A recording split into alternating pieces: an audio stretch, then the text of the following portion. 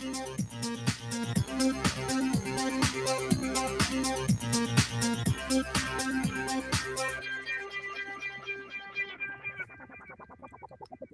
everyone, and peace of Christ to all of you, all those who they are looking for knowledge, truth, and let us say some funny stuff.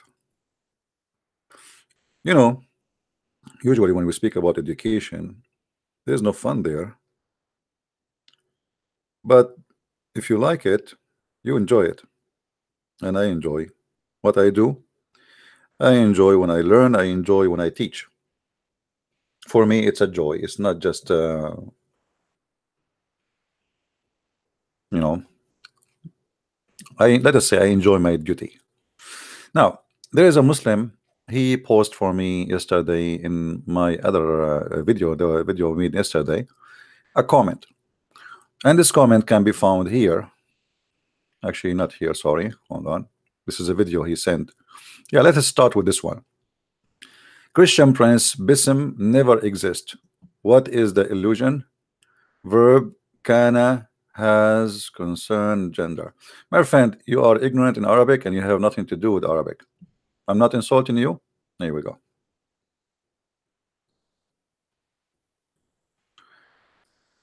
This is your Islamic scholars saying why the word Bism in Quran written without alif. It's a mistake. It's a corruption for the Arabic language. Read with me carefully. This is your doctors Jalaluddin Abdul Rahman Abu bin Abi Bakr al-Suyuti. Who al-Suyuti? Do you know who's al-Suyuti? Not like you who do not know how to speak Arabic. Here we go. Look what al-Suyuti he said. ولكن حذفوها لكثرة الاستعمال. They took off the alif from the word Bismillah. You see, here we go. He is even showing you how the correct word to be written. There's nothing called Bism. So the Quran is a corrupt Arabic. Read with me carefully. Min awwali Bismillahir Rahmanir Rahim. So look here what happened. The Quran, because the Muslims, they don't respect what they call the word of God in their religion. What they respect is how to sing the Quran easier. So what they did, they took off letters from the Quran. So look what happened. And this is As-Suyuti, not me saying that. Unless you want to say As-Suyuti is a donkey. وَكَانَ الْقِيَاسُ أَنْ يُكْتَبْ بِإِسْمٍ. You see, let me zoom in. Here he's showing you how the correct way to write it. Read carefully with me. This is how it is. Al-Alaq, the chapter of Al-Alaq. Bi-Ism. Oh, guys, you don't see my screen. Sorry, forgive me. It's my fault. All right. Let us go back to 0. Say hi. This is the book of Al-Imam Al-Suyuti. Al-Imam Jalaluddin Abdul Rahman Abu Bakr Al-Suyuti. All of this is a name. I remember when I was at school, the first day in the school, the teacher, he asked each one of us to say his name, his full name. And guys, every one of us, his name is like a train. Muhammad, Ahmad, Ali, Hassan, Abdullah, like you can take a nap and come back after 15 minutes. So this is the name of the guy, and this is your big scholar. Okay, there we go. Now we go back. Your Imam says, وَكَانَ الْقِيَاسُ أَنْ يُكْتَبْ بِإِسْمِ بِالْأَلِفِ. The right thing, that the standard is to be written with alif. كَمَا يُكْتَبُ بِإِبْن. The same we write بِإِبْن, which means by the son. وَلَكِنْ حَذَفُوهَا لِكَثْرَةِ الْإِسْتِعْمَالِ. But they delete it because it was used a lot. So because you're Muslim, you use this word a lot. Each time you want to recite the Quran, you found it very heavy to recite the Quran. So you decide to do what? Instead of reciting the word as it is in Arabic, you decided to corrupt the Arabic language and you make it, instead of bi-ism as you see it here in the screen. And this is the chapter supposedly your prophet he received in the beginning of his prophethood, as he claimed. And this is the correct way as you see it. Bi-ism, there is alif. In Arabic there is nothing, it's called bism. So here he's saying because it's repeated a lot, then we take it off. Okay, which is a mistake. You are playing with the Arabic just to make it fit with the Quran, or reciting the Quran. Now we go to the other post he made. Okay. Where are you? Let us go here. We have to find his comment now. Let us see. I will find it. The other comment yesterday we spoke about that Allah he breathed into Mary vagina, and I'm not using the word vagina to be rude. This is how it is in the Quran. Now this guy he did some copy paste, you know, of some article to refute us supposedly. But look what they do. Just to show you the ignorance of the Muslims. They try to defend, but in fact, you know, Allah he need to hire me to defend him. I can do a lot better job. I mean, come on. Abdul, when I defend you, Allah? I mean, are you kidding me? Abdul. Yeah, right. Okay. Keep trying. Let us see. I'm just looking for his comment, where his comment is.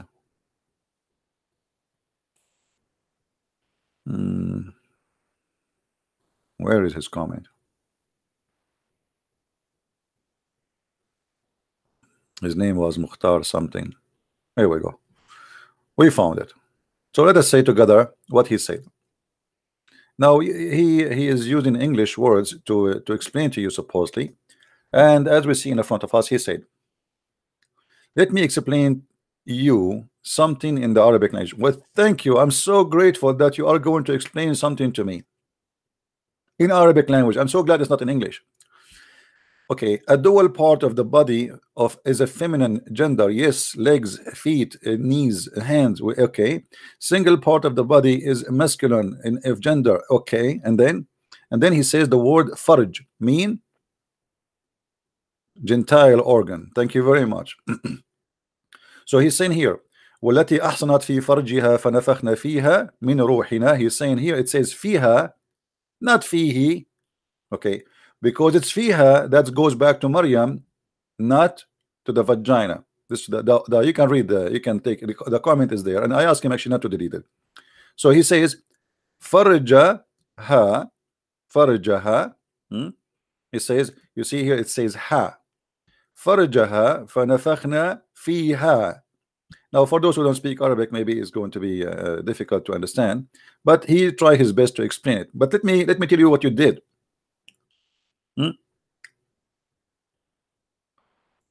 Kun has nothing to do with the gender. I never spoke about can and kun have to do with the gender. I said there it says he breathed into her vagina, and you are trying to prove to me that because he said he fiha, not fihi, that's mean he is not breathing into the vagina. It was in her, not in he, which means the vagina. Thank you very much. Let us go to the Quran. What do you want to do now? Your God Allah, he says fihi. So your argument is gone with the wind. ومريم ابنة عمران التي أحصنت فرجها فنفخنا فيه. Do you see fihi?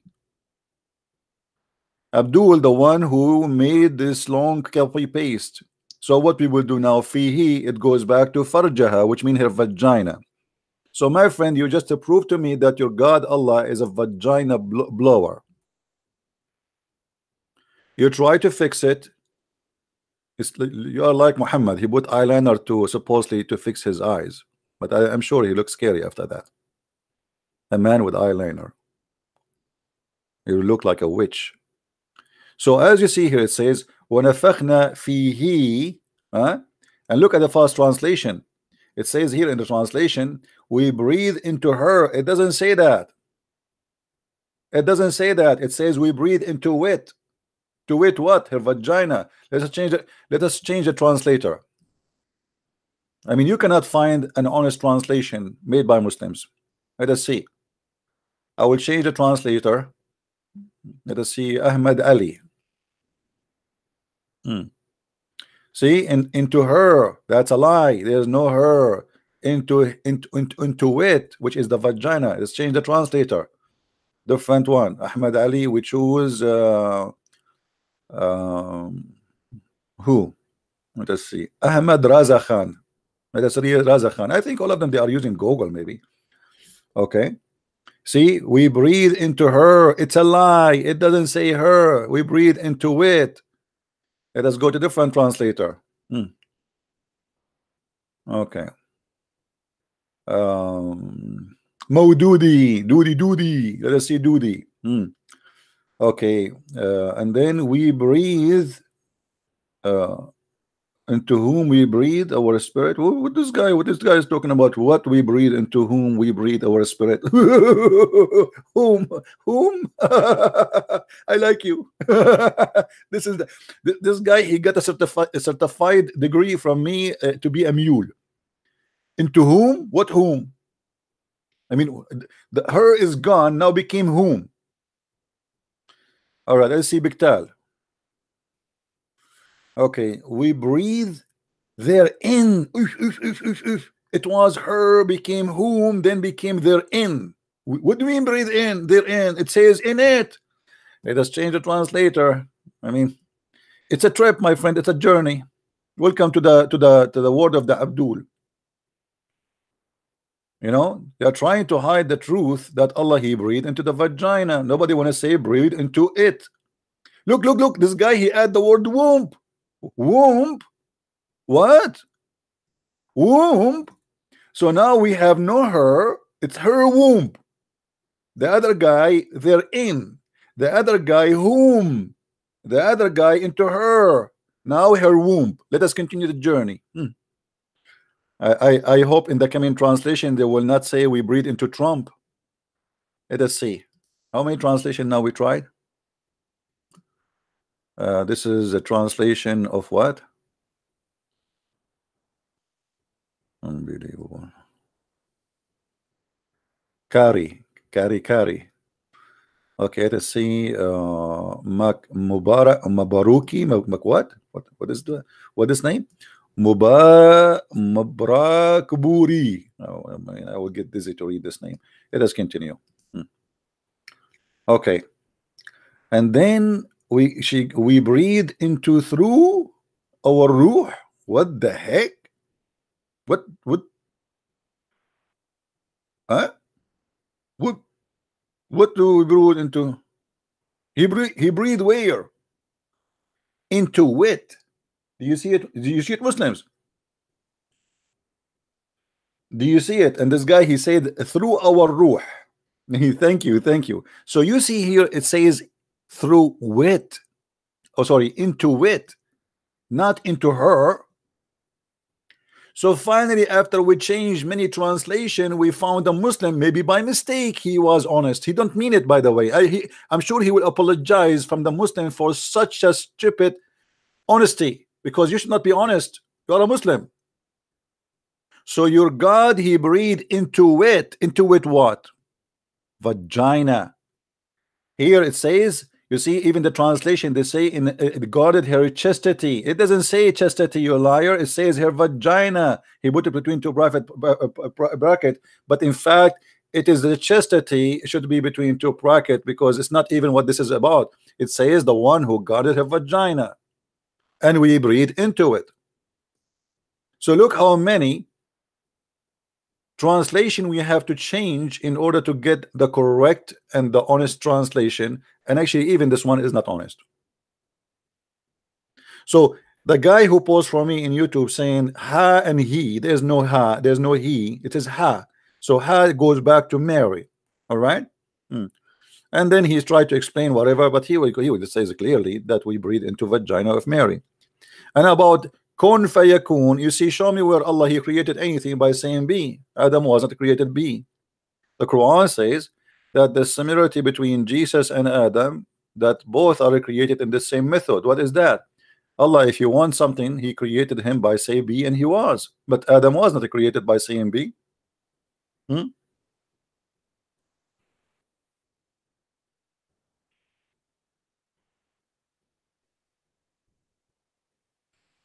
Let's read and laugh together. very clear evidence that the one who made the Quran, he do not know what he's talking about. He's just trying his best, to refute, but the same as any Abdul who tried to refute, but the more he talked, the more he get himself busted. Verily, the likeness of Isa before Allah is the likeness of Adam. He created him from dust, but Isa was created from dust. I mean, how stupid is that? And then he says, then he said to him, be, and he was. But was Adam created from dust by saying be, and he was? I'm going to open my Skype, hoping that somebody, a Muslim, will call me and he will answer me and silence me. Show me. Show me where we can find Allah. He created Adam by saying to him be, and he was. Show me. Silence me. Oh, we have a guy, he is an Arab. Why you only speak to people who are not Arab? Who said I don't speak to people who they are not Arab? Let us see. This guy is saying to me, why you speak only to people who they are not Arab? Hey, my friend, call me. Silence me. Actually, I like it if an Arab call me. Here we go. You see, I'm going to call you. You don't call me. Here we go. Bingo.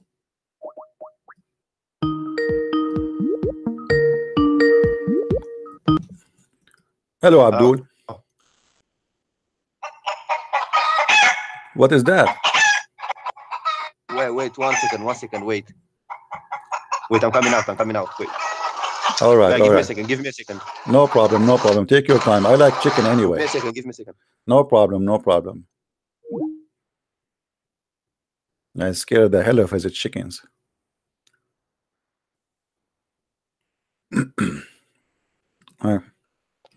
By the way, the chickens now, they were saying takbir. It's very funny when the Muslims, they say, I don't see my screen, hold on.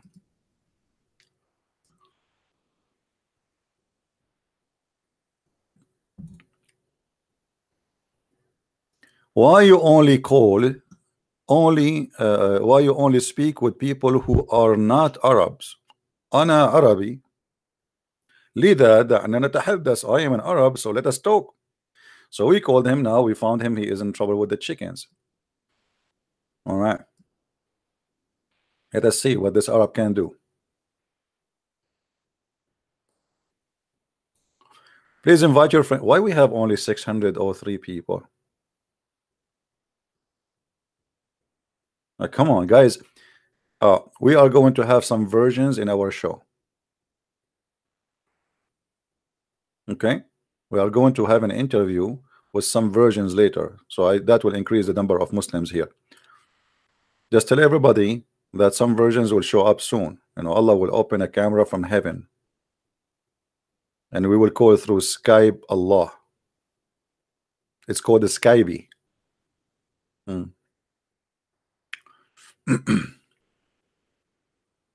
Actually, even the name Verizon is coming from the word version. You see, Verizon is not Verizon. What Verizon? It's not. This is Islamic word. It's version. Even AT&T, like it's coming from the Holy Quran, TNT. You know. What happened to this guy? Are we going to wait until tomorrow?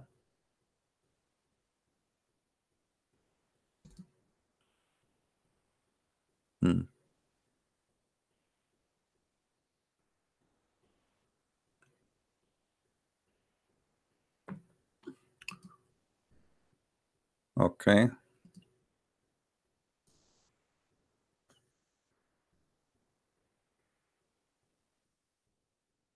Fix him. I hope the chicken did not do any harm to him. Arabian chicken are very dangerous.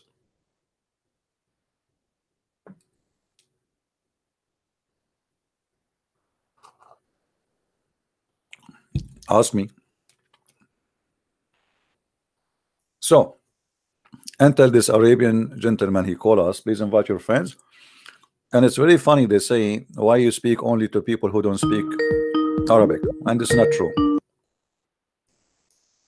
Yes, Abdul. Hello, can you hear me? Yes, I hear you, Abdul. How are you? Hello, TP. Yes, I hear you. Go ahead. What do you want to say to us? What do you have? Where is this guy is located?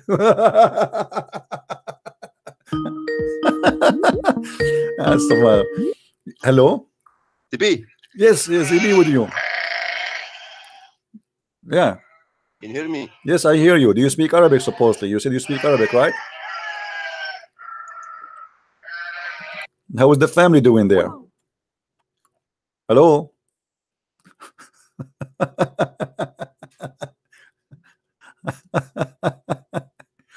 Uh, okay. Hmm. It's okay. Actually, for me, I like to live in a farm, honestly. Yes, my friend. CP, Yes.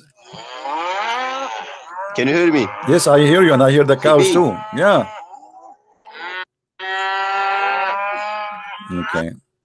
I think you're just a kid. There's no way all those animals they are making this sound all together in the same time. Get lost. Like what happened? They are in strike with the yellow vest. Do we have any Muslim here would like to call us?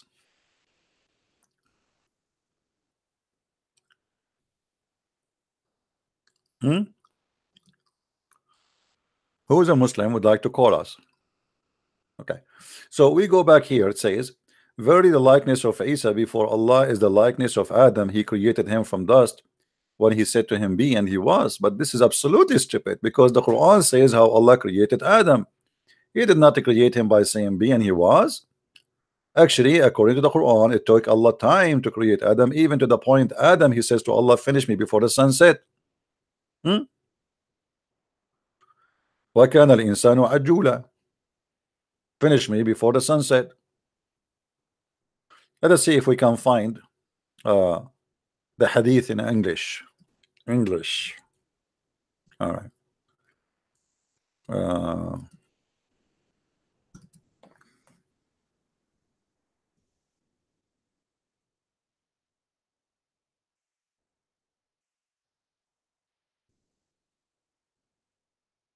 Let us see.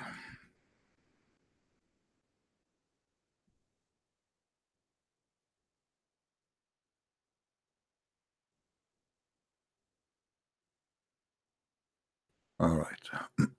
Hmm.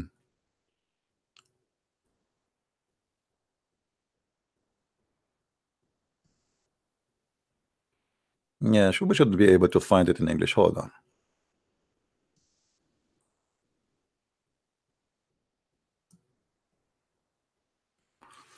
Let us go here.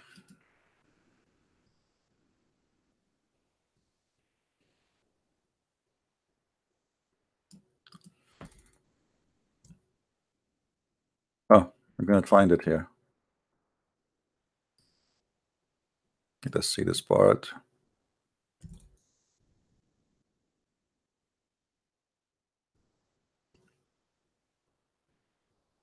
No.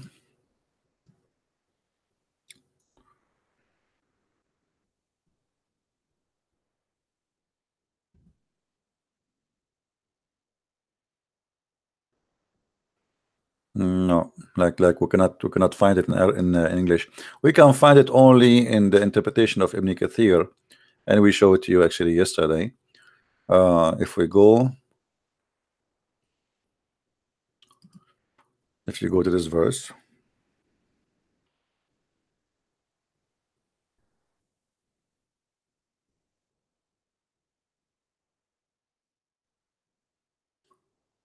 chapter 17, verse number 11, it says the mankind, the man which is Adam, he was ever hasty. Then if you go to Ibn Kathir, let's open Ibn Kathir. Ibn Kathir. All right. I go here. 17:11. This is Ibn Kathir. But the hadith should be actually located in the sunnah.com, but I don't know how to find it. in the moment, but we can find it here anyway.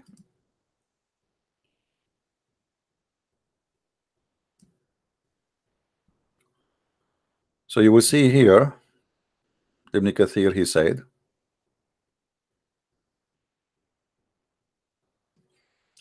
and the man was ever hasty. Explanation.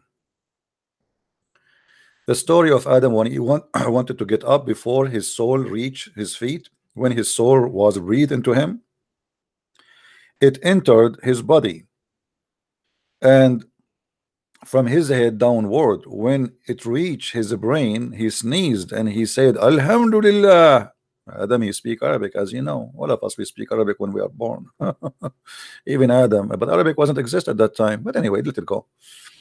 So, and Allah said, may your Lord has mercy on you, Adam. And when it reached his eyes, he opened them. And when it reached his body and limbs, he started to stare at them like, what the heck is that? My feet. So he wanted to get up before it reached his feet, but he could not.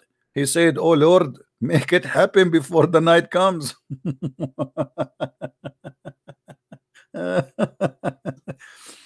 So Allah, he fashioned Adam from mud. The Quran confirmed that in many verses, that Adam was not created by saying be, and he was. That is an idiot making a contradiction.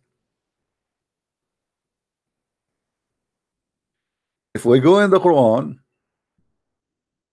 we will find this. Huh?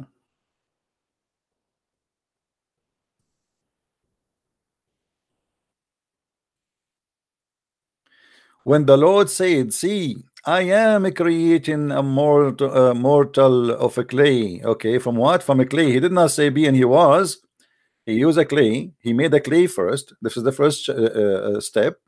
And then after that, he shaped the clay. And when I shaped him, this is the second step. And then he did the third step and breathed my spirit in him. Do you see it, Muslims? So when Allah in the Quran, or your Muhammad, he says in different verse here, chapter 3 verse number 59 that Jesus and Adam, they have the similar way of a creation. Allah said to them be and he was. That is a stupid statement, because your God did not create Adam by saying be. All right, it's a stupid statement, have nothing to do with it's a contradiction, and the Quran says it clearly. If this is not from the book of Allah, is not from God, you know, you will find a lot of contradiction in it. أفلا يتدبرون القرآن? Why they cannot understand the Quran? Why they cannot manage the Quran?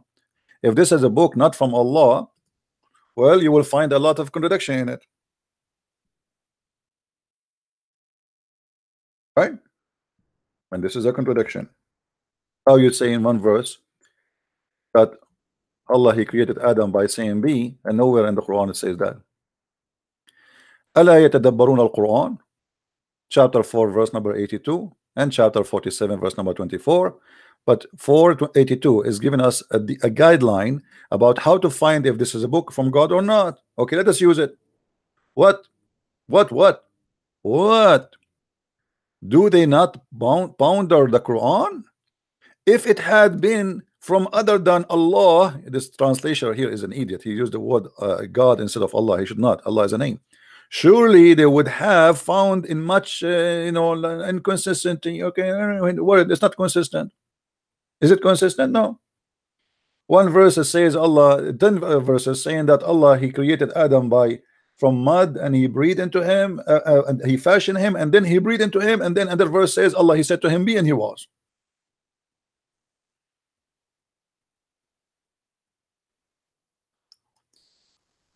Do we have any Muslim?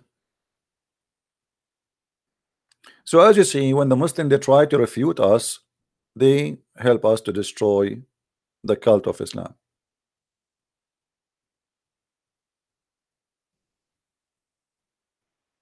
This is a pure cult. This God, he cannot maintain his own words.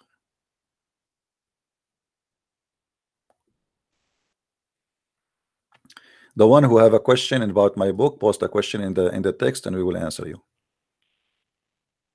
in the chat, not in Skype. Do we have any Muslim?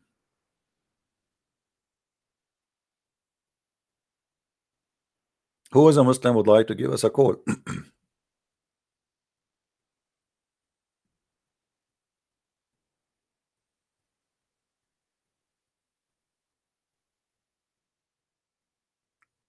Hmm?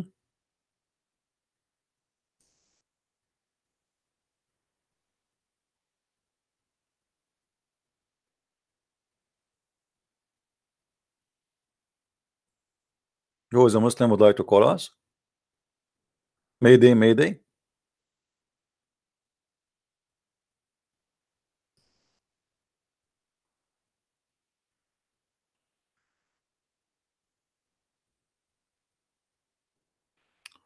If you want to ask me a question, don't give it to me word by word. Give me the question and finish it. You know, some people, they are like they type 2 words, they post it, and then 3 words, and they post it, and then you have to read all the thing, and then you have to come to the conclusion. What is the question?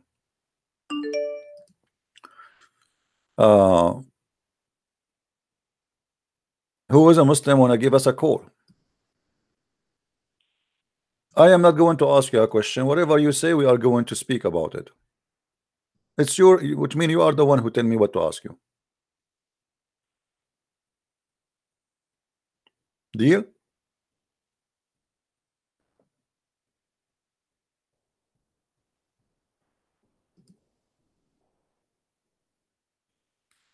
If there's any discount in my book?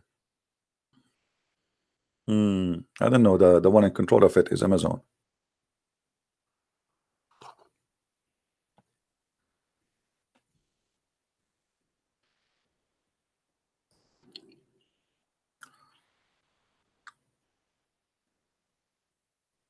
Here 600, right?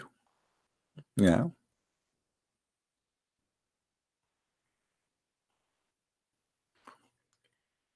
My friend, I will give you last chance to ask me the question in full.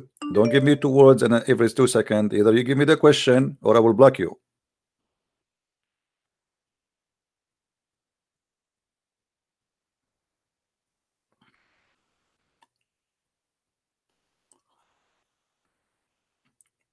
No, you need to show me what you are saying.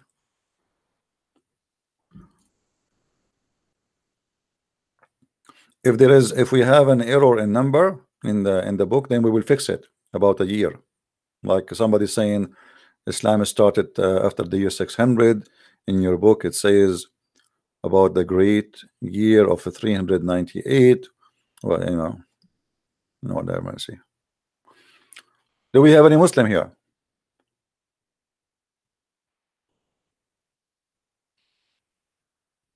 Where in the Quran speak about Mut'ah, chapter 4 verse 24? It's in the Quran and it's in the Hadith. Mut'ah is good. I mean, here, like you wanna go in a trip, business trip from Los Angeles to New York, and you wanna be alone in the hotel. I mean, this is not even nice. You go in the hotel desk, you find a woman, you say to her, is it okay if we have sex together and I will pay you $15?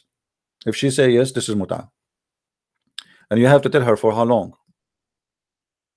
You know, you have to mention exactly for how long.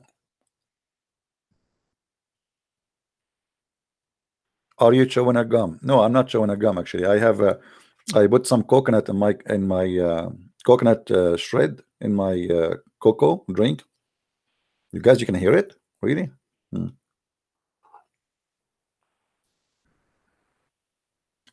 It's coconut shred.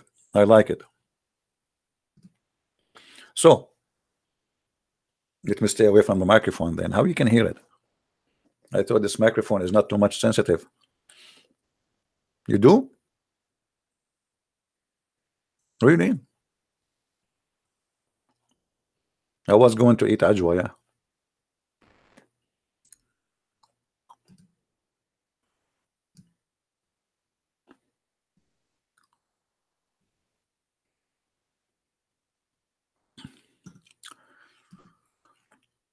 Okay, the friend, the person who's asking me about the book in German. Let us see. I don't speak German actually. I need to see what page exactly is talking about what, and I will compare it to the English. So I need to check that later to see if there is an error in the translation in the numbers. It's possible. Maybe the translator, he, you know, but we will see. Why you call Abdul son of Muta? Because in Islam the Muslims don't get married. There's no marriage. It's all about Muta. It's always about Muta. You know, a Muslim, when a Muslim he marry for what? You see, if you are married to have a family, you don't marry many women. You marry a woman. If you go in the Quran, let me show you first. Even the Quran did not say the word marry. It says go and do nikah. You know what nikah? Nikah means to do the effort. As simple as that. And the Quran did not say go and marry one. Says Quran says go and F2 and the 3 and 4. Where is the word marriage and where is the marriage? This is muta. Read with me carefully. And the Muslim, they try to cover up by saying go and marry, but it doesn't say that. If you feel that you will not act justly toward the orphan, go if such a woman as seem as good for you. 2 and the 3 and 4. Have you ever heard of somebody start with marrying a 2?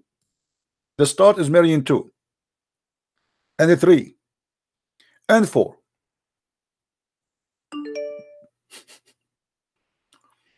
I thought that we marry a woman first and then maybe we can add later, but 2, we start with 2. We start with 2. Okay, we have a Muslim here trying to call us. Let us see.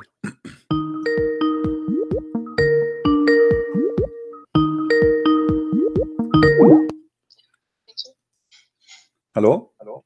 They love living in sex.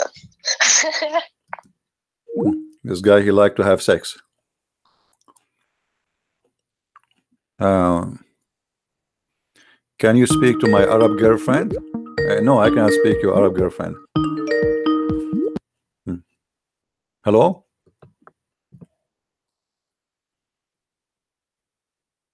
Hello? Are you there? Hello? Yes.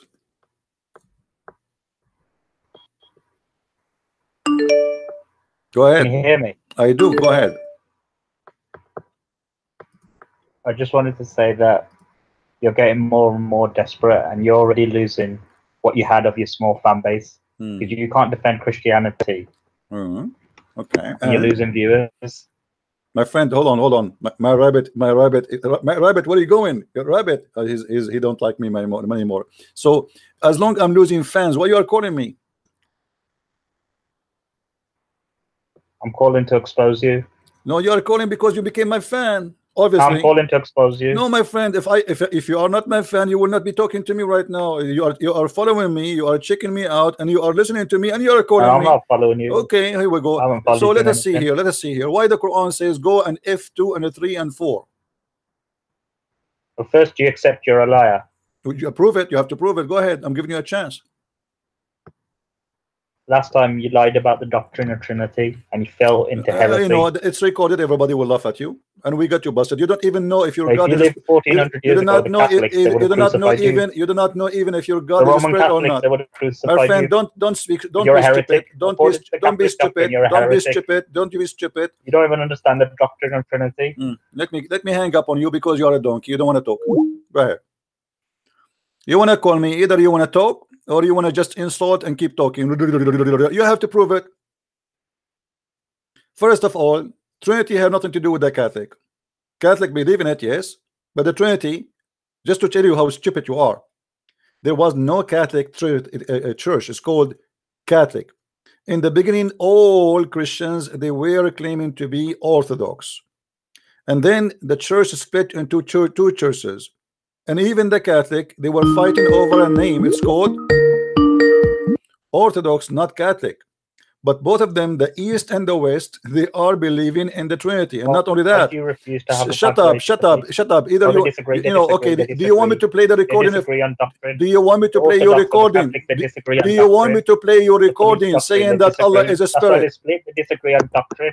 You are They a call each other heretics. you are a machine. Are you going to talk They to me, or disagree on doctrine. are They you disagree on a doctrine. machine? You want to talk or not? Uh, Do you want to talk or not? You want to have a debate, yes or no? Yes, because you're not You're just gonna debating. Let's debate. Do you want to debate about the Trinity? Well, that's you. That's you. You're the one who's blabbering.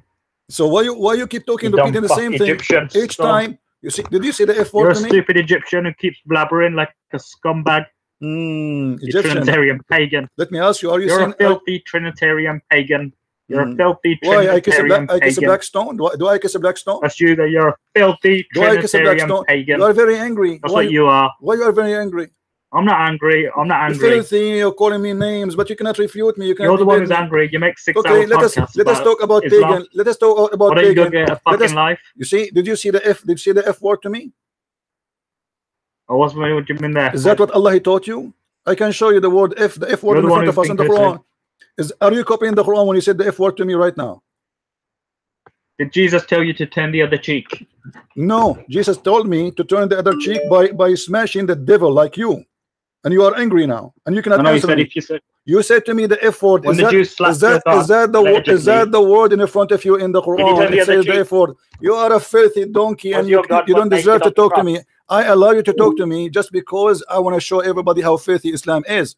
If Islam is a good religion, you will not use the F word to me. And you keep jumping like a monkey from topic to topic to topic because you're afraid to talk about the topic. Because whatever you speak about, we will get you busted. It is you who is a pagan filthy who go around the stone and kiss a stone. It is you who worship in direction of a stone. You are pagan. It is you who do a Safa and al Marwa, which is nothing but a two hills where the two statues of a female and a male who have sex together in the Kaaba.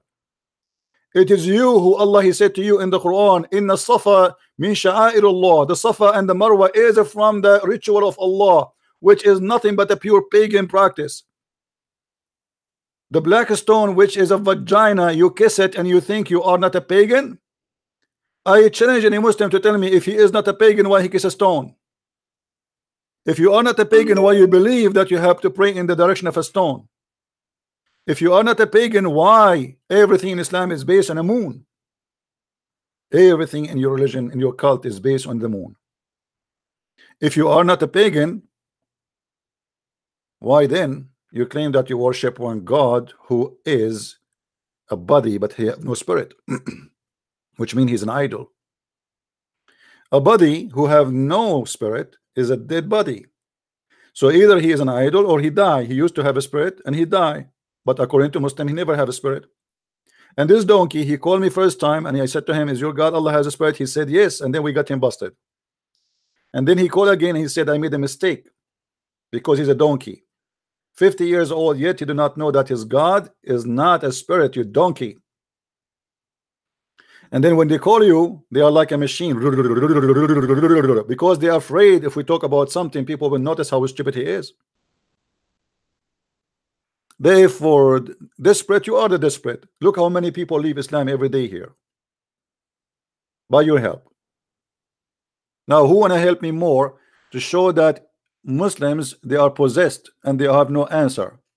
They curse you, they call you names, but they cannot debate you. If the Trinity is a pagan belief, you have to prove it, because pagan belief is to believe in idols.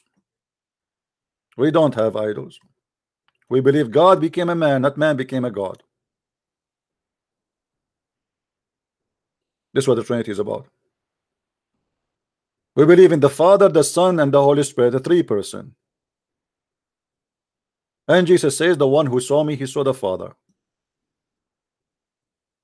We believe in one God. You believe in stones.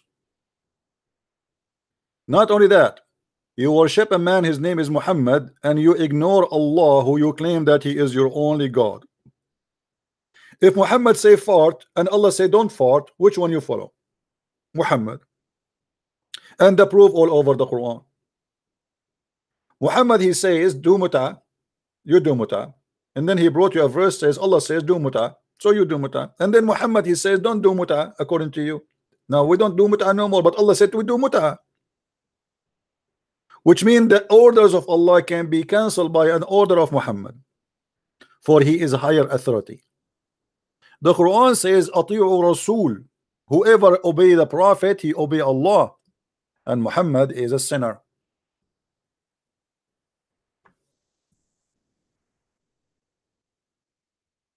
How you can say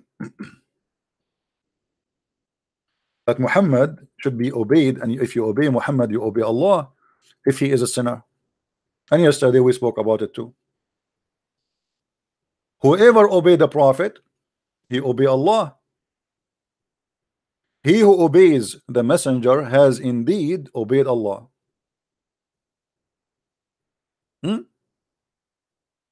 Why? If the Quran confirmed that Muhammad is a big time sinner, so how we can say obey Muhammad the sinner, and by obeying the sinner Muhammad you obey Allah?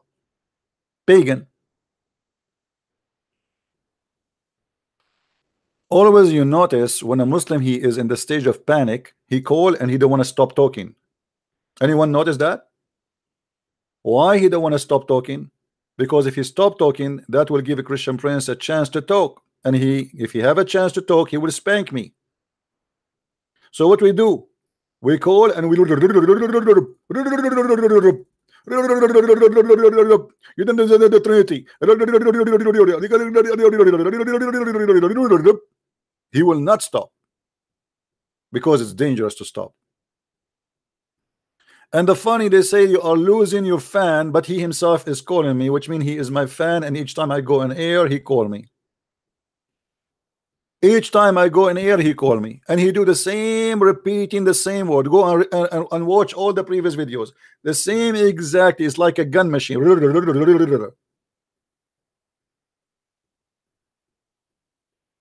My friend, I feel sorry for you. Do you want some coconut? By the way, if you read the Quran, you will notice the Quran is like this guy. I mean, the names of the Quran is really funny.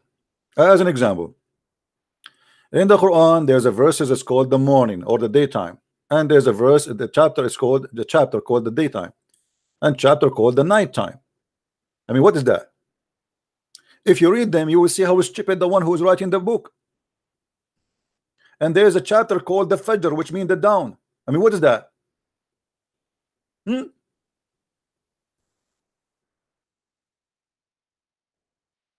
Let us see. What is Al-Fajr? Huh? What is Al-Fajr? Any Muslim want to tell us what is Al-Fajr? Look at this chapter. The proof that Islam is a stupid cult is reading, and you understand nothing of what this guy trying to say, because he's making Arabic music. وَالْفَجْرُ وَلَيَالٍ عَشْرُ وَالشَّفْعُ وَالْوَتْرُ وَاللَّيْلُ إِذَا يَسْرُ. So, and then you will see how he switch. He's out of words in the same let us see, end. You see here, if you speak Arabic, you will notice he's Fajr end with R, Ashr end with R, Water end with R, Yasr end with R, Hajar use end with R. So he end them with R, but because he's trying to focus in making a rap song, the sentence have no meaning. What is that? By the dawn? Allah swear by the dawn? I swear by the dawn, I swear, I swear. Like, what the heck? Pagan God? What kind of God he swear by the dawn? What is that? I mean, is that a physical thing? Do we have something it's called the dawn? God, he have a physical thing, it's called the dawn, and he swear by it? What is that? I want you to tell me how we can swear by such a thing. It's not even exist. There's nothing it's called the dawn. Literally, it's not exist. So how you stupid God he swear by it if it not exist? Is he swearing by the sun? Is he swearing by the appearance of the sun?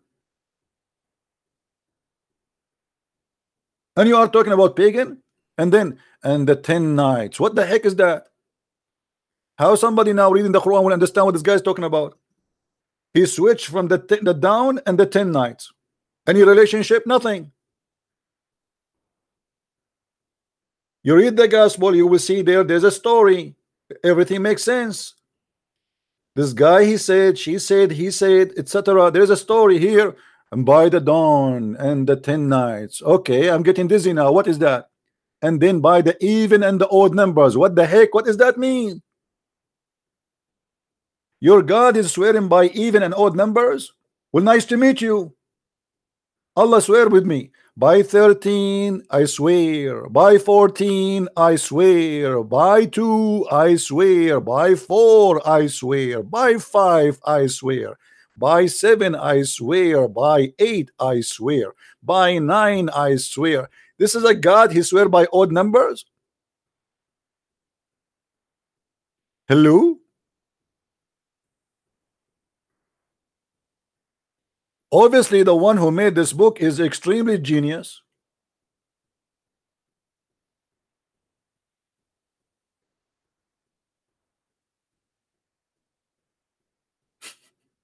And look here, he says, is it this is a sufficient oath for you? Supposedly, if Allah he take an oath by odd numbers, and he take an oath by the dawn, and he take an oath by the night, and he take an oath by, I mean by all those stupid stories, that will be sufficient oath. I'm really convinced. Have you ever heard of a stupid logic like this? And this is God talking. So let us make it simple. Allah want to convince us now that he is God. He want to give us a sufficient oath. By the way, if you don't like the translation, we can change it, Abdul. We are here in your service, especially the upset one. Huh? Let's see. I will change the translation. Which one you like? This is Mubaraki. Let us see Mubaraki. Forget Mubaraki. You want? Do you want Yusuf Ali? Famous Yusuf Ali?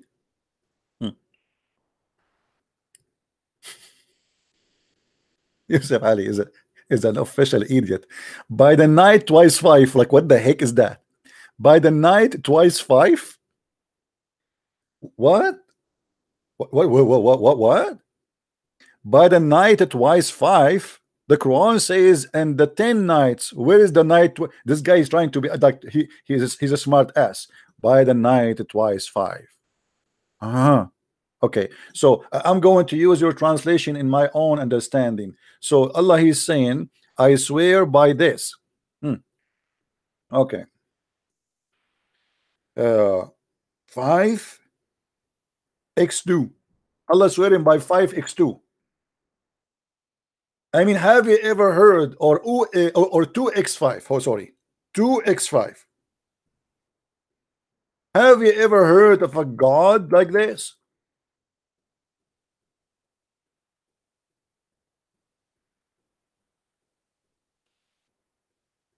And by the even and odd numbers, and by the night when it pass away. What? So what is that? Allah swear an efficient oath, very as an evidence for us. You don't want to believe in Allah? Look, Allah, look what Allah will say.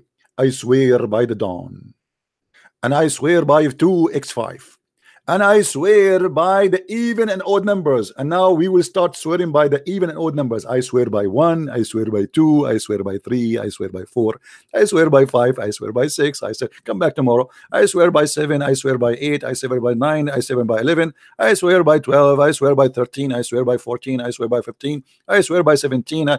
Please come back tomorrow. You know, now I know why I'm losing my fans. This is the most stupid thing ever. What is that? So your God is speaking wisdom now, and he is trying to convince us that he is God because he swear by odd numbers, and he is saying this is a mighty oath to swear by the dawn.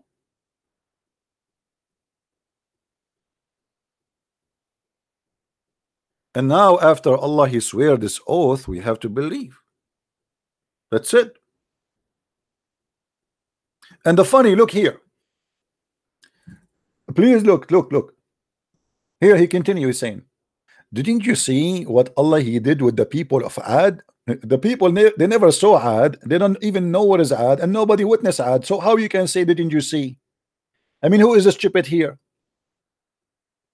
Imagine I say to you, didn't you see what happened to Alexander the Great? Oh, I didn't see. What do you mean? You should say, didn't you hear? Or didn't you learn?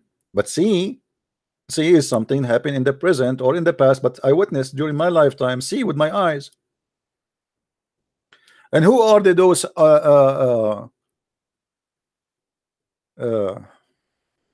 the people of Ad? If you see the interpretation, guys, you will get dizzy. Every Muslim he's doing his best guessing who is Ad, and the story get more funny. And then he says, and the Irm with the lofty pillars. What lofty pillars? What lofty pillars? Lofty pillars, nice to meet you. They do not know what Iram is, and they do not know what Imad mean. If you go right now, all of you can go check the interpretation. You will see each one of them is guessing what does that mean. Let us do that. Let us do it just for fun. As long as I'm losing my fan. Let me check my fan. Maybe he's talking about my fan in the one in the bedroom. Somebody took it? I hope not. That's really disgusting. I get it from the flea market for $10. What a shame. Somebody took my fan. Okay. Let us see.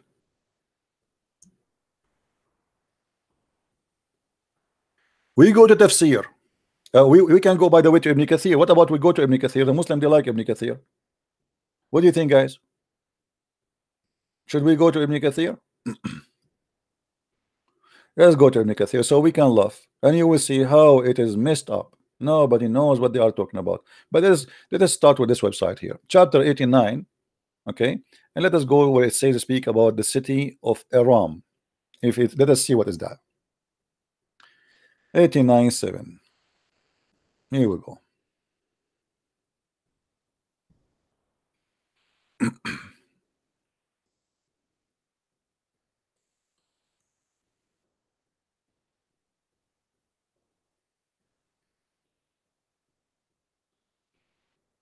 I see somebody, he just made a donation because I'm losing my fans. Oh boy. Please, please let me lose my fan more. That's a good thing. Look like when we lose fans, we get donations. I like that. All right. Now, Irmudatul Imad. Okay.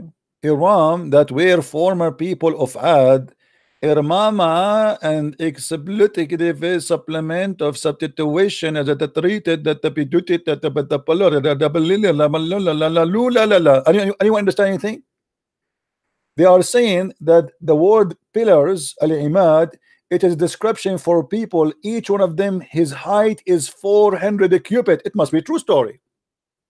I mean, I have my cousins, to be honest with you, they are not 400 cubit yet, they are 399.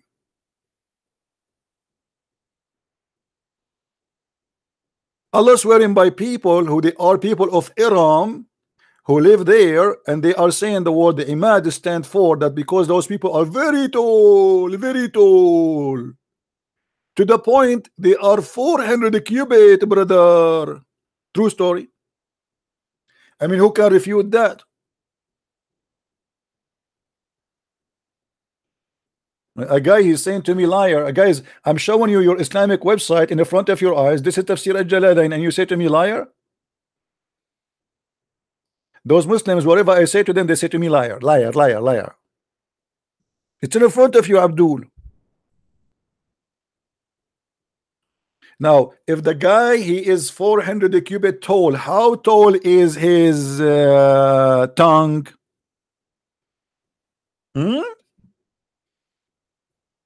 Alhamdulillah. MashaAllah. This is the only thing they know. Alhamdulillah. You show them how stupid the Quran. Alhamdulillah. You show them how stupid the Quran. It doesn't matter. Alhamdulillah. Brother, do you see what it says there? Alhamdulillah.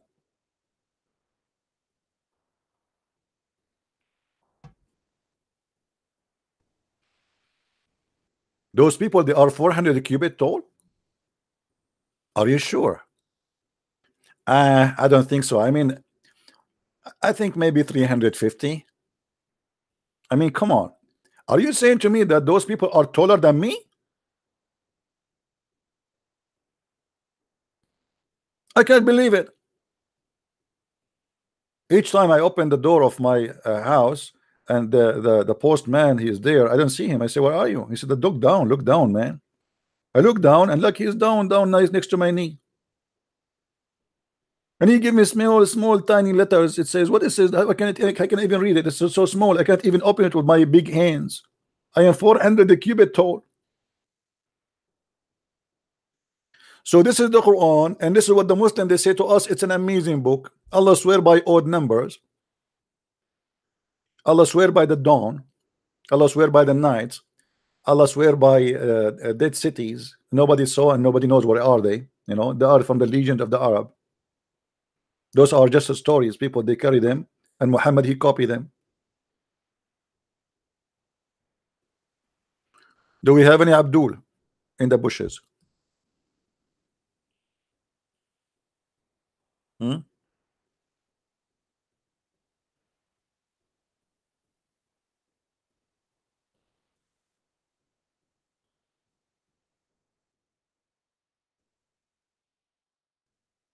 By the way, yesterday I received many invitations to go vacation, and many of you offer me to sleep in their couch. But there's one, he said to me, we have like 15 family in our house. And I was saying to myself, 15 family in one house. And I will be where? Okay. I mean, a lot of invitation. I think you guys, you think I am so short, so you can put me maybe in a shelf somewhere. My friend, as you see, my people are 400 cubit. You have to be careful when you invite me.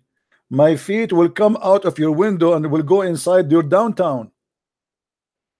I put my head in your house, but my feet will be downtown or maybe in the city hall. Can't you see?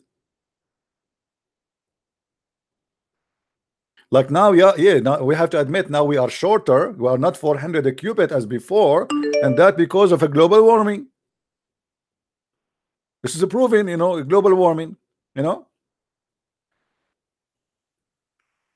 right?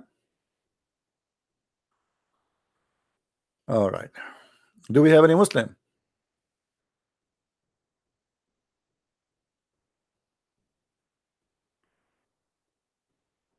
Any Muslim in the bushes? Yeah, we can blame the Jews. We can blame the Jews for that.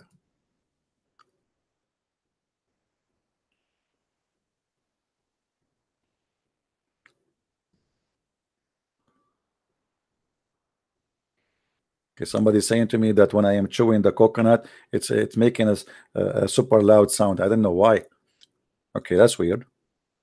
Okay, I will stop drinking my cocoa. The guy, his name is Siko. You keep calling me. I mean, Siko, what do you want, Siko? Are you a Muslim, Siko? Why you keep calling me? Don't force me to block you. Who is a Muslim would like to say something to us? Let us see what this Siko is he want. Siko is going desperate. He want to talk to me. Okay.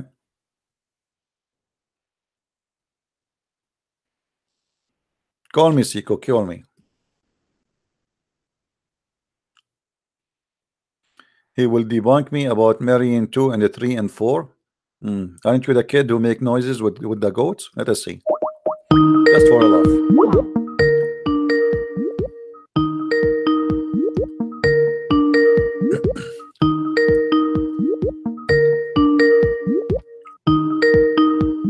Answer, Abdul. Siko Malko. Okay, you don't want to answer. What we can do? Are you there? Hello there. Hello there. How are you doing? I'm fine. You said you want to refute me about having sex with 2 and 3 and 4. Yes, sir. Okay, go ahead. Yes, can you remind people what that verse is talking about? You tell me what the verse talking. You're the one who called me, so we are listening. Go ahead. Okay, oh, this verse is talking about polygamy. Okay, and what it says? Can you read for me? Do you know Arabic? Oh, a little bit. Okay, I know a little bit too. So now we are two little bit more. We can play cards. So you call me to tell me what? Why there it says? Why there? Why there it says go and do F2 and the 3 and 4? Have you ever heard of somebody starting with 2? The verse never said F. You want to use no, it says that. Okay, show me what is the word marriage in Arabic?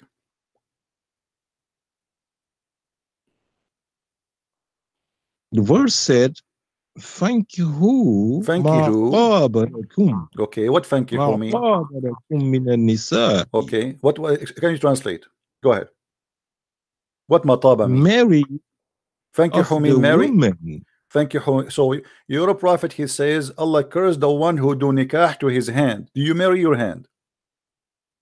Oh, hold on here. We are talking here. No. I'm asking you. If the word nikah mean marry, if the word nikah, if the word nikah, my friend, hold on. If the word nikah mean married, your prophet says Allah curse the one who do nikah to his hand. Do you marry your hand? Why are you running away from a debate we already engaged? Here we go. We are talking, my friend. Who is running? I'm asking you. If the word nikah mean marriage, your prophet says Allah curse the one who do nikah to his hand. Do you marry your hand?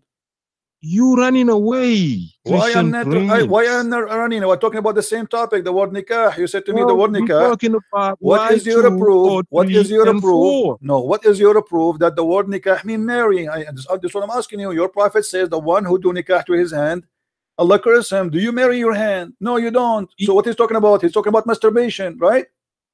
The verse says, "Thank you who." Okay, what thank you who mean? Okay, what thank you who mean? This is the question. You said to me, Mary. What is your proof? My proof is the Arab dictionary. Okay, the Arabic dictionary. What's wonderful. What if I show you what the Arabic dictionary says? Listen to me. I'm listening. What if I show you what the Arabic dictionary, my friend? What if I show you right now what your Islamic dictionary says? Is that fine? Listen, it's not you are not gonna show me where it doesn't. No, I show you. Here we go. This is your Islamic website. This is islam.org. Here we go. Hold on. You see, we don't lie here.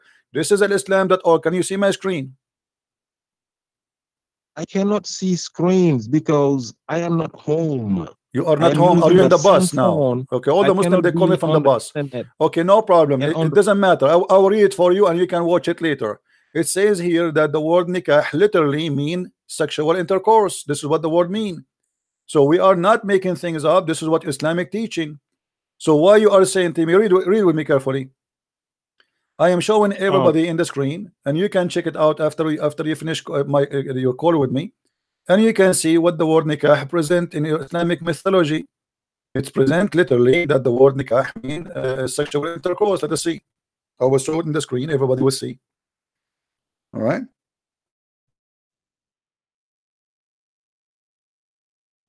You racing right now. Okay, listen, my friend. And you okay, hold on. We engage in the debate. Okay, here we go. Text you, my friend. Okay, man. Hold on. I want you to what are you doing? What? Hold on. I want you to look with me in the screen, please. Okay. I want you to look with me in the screen. You will see that the word nikah mean sexual intercourse. Can you hang up for a second so you can read it with me? Because you said you cannot read it. Can you hang up for a second so you can call me back after I show it you on the screen? I believe that that's what you show in the screen. Okay, well, in the screen it says, in the screen it says, everybody sees with me, the term that, okay, the term, hold on, Islamic term, guys, do you see it? Islamic term for marriage is nikah, literally means sexual intercourse. So in Islam you don't have any word for marriage, it accepts sexual intercourse. This is your Islamic website, not mine. Huh? You just said Islamic form for marriage is nikah. You just lied. No, you just say it. I just said that the term for it. Listen. The term for it is sexual intercourse, which means there's no marriage. Oh my So God, when you say I'm gonna do nikah, my friend, it's in front of you. Hang up and read the screen and laugh. You are in a trouble. You cannot answer. The term of marriage in Islam is to F a woman. There's no marriage. This is what they are saying. The term of Islamic marriage is to F a woman. There's no marriage. Hang up and read it and call me back. Can you do that? Do you want to? What happened? Say inshallah your internet will be fixed. I always do that.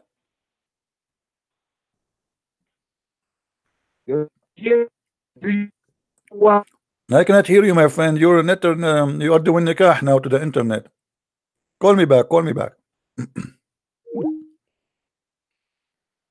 This is your Islamic website saying that in Islam there's no word marriage. It is nikah, and nikah is literally mean to F a woman. I am not the one saying that. It's in the front of you. So when a Muslim man, he want to marry, according to Muslim, he go to a woman, he say, I want to F you, and that's supposedly a marriage. So don't tell me where I'm getting this from.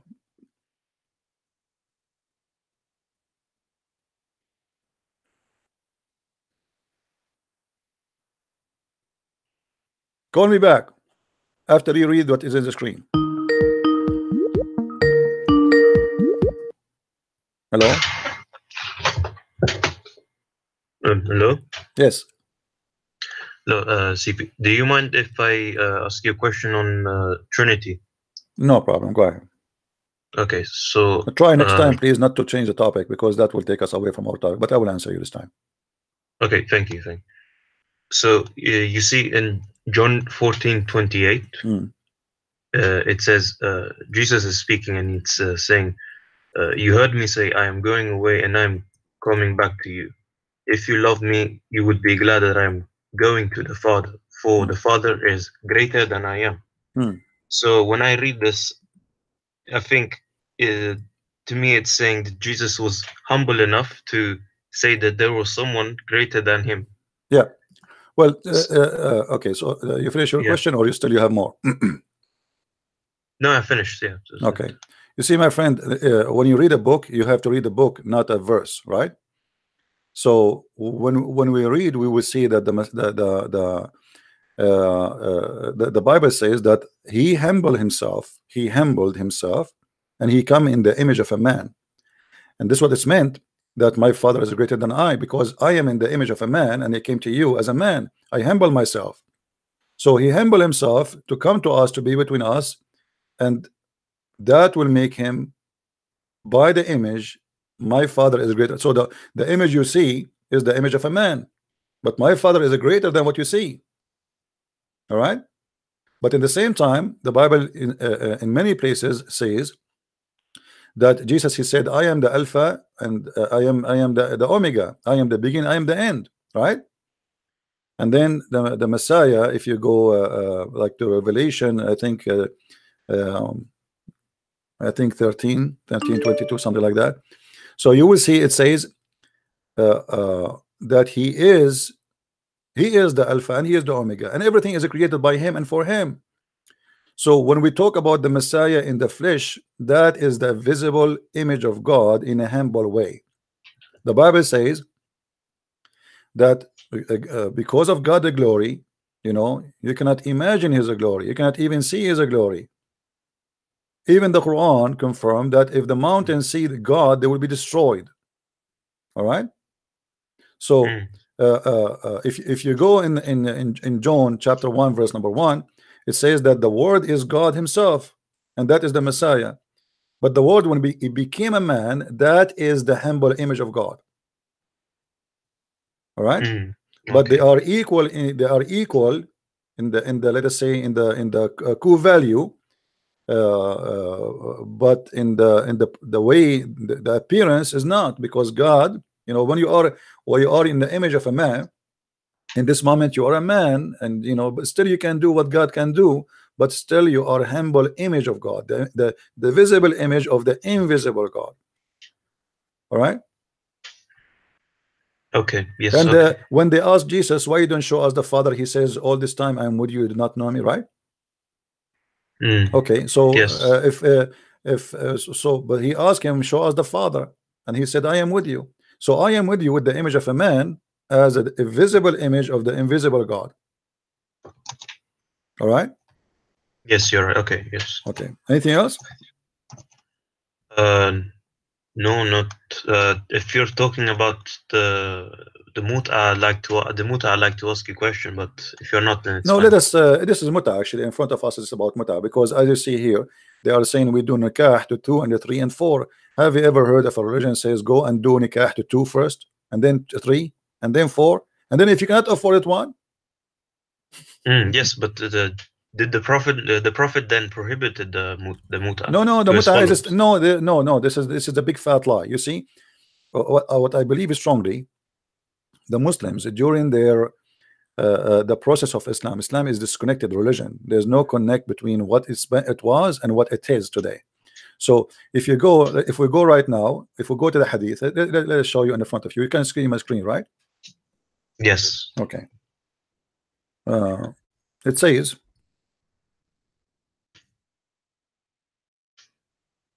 and this is a Sahih hadith. They cannot say it's weak. It's a Sahih Muslim. You see it? Okay. Yes. It says that we did muta, and here they falsely translate saying temporarily marriage, but in fact it's not. We did muta tamattana in the lifetime of the Holy Prophet, and during the lifetime of Abu Bakr and Umar. Do you see it? Yes. Okay. Muhammad, he died, then the caliphate one after one taken over. So we practiced the muta even during Abu Bakr and during the time of Umar. Abu Bakr became a caliphate, we practice muta still. Umar, he practiced caliphate, he became a caliphate, still we do muta. So how Muhammad, he forbid the muta, but yet Abu Bakr is practicing it, or Umar? Yes. So they're still practicing of the. Yes, but this is mean there's a contradiction in the story. Which one of them we take? However, let us say Muhammad, he forbid the muta. This is a proof that Muhammad is a false prophet, because if Allah, he allow muta, that's mean Muhammad, he found that muta is wrong, and Muhammad is fixing Allah, correcting Allah. If Allah, did Allah make a wrong decision when he says let us do muta? Yes. You know what I mean? The Muslim, they say, oh, this is during wartime, but since Islam until now, Muslims never stop having war. So if the war was the reason, then the muta still should be valid. There's war in Syria, war in Iraq, war in Somalia, war in Libya, war in Pakistan, war everywhere there's war in Muslims. So muta, but because during time there is some, let us say, men who don't agree with this muta garbage, because their girls became a whore of the city, and they don't want to stop that. Their jealousy, it's not because they are good men, let us say, it's their jealousy. There's some story says that Omar, he have sex and later he found out that this is his daughter, but I don't know if it's true or not. It's stories, as tons of stories exist in the Islamic books. And then Omar, because he have sex with a woman, and he came back after many years, and he found in her house she have a beautiful woman. He slept with her too, and later he found that this is his daughter, so she forbid the muta. But is this a true story? I don't know. Is this story in front of us true? I don't know. Is the Quran even a true story? I don't know. All of it is full of garbage, you know. But we are discussing what is in between our hand, is not what we can confirm. Nobody can confirm any of those stories. But what we can confirm that Muhammad is a hypocrite man. He claimed that he is coming, he's against adultery, but he allowed the Muslim women and men to rent a vagina for sex, not to marry. Al-muta is not a marriage. Muta is a sexual pleasure. Even what Muslims today they call it Islamic marriage is not a marriage, because it's a contract, and the contract ends by the employer. It's not a holy contract. It's not like what Jesus said, that divorcing a woman, if you divorce her just to change the, because the Jews, they used to do that. The Jews, they marry a woman, she is a beautiful Yes, now. I heard stories about these dawa people, right? Then that do marriages with girls who are ignorant about what their true intention, right? So they leave at any time they want. Yeah, you mean like they sleep with them? Yes, Yeah, yes. like the same as ISIS now. Many women they join ISIS to do nikah jihad. Imagine they are going all the way to Syria or to Iraq, and the purpose is to open their legs. Islam make you lose your mind and lose your dignity. What kind of a female is convinced that now she has a duty to go and sleep with those fighters because they need my vagina? So they recruit them, they make them even leave from Europe, from Australia, from Canada, Muslim from around the world, Muslim women, they join from Tunisia, from Morocco. They go, they travel all the way to Syria in the purpose of having sex, and they call it jihad and nikah. We are not making things up. You can go right now and search in Google and you'll find tons of stories of those women who went there just for the purpose of being in the bed. This is the nature of Islam, my friend. This is the nature of this cult. Any cult leader always he take advantage of the females of his cult. You want to go to heaven? Open your legs. Yes. Yeah. Anything else? No, thanks. All right, my friend. Thank you very much. All right. Thank you. So what the Muslims they do, they speak too much about the good of Islam, but there's no good in Islam. Let us see if Siko he come to a conclusion. The guy from Africa. Hello. Yes, Abdul. Did you see the text I showed you in the screen? Yes. Okay, so it says literally that the word nikah mean sexual intercourse, correct? It says means marriage. No, it doesn't mean marriage. No, it doesn't mean that. No. It says no. It says. Let me read for you exactly what it says. Islamic terms of marriage, nikah, literally means sexual intercourse, which means in Islam you don't have marriage, you have the F word. It is telling you Islamic term for marriage is nikah. Nikah. And what nikah is? Okay, now. No. Don't say okay. Tell me what nikah is.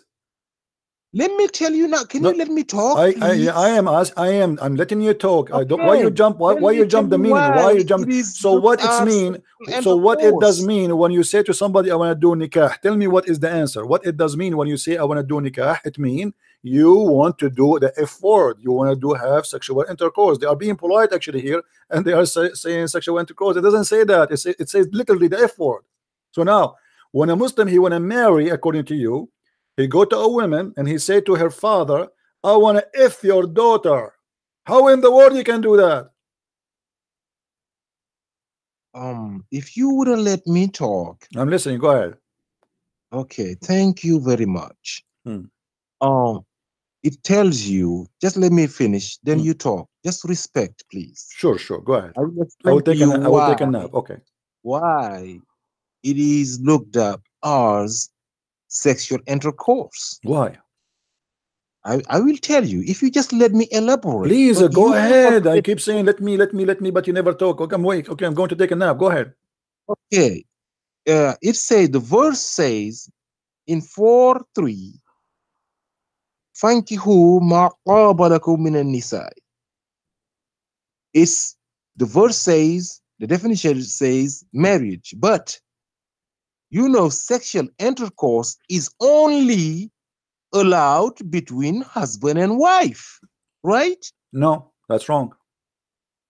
In every religion, No, anywhere you go, no, in every society, no, sexual intercourse is No. only no, between married people. no. And Everybody knows that. no, my friend, and the answer in Bible the front, says and it. the answer in The the front of Quran your eyes, says it. and the answer in the You are front of your cutting me eyes. off. This is not true. The You answer are in the front. cutting me off. Hold You on. are cutting me You off. are the one who said to me, "Is it true?" You said to me, "Is it true?" You asked me to answer. Didn't you say to me, "Is Are it you true?" saying that the Bible is saying that you can have sexual My intercourse friend, why with you ask me? somebody Why that you you're said not to me, "Is married that to? true?" Why you said to me, "Is that true?"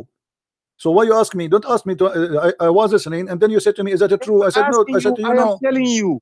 Okay. I'm not asking you. I am telling Okay. you. You asked me, Okay. and I told you it's because Hmm. sexual intercourse is only allowed to every religion between a husband and a wife. False.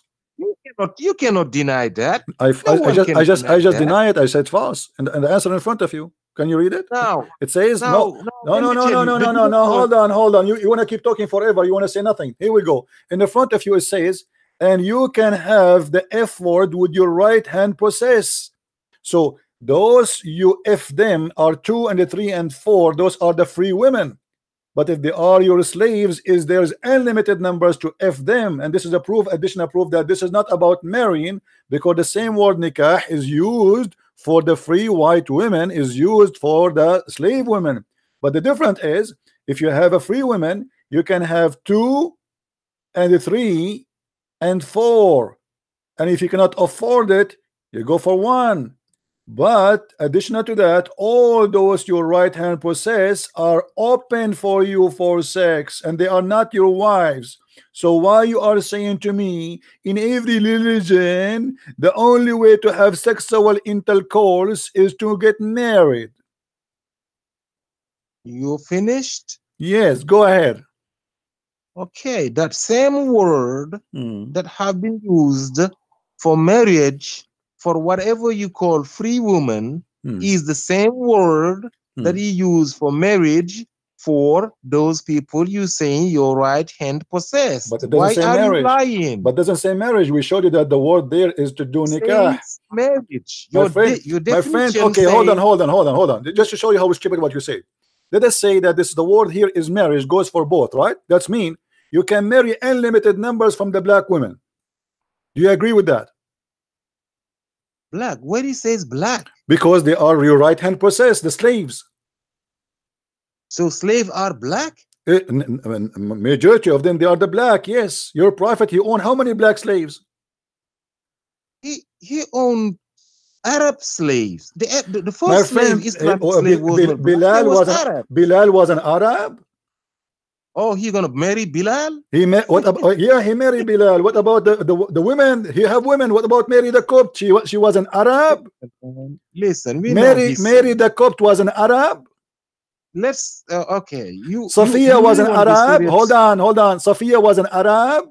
Mary the Copt was an Arab. Okay, how about then you tell me Ramla was... Now hold on. So as you see here, the Quran says it is unlimited number of how many women you can sleep with from the right hand possessed. There's no limit. I want a clear answer. I want a clear answer from you, Abdul. If there's a limitation of how many women you can sleep with, they are right hand possessed. It says if you cannot. This is not the question. This is not the question. If there is a limitation in the numbers of those who they are your right hand possessed to sleep with, if there's a limitation of how many. If you can't. This is not the question about if I cannot, you idiot. Stop talking about this. I'm asking you. Here it says, and whatever you own right hand possess, if there's a limit how many of your right hand possess, they can be in your bed. Because you want to jump that or. No, we are not going to jump. You see, this is the translation. It says here, read with me carefully. You claim that you are reading Arabic. Here we go. Okay. Actually, you just said or, right? You agree with the or? See, you was lying. Do you agree with or? Do you agree with or? Do you agree with or yourself? Do you agree with it? There was no or in there. Okay, hold on. Okay, hold on. Okay, guys, did he say or? Did he say or? Okay, what or mean? Explain to me what or mean. Go ahead. Or means it's a choice. Okay, it's a choice. You cannot. Okay. So here we go. So two or three or four or whatever you on your right hand possess. No, so or is an open choice. Listen. Can you let me talk, please? Abdul, I want you to answer me. How many of the right hand possess you can have sex with? There's a limit number? If you cannot deal justly, yes, there is no limit. Thank you very much. So there is no limit of having sex with the slaves. Are they wives yet? What? Are they wives? Yeah. Those slaves who you just said to me. Are you saying to me in Islam you can have sex with unlimited women?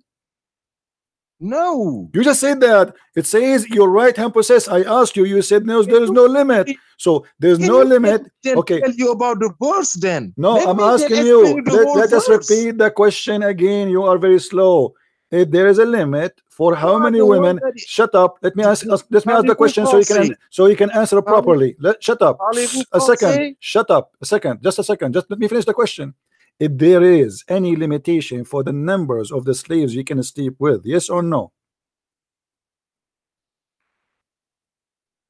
You are not letting people talk. Are you going to answer or not? If there's a limitation for the numbers of the slaves, you will. If you let me answer. No, let me make it clear. I say yes, there is a limit. Say there is no limit. I wanted to make it clear first. Say there's no limit, or you say there's a limit. Go ahead. What did I call you for? What did you call me for? I challenge. Listen, Abdul. Listen, Abdul. You call me. I did not call you. You are the one desperate to talk to me, and now I give you a chance to answer. So you have to answer. If there is a limit for the slaves you sleep with, either you say yes, there is a limit, or you say there's no limit. So you didn't call me. You lying again. No, you are the one who called me. Do you want to show people in the screen your calls? How many missed calls? You liar. But did you call me this time? Because you are trying to call me. You keep calling me. Okay, then don't say you didn't call me. You are the one who called me. I'm calling as a response to your call. Just shut up, you idiot. You're a son of Muta. Go get lost. You call me. You are desperate to talk to me, and now you are saying to me, you call me? You did. What do you mean you did? You are the one who keep calling me. Let me show everybody. You are a stupid donkey. Here we go, guys. Miss call. This guy, he keep calling me every 2 seconds. Every 2 seconds. Look how many.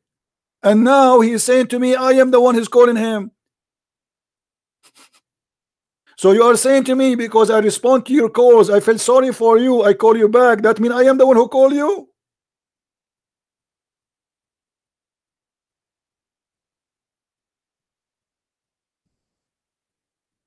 What a stupid people. Now, are you going to answer or not? He will go, I'm calling him now. I am the one calling him. He would complain. So you keep calling me. I'm calling you back because you could not reach to me. That's why I call you. I'm not calling you. I don't care who you are. Now I'm going to answer. What is the limit of a slave woman you can sleep with? Did I call you again when you hung No, up? I called you, but yes, I am calling you back because you keep calling me. You are harassing our program. You can't stop calling. You are stupid. Even I'm talking to the guy, you keep calling. You are stupid. How I can take your call if I'm talking to someone else? You keep calling. You are mentally ill. Now answer.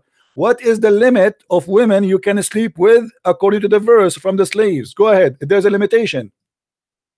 Yes. What is the limitation? Show me the proof. 4. The slaves 4? Yes. Okay, show me the reference, please. I'm listening. Yes, simple. That's all you gotta say. My friend, don't tell me and say, show me the reference where you got those R4. Allah said. Where he says that. Just be quiet and let me say it. You have to show me the reference. Show me the reference where he says that. Just be quiet though. Let me talk. Show me the reference. Oh my God. Oh, but don't say oh my God. So oh my Allah. Now, either you show me the reference or you are a liar. I want reference. Go ahead. وَإِنْ خِفْتُمْ أَلَّا تُقْسِطُوا فِي الْيَتَامَى فَانكِحُوا مَا طَابَ لَكُم مِنَ النِّسَاءِ مَثْنَىٰ وَثُلَاثَ وَرُبَاعَ. If you fear you cannot deal justly with the orphans, marry of the woman 2 or 3 or 4. So your God If teaching you to marry cannot- orphan too. Let me finish. Let me finish. The Guys, world is guys, listening. did you hear If I it? finish, Did you you hear talk. it? The God of Let Islam me is finish. teaching Muslims to marry Oh my children who they are goodness. orphan. Oh my God. Don't say, oh Why my did God, you also just say, be oh my patient? Give me crazy God. 30 How your God, seconds he and says to finish. you, go and do, you said marry, right? Marry orphan? How you marry orphan? No, it didn't say marry. So what do you do? Of the It says if you woman. feel that you cannot act justly toward orphan, then go and do marry from the other ones. Of the Right? woman, Nisa. Okay, It didn't say what marry is the orphan have to do with the orphan. verse here? It What said what marry the orphan woman, the Nisa. what the orphan here have to do with the verse? Okay, I can tell you. Tell me. No big deal. Okay. Okay, do you know why they put the orphans in there? Why? Because when Islam started, everybody had one wife. After the battle of Uhud, this verse was revealed after the battle of Uhud, where they lost a lot of people. So it was a lot of women, widowed women that was left. So that surah then was revealed. The whole surah An-Nisa was revealed for the women. Right? But it says orphan. The women are orphan? Okay, just let me. You ask me a question. Can you give me 5 Yeah, I'm minutes? giving you, Abdul. But you are saying something stupid. Have nothing to do with my question. What the women who they are widow have to do with the orphan? We are talking about orphan. We know what orphan mean. Orphan are people who have no parents. Yes. Okay. That's what I'm telling you. So they are children. They are children. How you can be? What is the connection between having sex with 4 women and the slaves and the orphan? If you listen, you will understand. The whole world here we will go. understand. Go ahead. Can you show me reference what we say too? Yes, I'm telling you. This verse was revealed after Uhud. So it was a lot of widows left with some orphans. If you read the second verse, Allah, you would understand. On the second verse, Allah said on the second verse, Allah is prohibiting because they was keeping the goods for the orphans. Oh boy. Because their parents, their fathers had died, and people, Allah said, you shall hand over to the orphans their right property. Abdul, where it says where it says hand up to the orphan, the verse after it. Show me the word orphan there. Verse Surah number 4, verse number 2. Okay, verse number what? 2. But this has nothing to do with this one. Okay, we know now that the orphan. I am saying that what was the verse before that. Just okay. Verse number 2. So if you are afraid not to be just with the orphan, then F2 and the 3 and 4. That's mean you F orphan, right? If you let me explain to you, if you just I thought you are already. 2 minutes. I thought you are already. I will explain why the orphans are in the condition of polygamy is the orphans. Okay, so orphan, they are wives for Muslims. No, they are the condition. Allah is what telling conditions? You can only marry as a second, third, and fourth wife widowed woman that got orphans. Women who got orphan. Women who got but doesn't say that. Show me where it says that. It says where? Let me now let's do this. It's simple. The example of the Muslims is Prophet Muhammad, right? Yes, he is. Right. So let's see how many women he married and who they were. Let's see how many. His first wife was Khadija, right? So till Khadija died, she only got Khadija, nobody else, right? Yeah, because she was Nasara. She will kill him if she's rich. Because no, just let me finish, brother. Okay, I'm not your brother. Go ahead. That verse, okay, let me finish, Christian Prince. That verse was not revealed, that surah or that verse was not revealed yet. When Khadija died after 25 years of marriage, the Prophet married Aisha, right? No. Yes. He married Sauda. Aisha, yes. Aisha was his first wife after Khadija died. No, he married Sauda first. Okay, let me finish. Let you finish. Whatever you deny, you can deny. He married Aisha as a first wife.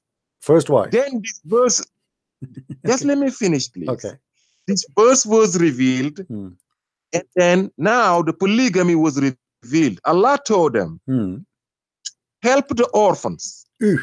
Don't marry virgins as second and third and fourth wife. Marry widowed, so you can help those orphans. You can give a good education. Now, his second wife was Sauda. Sauda was 55 years old. Muhammad was 50. Sauda was 55. She was married to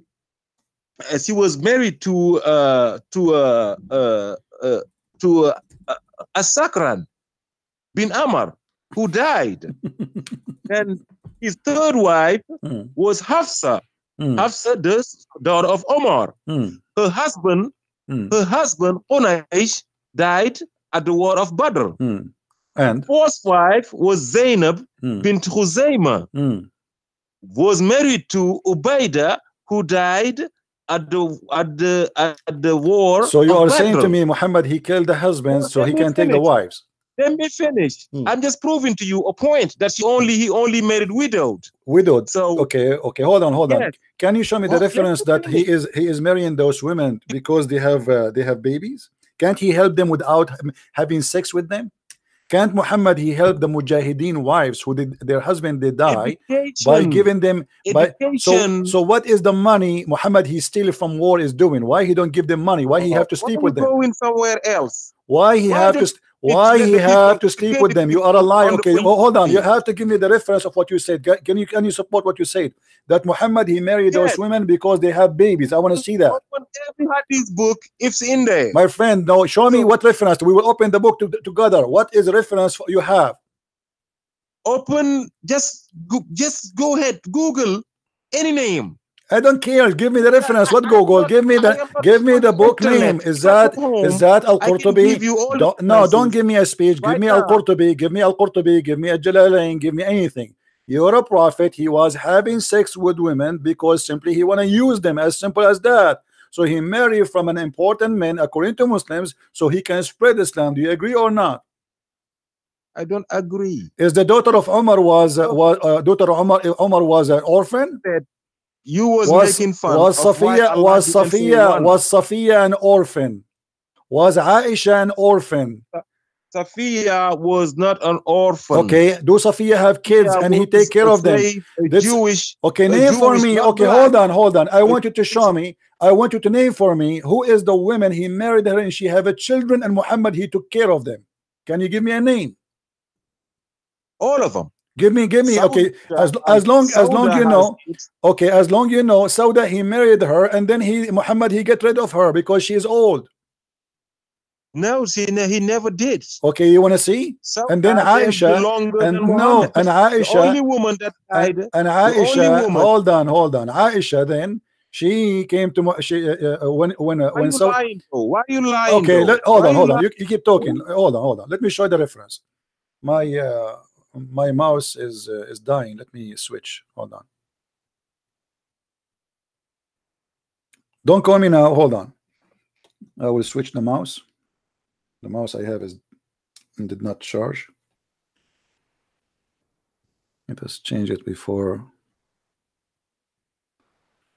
Okay, the mouse. It says I have only 2% battery in my mouse. Hold on.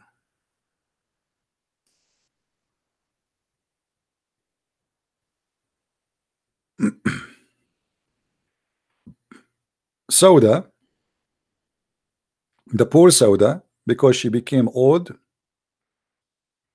and Muhammad don't care to have her no more because of her age. Hey, come on, this computer is stupid, cannot find the mouse.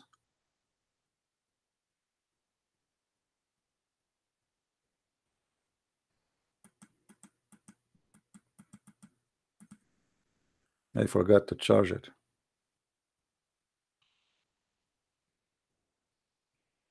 You see, it says I have only 2%. It's giving me a sign that my mouse is dead.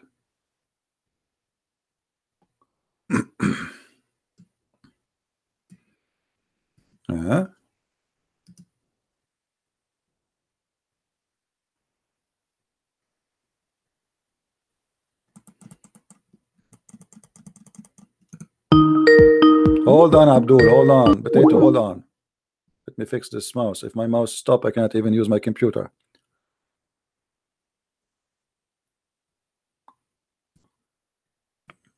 It's not recognizing my mouse. And I have only 2% left.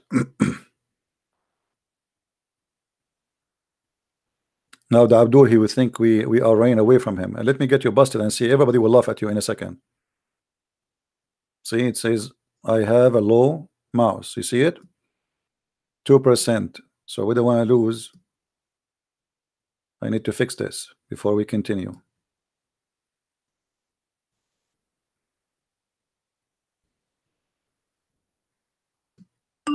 Set up a mouse.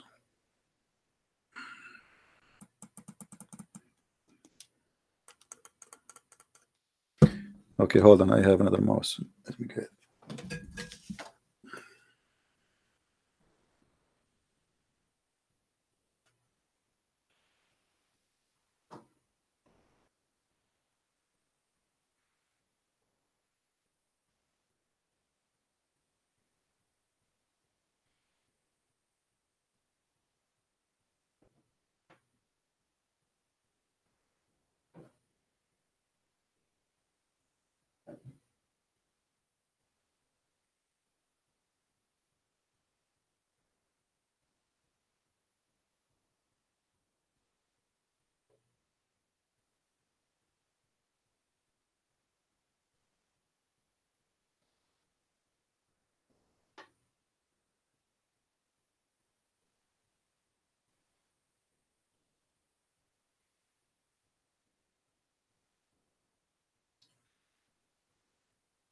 Oh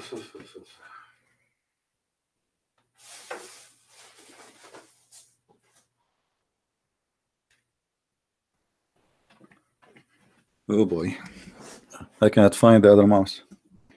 It was here. Hold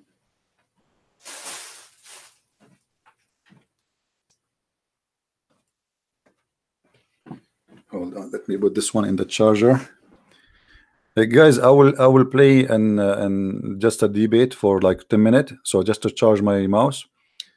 I have other mouse, but it's not connecting. It's a Bluetooth mouse. So I'm going to play a debate just for 10 minutes to charge this thing. Hold on.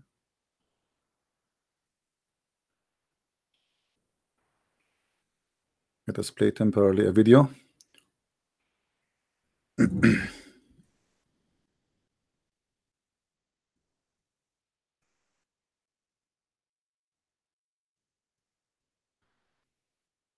And I will hook up my mouse for a charger.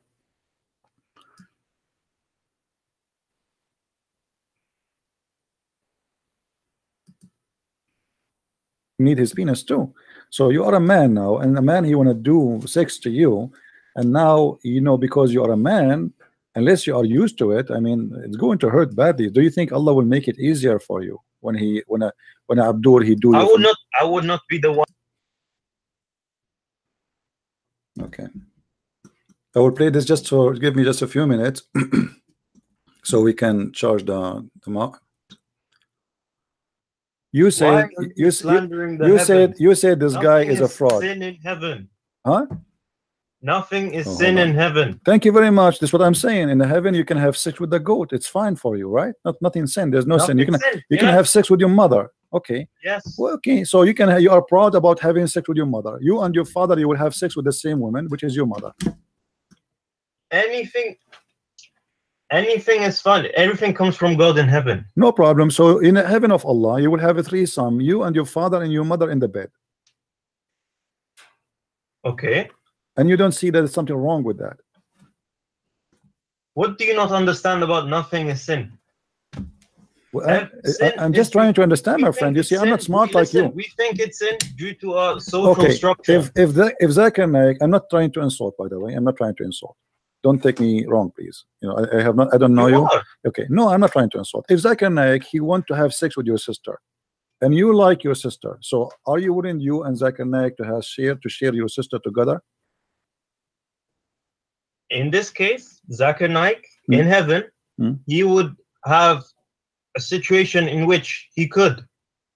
So you and your sister and you Zakir Naik in one bed. But it wouldn't be wouldn't be my sister. Why not? In heaven, think of it as anything can happen. Well, anything can happen. So your sister, it's possible that you and Zakir Naik having sex with your sister in the same time. That's amazing. I mean, what I can say. This is beautiful, my friend. I'm really in touch. I'm thinking now to convert to Islam. And can you tell me what is the wisdom behind this? Why your sister and Zakir Naik and you in the bed, and you don't see that there's something wrong with that? Why you think there's nothing wrong with that? Look, okay, due to our social structure and morals, yes, it's wrong. But when you get to heaven, anything can happen. Anything can happen. Yes. What if somebody want to have sex with the Prophet Muhammad, peace upon him? If it's in heaven, yes. So the Prophet, he will take off his panty, he will bend over, and we will see somebody doing him from his behind.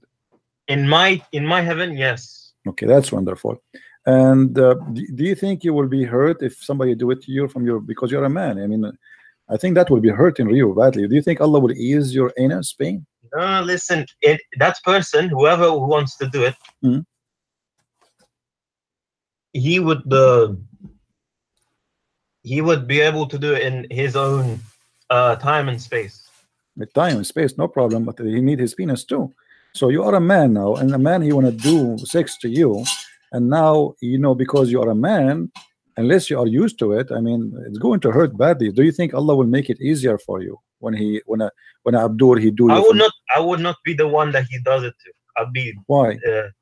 You like to do it to men? You don't like men to do it to you? No. It'd be a different me in a different time and space. Oh, so your anus will be bigger in the heaven. Okay, I got that. No. So what do you mean? I am different me. You are saying different me. I don't know. A me in a different time and space. I understand different time and space. I get that. Okay, explain to us different time and space. What does that mean? Let us see what I try to say.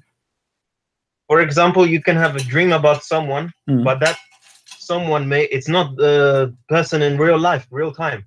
Oh, okay. So you can dream about someone, not necessarily he's from real time, but he will become real for you, right? Yes. Okay. So what if you dream about something real? You can dream about someone real, right? Yeah. Yes. Okay. So if you have a dream that you have sex with Muhammad Ali Clay. Yes. My answer is yes. I just explained to you. Look like you are waiting for it, because you said yes, wow, man. Look like you are dying for that. Because you go in a loop. Because you repeated the same thing. I said yes already. Okay. So my friend, after you spend all your day having sex with men and women and your mother and your sister, as you said, don't you think this is really weird? I mean, what kind of heaven this heaven is? It is weird because due to our moral and human minds, yes. But once you go to heaven, you are free from that. So you are in the heaven of Islam. Let us make it clear for the audience, me and you. In the heaven of Islam, you will be free from your moral, correct? Yes. Which means you will have no morality. Sorry, what? You said that in the earth we have moral, in heaven we don't have moral, correct? It's a social structure, yes. Yeah. So in the heaven of Allah we have no moral. We can do whatever we wish. So if my neighbor, he have a wife, I can jump over his window and I can do bing bong with the wife, right? Your desires will happen, yes. Okay, that's wonderful. And what will make that of you? I mean, that will make you really happy? You think this will be a very happy time for you? Any of my desires will be able to happen, yes. If that someone is happy, then they'll be happier. My friend. I don't know. The one before you, we asked him about having sex with your daughter. He said there's no problem. Yeah. Is that the same for you? You don't have a problem having sex with your daughter? In heaven? Yeah. I don't care. It's heaven. I'm already dead. Okay. No, in heaven you are not dead. You are alive there. You have a real penis. No, I'm dead from this world. Okay. So in the heaven of Allah, you have no problem. Somebody actually is asking me, what if somebody 500 men, they want to have sex with you? Okay, I found another sorry for that. I found another mouse and I put that one in charge. Sorry for that. All right, we go back to our topic. Where's the Abdul? Let us call him.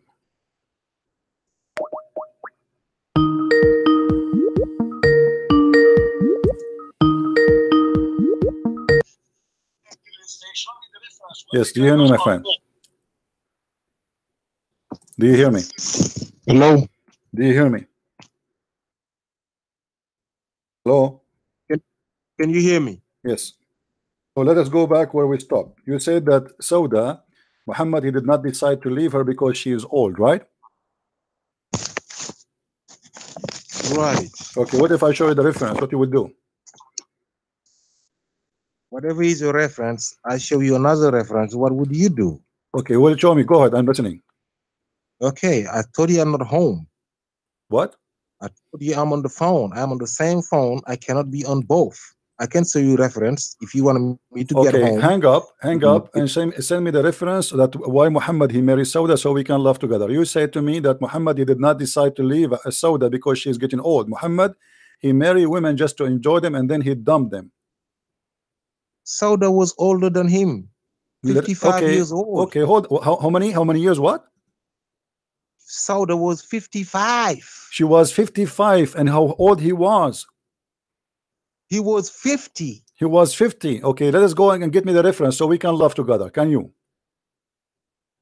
I Google it and put it No, right no, there. no, I don't want to Google. No, you give me the. the reference. I will put it for you in the screen, and I will show you even from the Quran What that you're a talking about being I will old? show She's you. old already. I will show you even from the Quran that you're a prophet. He made an agreement with Sauda that he will not sleep with her. What do you say about that?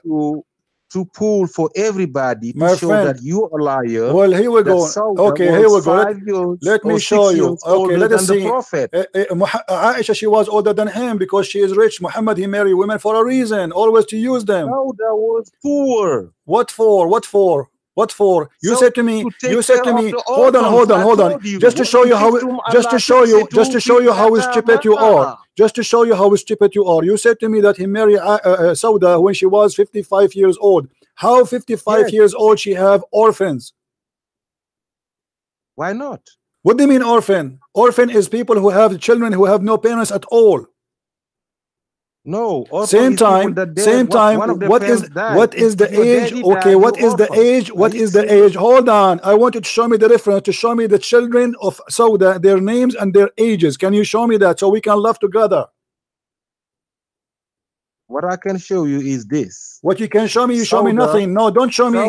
Don't show me this. Show me the reference of what you said, that he married her because she have orphan. I want to see that, please. Can you show me? Allah, the verse. وَإِنْ خِفْتُمْ أَلَّا تُقْسِطُوا فِي الْيَتَامَى. My friend, this is a stupid of you. This is not even about Muhammad. You are a liar. Do you want me to show the reference?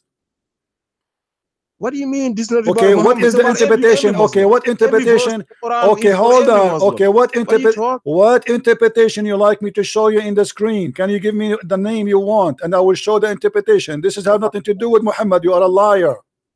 Was Sauda 55 or not? This is was he older than Muhammad or not? Sauda was older than Muhammad. Sauda was older than Muhammad. Why? You said to me that Muhammad he married Khadija for 25 years. Yes. 25 years, right? Okay. Okay, hold on. Okay, hold on. Okay, Muhammad okay, I'm going with you. So Muhammad he married Sauda and she is older than him. Is that correct? Yes. He married her because of what? Because she got kids that needed to be taken care of. Can you show me the reference? Google Sauda, put it out there. My friend, Sauda is in the front of me. There's nothing like this. You are a liar. You have to show me. I want to learn from you. Can you show me? Okay, let us do this. No. You Google. I will hang up on you. You Google. You give me the link. I will post it in the screen. Can we do that? Yes. Okay, here we go. I will give you 5 minutes. Go ahead. And now we go and see how this guy, he said that Sauda, Muhammad, he did not decide to get rid of her because she is old, and actually it says in the hadith that she is fat. All right, let us see if this is true or not.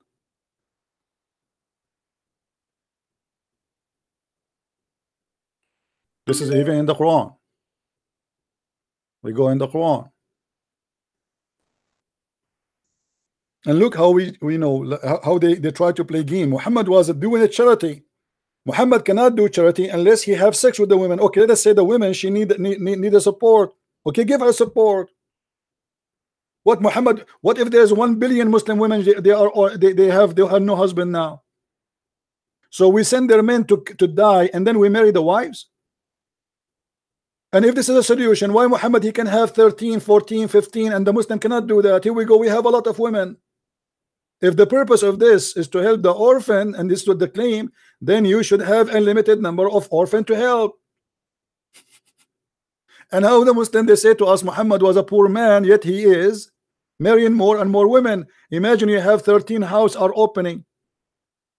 Let us see in the Quran, and let us get at this Abdul busted. And we are waiting for him to show us the reference about the kid of Sauda, and he married her because of her poor kids. All right. All right. In chapter 4, verse number 128, this is about your prophet.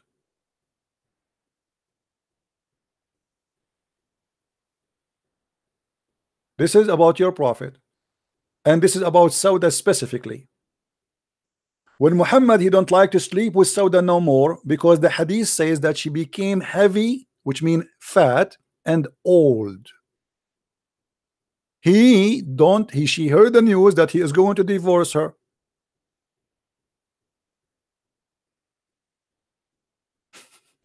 He heard the news, she heard the news that he is going to divorce her. And because of that, she gave her day to Aisha. She made a deal with Aisha, and Aisha, she liked it. Why? Because the more days Muhammad he stay in her house, the more money she make, because the gifts, they come to the house of Muhammad when he is in the house of Aisha, not in the house of Sauda. Now we are waiting for this guy, and we will give him 10,000 years to find us the reference that Muhammad he married Sauda because she have kids, they are orphans. All the wives of Muhammad, guys, he married them because Muhammad is trying to take care of the orphans. True story. Why is it taking you long to find it in Google?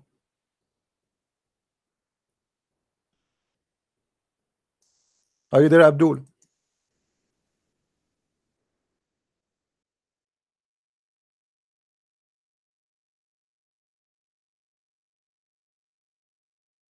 Orphan, huh?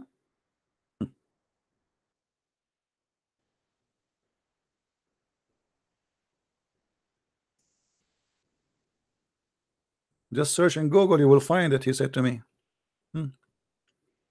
True story.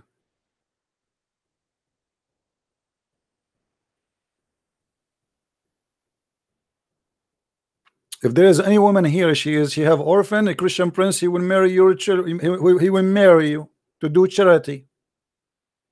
Here we go. I want to be Prophet Muhammad. So he cannot help women unless they take off their panties. This is how we do charity in Islam.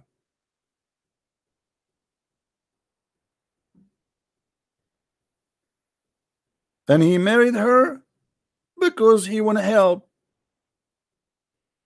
She have children. The fact that the one who offer Sauda to Muhammad is a woman, her name, very well known, and she is a hooker. She is the one who always lead Muhammad to sleep around with women. We will wait for him to call us so we can show him the names. And later this woman, she offer herself to sleep with Muhammad himself. The same woman, she offers Sauda to sleep with Muhammad.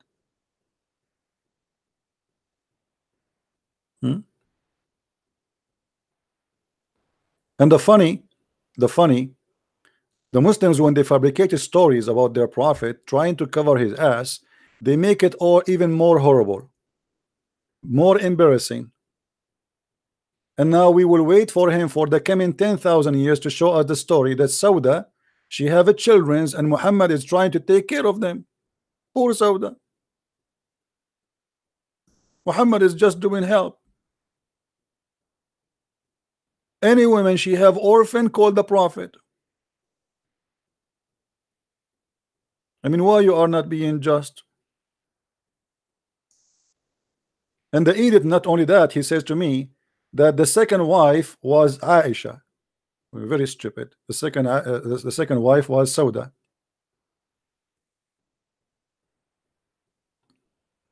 Let me call him back, because he will never call me. He will never find such a reference. He's a liar.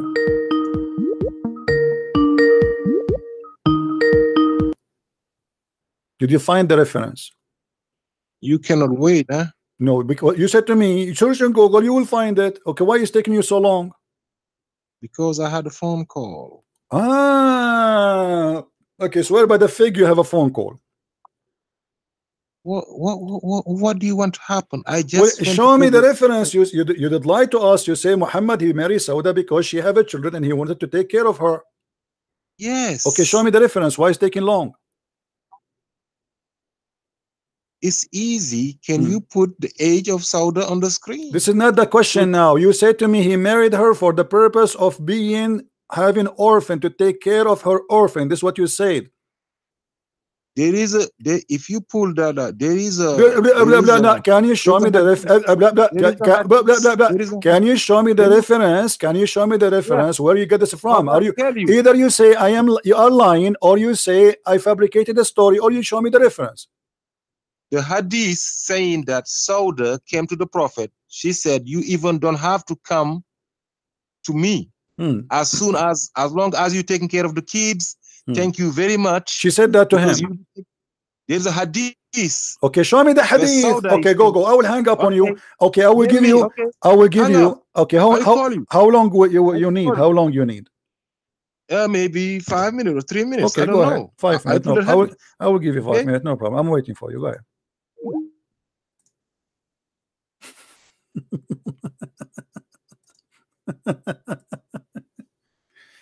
Oh boy. Now he will receive another call. Trust me, he will receive another call.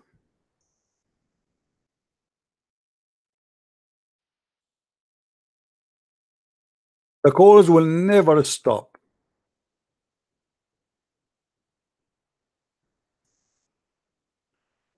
And remember, he said that he did marry her so he will take care of her children.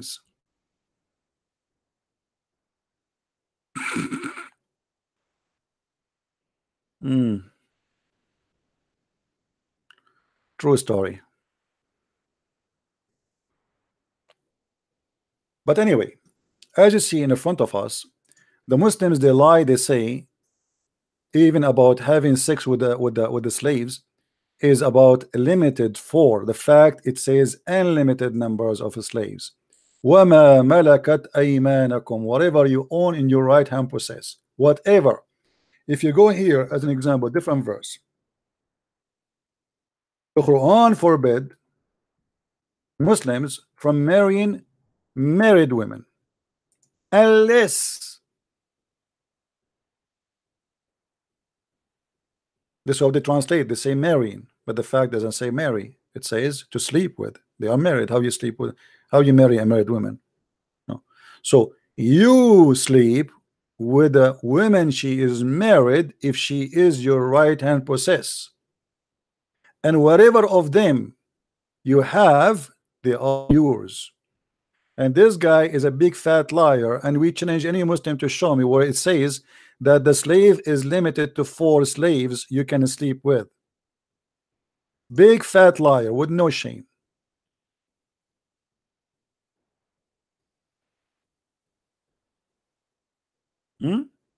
This is the same chapter, same verse about muta.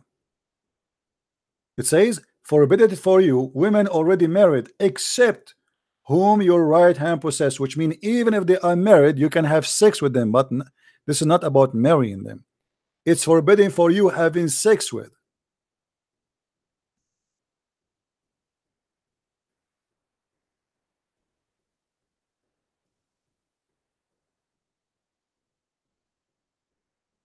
No, he said he will find the reference for me in 5 minutes. Let us see the 5 minutes. How they will become 5 hours.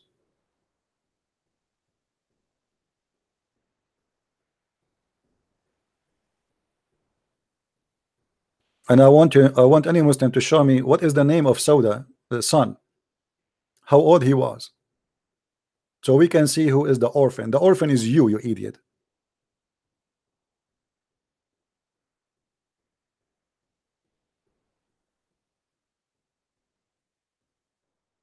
We have already 3-4 minutes is gone.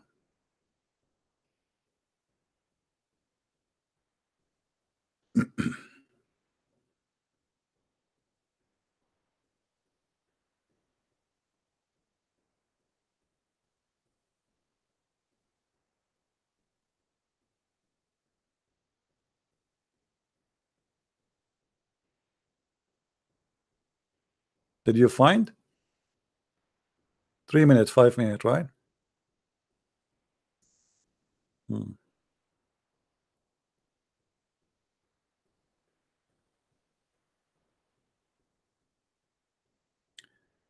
And the poor Sauda, when she got old, and the hadith says literally, when she became fat and slow and old, the Prophet, he stopped having sex with her, and she heard the news that he will divorce her. And because of that, she have an agreement with Aisha that she will give her day to Aisha. And this is what chapter 4 verse 128 is about. It's about Muhammad. He don't want to have sex with Sauda no more. Imagine the Muslim, they say to us that Muhammad was a person who is fair with his wives. Is it fair because a woman, she is older now, you don't want to have sex with her? You know, why you want to have sex? You have Aisha, you have Safiya, you have those beautiful young ones, and now this woman, she got older. Why in the world? And he is an old man too. But why in the world an old man will sleep with an old woman? He can sleep with all those young ones, the ones he kidnapped them, the one who raped them, the one who took them from their families, or the youth, little tiny child Aisha. Waiting for you, my friend. Show me the hadith that Muhammad, he married Sauda to take care of her kids.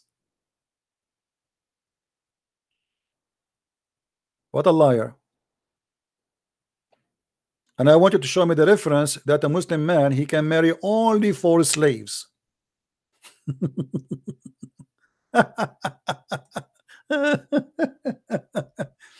You see, the Muslims, you give them the microphone, they give you speeches until tomorrow. The second you force them to give reference, there's no reference. And be my witness. I will be waiting for him. He said 2 minutes, 3 minutes.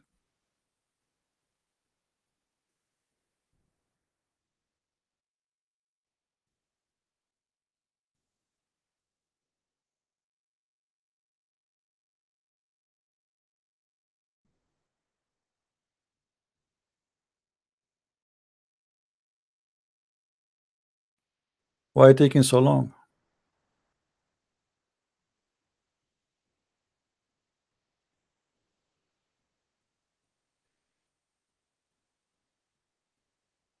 For slaves, you liar, right? What a scam. You know what? I challenge all the Muslims who they are listening to show me what reference it says that you can only have 4 or 6 slaves.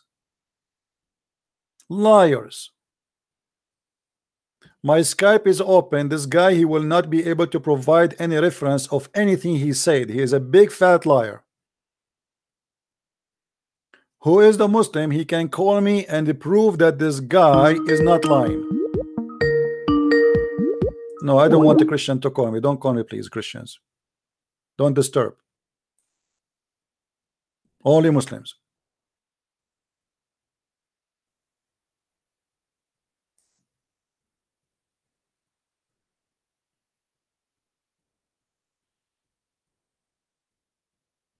Any Muslim.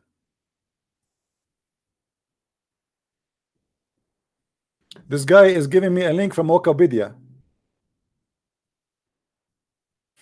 Okay, what a link of Wikipedia. Let me call him so we can laugh together.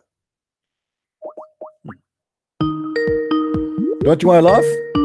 He searched all this time and he come with the link from Wikipedia. Okay, what the link of Wikipedia says to us? What do you want me to read?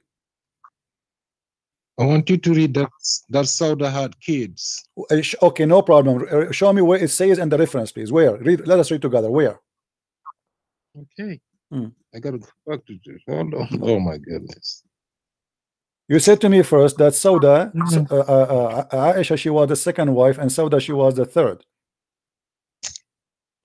All I was telling you. No, and this was a lie. This is number one lie. Okay, this is number one lie. Okay, now. Okay, now. There is a debate. Okay, now show me the reference. Here we go. You gave me the link in front of us, where we should read. Okay, hold on. I'm going back to it. Let me see if I can go back to it. Okay. I cannot even read that already. What happened? Yeah, I guess I'm gonna go back to Google, see if it's gonna work.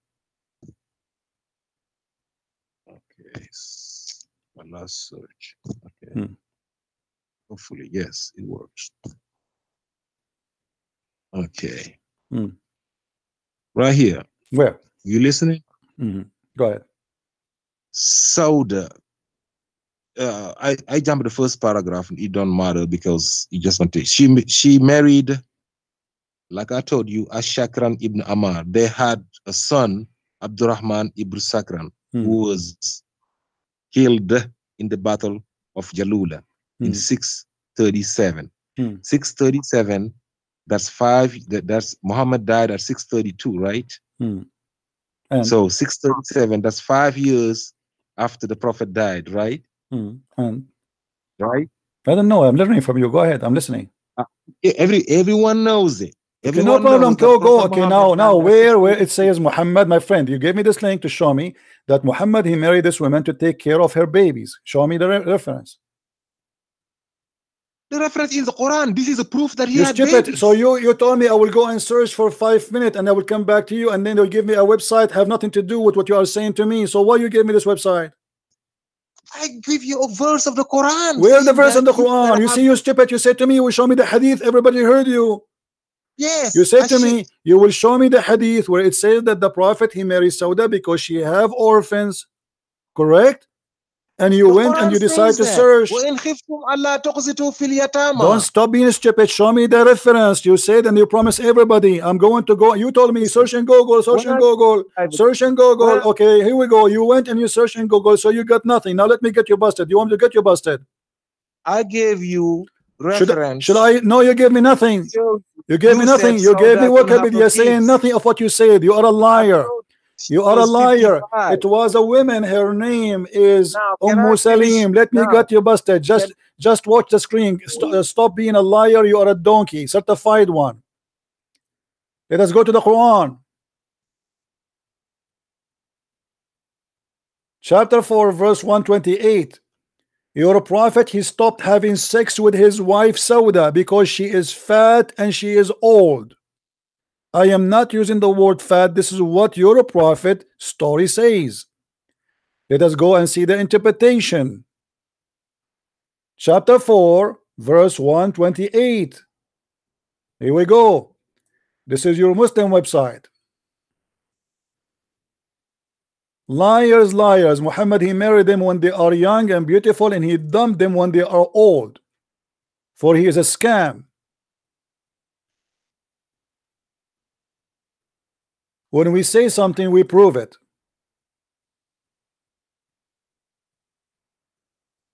And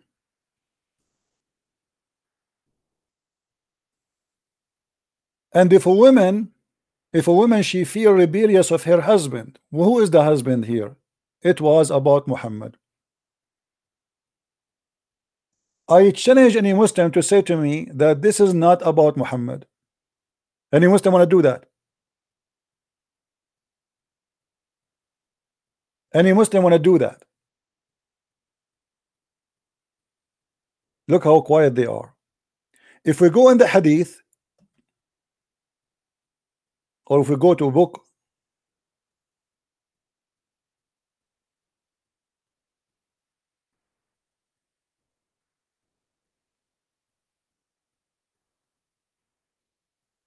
any books of Muslims from the one we knew, or the scholars, They agree that this story is about Muhammad reaching agreement by the order of Aisha. Aisha is in control. She made Muhammad agree that not to divorce Aisha, to divorce Sauda. So Sauda, she will stay his wife. In return, she will get her day, an agreement. And this way Aisha, she did force herself to have additional day. And this is Ibn Kathir in Arabic, and we will show you Ibn Kathir in English. Shall we? Let us go. And this is how we get them busted.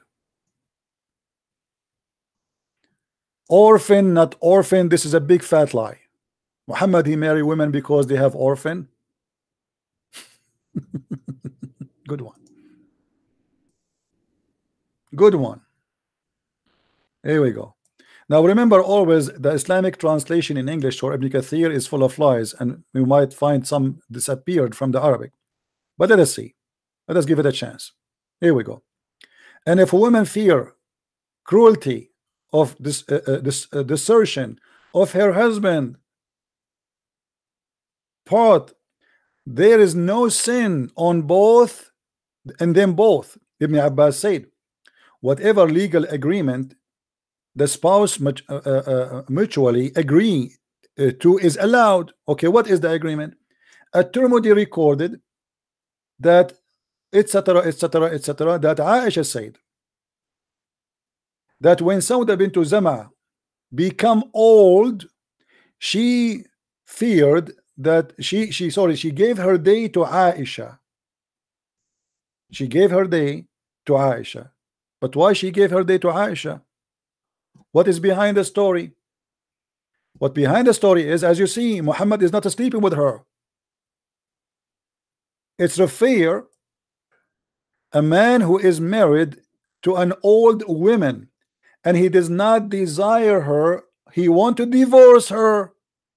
So she says, I give my day to you, just give me a wife. So the poor Sauda, she gave her right as a wife to Aisha in order not to be homeless, because Sauda now she is not sleeping with her anyway. So what she care for? She care is to have a support. She will be homeless now. She's old. So the evil Muhammad, he made a verse in the Quran. He made Allah saying that. I mean, how in the world you make God involved in this? God, he says, if your wife, the one you don't want to sleep with her, you decide not to divorce her because she gave her day to other women, she is beautiful and young, it's okay. How the Quran, it says, if you cannot deal justly, then you marry one, according to this guy who called us. And here we see Muhammad is not dealing justly. So what if she came old? So we sleep with her when she was beautiful and now she is not. So we dump her. We don't visit her. We don't sleep with her. And now we force this poor woman, because she been threatened to be divorced, to give her day to Aisha. And this is Ibn Kathir. This is not my statement. So the Prophet, he kept Sauda as his wife after she offered to give her day to Aisha. Do you see it, guys? Am I making things up? So if Muhammad is marrying women because she need him, now she need him more. Now she is old. She is old, she have nobody to take care of her, and Muhammad decide to dump her. Why? Because now she became old.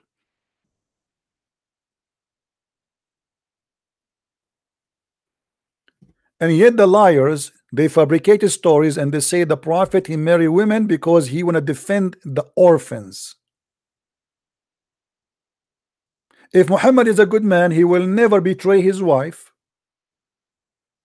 He will stay with her until the last day of her life, and he will never force her to be either I divorce you or you give your day to Aisha. When we speak, we show proofs. When they speak, they give fault. They fart too much. They make too much noise.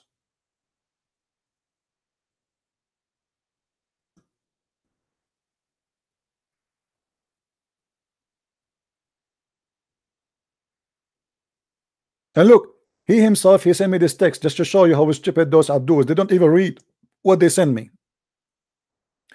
This is his text. He is copying it from maybe Wikipedia. Sauda bint Zam'a, she suffered many hardship after she became a Muslim. Period to that, Sauda was married to a paternal cousin of her named etc. ibn Umar, and he had 5 or 6 sons from her in a previous marriage. Okay, there are disagreement in the Muslim tradition whether Muhammad first married Sauda or Aisha. On the account, he married Sauda etc.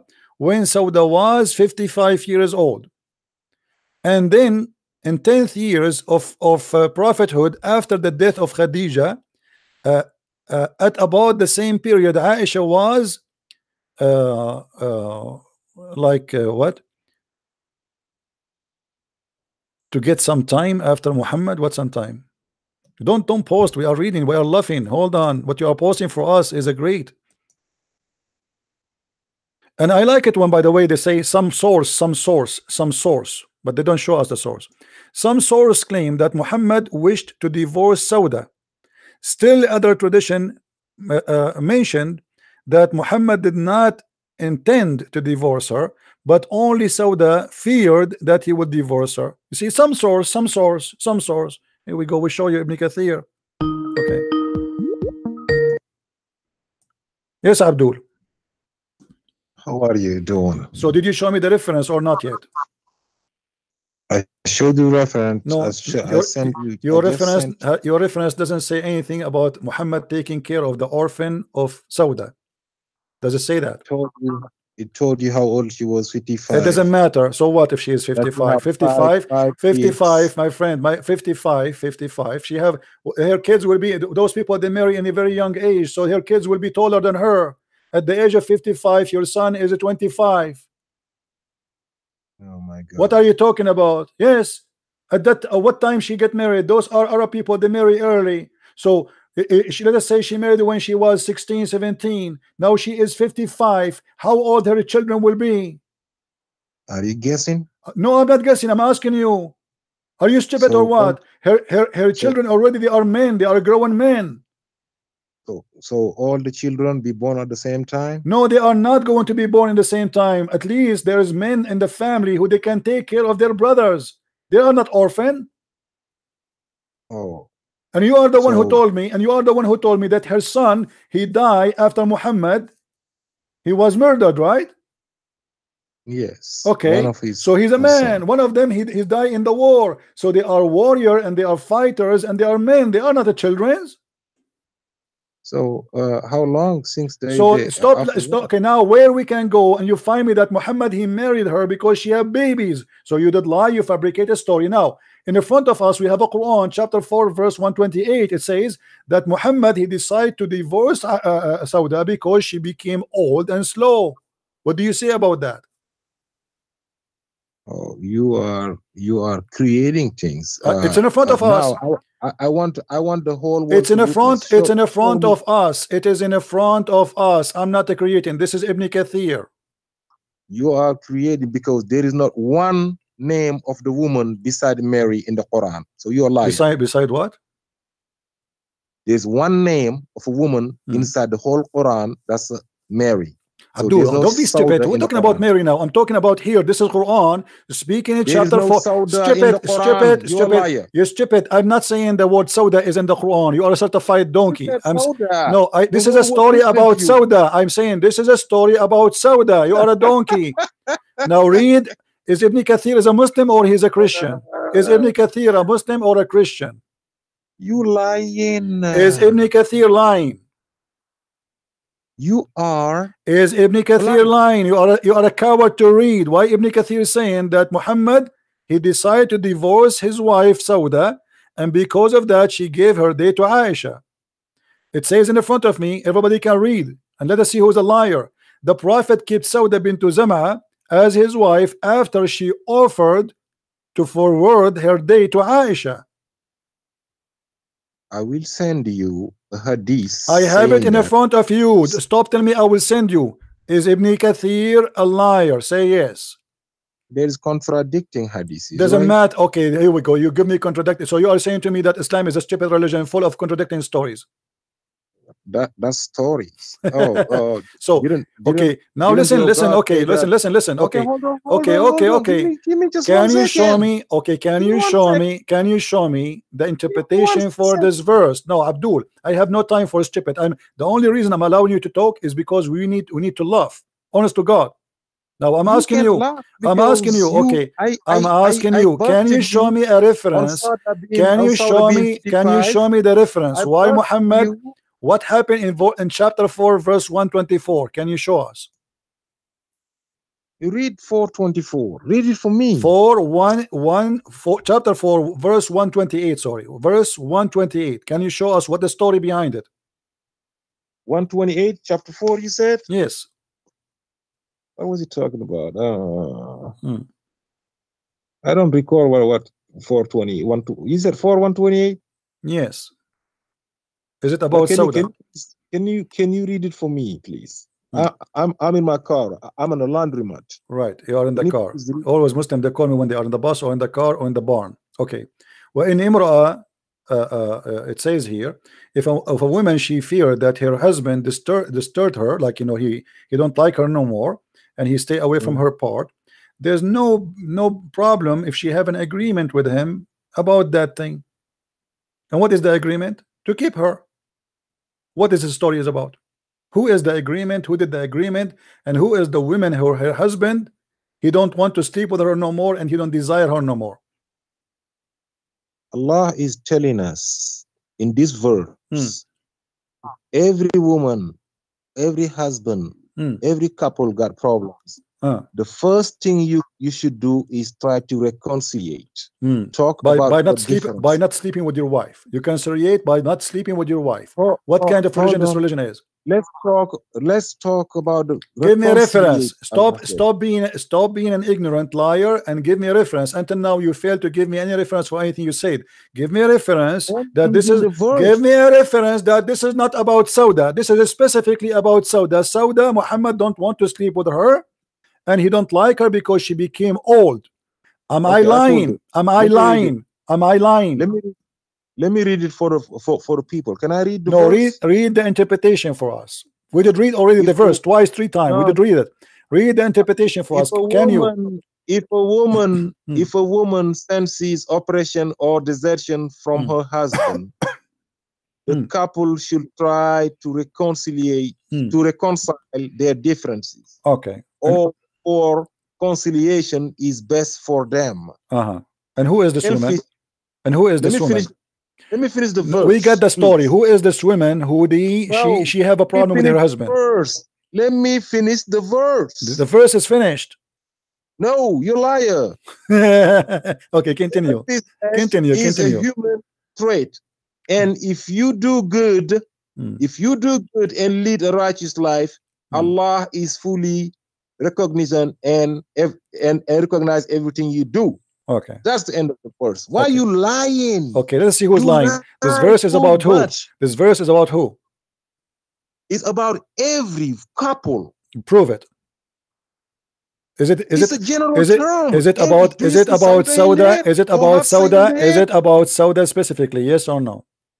Allah is telling for every couple. I know. Allah is telling every couple, guys, every couple. But is this a story happened because of Sauda? Muhammad is not sleeping with her. Yes or no? Oh my goodness. He want to see Sauda where Sauda is not. Here we go in front of you. This is Ibn Kathir. Why Ibn Kathir is lying? How many verses Allah Abdul, stop playing games. Wife. Why Ibn Kathir is saying this is about Sauda? Either you say you are a donkey or you say Ibn Kathir is a donkey. Which one of you is a donkey? When was Ibn Kathir born? It doesn't matter. When you are born, how you know? What Ibn Kathir, who is long before you, he do not know. Look how stupid you are. So because Ibn Kathir is born 800 years after Muhammad, he do not know. But this guy who is born 1,400 years after Muhammad, he knew better. I mean, do you see the stupid logic? All I know is what is in the Quran. Or what you Why know, you going are a to stupid something donkey. people No, don't know? the story you gave me about her age is not in the Quran. The story you gave me that her children, they have six children, is not in the Quran. You are a liar. When you want to take from the Quran, when you want, you don't want to take from other sources. You are a hypocrite. You are a hypocrite, dumb person who don't have a brain. Either you say I take only the Quran, or you say to me I will show you Wikipedia. You show me Wikipedia. Suddenly Wikipedia now is your Quran. You said I know what I know is in the Quran, but is in the Quran she is 55 years old? Is it in the Quran that she have 6 children? Why you are lying? That's history. This is history. Oh, no problem. Now here we go in the front of us. Which scholar agree with you that this is not about Sauda? Now let's say it is. Now what? Why Muhammad, if he is marrying a woman because they need him, he is dumping a woman when she is old? She was already old, 55. My friend, and he is old too. You told me she is 5 years older than him. That means he is old too. Shame on you.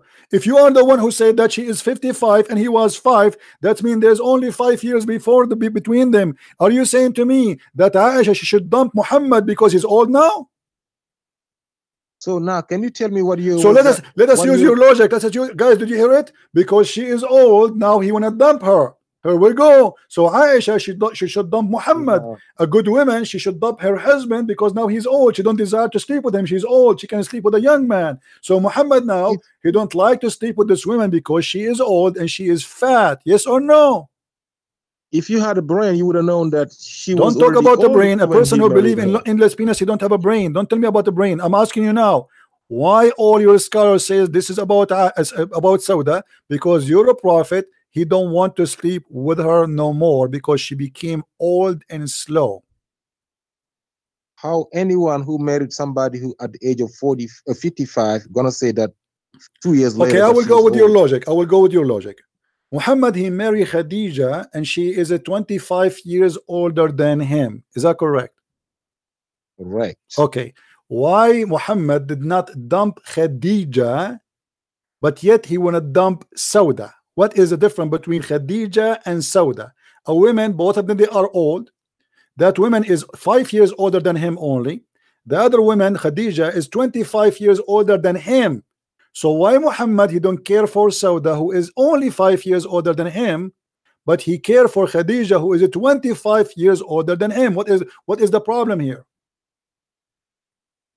Okay, how old was Khadija when they got married? You just agreed that she is 25 years older than him. Are you going to say to me Muhammad was 1 year old? How old she was? You tell me. I don't care. How you tell me? You give me the number. Give me a number. Make a guess. How old she was? I mean, you got to be able to tell us something. You see, you are the one who claimed that you have knowledge. Here we go. I want to learn from you what Khadija age was. Khadija was 15 years older than the Prophet. A second ago, a second ago, you said to me 25. You agreed. Now it's 15. Now it's 15. Guys, you see how the numbers shrink? You the one. You were agreeing with me. You were agreeing. I repeated many times. 25 years, 25 years, 25 years, and you agreed. And now you said 15. I am checking your how far you can go with your lies. Okay, let us say. Okay, let us go with your stupidity. Let us say she is 15 years older. How Muhammad, he don't want to sleep with women? She is 5 years older, but he is willing to sleep with the women. She is 15 years older, according to you. What is the secret? Because according to you, you understand that if somebody is 15 years older, is necessarily older than the one that is 5 years older, right? So you are saying, okay, let us go with you now. You are saying that the one who is 5 years older, she was 40. Okay, hold on. Okay, guys, hold on. And you're gonna hold on. How many years your prophet? How many years your prophet married Khadija? You remember what you told me just 15 minutes ago? She was 40. He was 25. How many years Muhammad he was married to Khadija? They was married 25 years. 25 years. So she married him, and you said she was 15 years older than him, correct? Yes, sir. Okay, so he was what? He was what his age? You can do math. You can. No. You tell me what was Muhammad's age, so we will add 15. Muhammad was 25. 25. We add 15. That will make her what? 40. Yes. Okay, and they married, and they married for 25 years, correct? 40. You compare 40 and 55. No problem. How many years they married together? 25. 25. So Khadija, when she died, she was 65 years old. So why Muhammad, he did not give Khadija up, but he decided to give Sauda up? She is 65. Yes. Okay, so why Khadija, she was not dumped in the street, and Muhammad don't even dare to marry additional women? Do you know why? But Sauda, the poor women, he start marrying more and more women after her, and now because she became old, and according to the hadith she is fat and slow, he decided to dump her.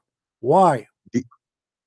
Did she die as a prophet, as wife of the prophet? Why he did not dump Khadija, but he decided to dump Sauda? Give us the reason. He did not dump Sauda. Well, it says in the front of us. Here we go. Let us read together. It says that the Prophet kept Sauda bint Dama as his wife after she offered her day to Aisha. This is the only reason for him to keep her. Oh, so he kept her. See, he kept her because she gave her day as Aisha. She convinced him, keep her because she will give me her day. All I know that is, did he keep her? Abdul, why he keep her? This is the question. Why he kept her? The thing is, you lying saying that he dumped her. Yes, he dumped her. Here we go. He stopped sleeping with her now. Even after the agreement, he is not sleeping with her. She gave her day to Aisha. Let us go to the hadith and laugh together. Sauda bint Dama. Hold on. Let me ask you one question now. Everybody, just shut up, you idiot donkey. You are a certified donkey. Here we go. All those hadith says that Sauda, she gave her day to Aisha. Why? To avoid, and we got you busted everything you said today. And thank you for calling, my friend. Thank you for calling. You help us. So Sauda, she became old, and Muhammad, he don't like to have sex with her no more. She became old and she is slow, and because of that, Muhammad, he decided not to sleep with her because she is old. Why he want to sleep with a woman? She is older. So he decided to sleep only with a woman who is young. Read with me carefully. If you would have used your brain, you just said Abdul Khadija was 65. Why he kept her? Why he did not dump Khadija, but he kept Sauda? He dumped some Sauda. I will tell you why. Because Khadija, she is rich. He cannot do that to Khadija. He worked for her. He is her puppy. He married Khadija. There's no Arab man he married a woman a lot older than him, except for a reason. What is the reason? Khadija is very rich, and he himself, he used to be employee for her. So all his life he did not dare to marry an Egyptian woman because he cannot. She will throw him in the street. She will take him and throw him as homeless in the street. But now Khadija, she died. He took all the money. And now he start enjoying marrying women one after one, non-stop. And then when Khadija, she became old, when Sauda, she became old, she have no choice. She heard the news that Muhammad decided to divorce her, and this is why he's not coming to see her no more, because she is fat, and according to the hadith, and she is slow.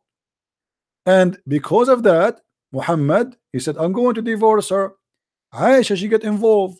She spoke to Sauda, and they come to an agreement. I will convince the Prophet to keep you if you give me your day. And this is what happened. Can I ask you a question? No, you need to answer. Why? Answer what? You don't ask me no questions. I'm asking you why Muhammad. Why you lie to us? You say Muhammad, he married her because she had babies first. And why you lie to us and you say chapter 4 128 is not about Sauda? And why you don't give us reference for what you say? You're the one that lied, saying it's about Sauda. There's no. I gave a proof.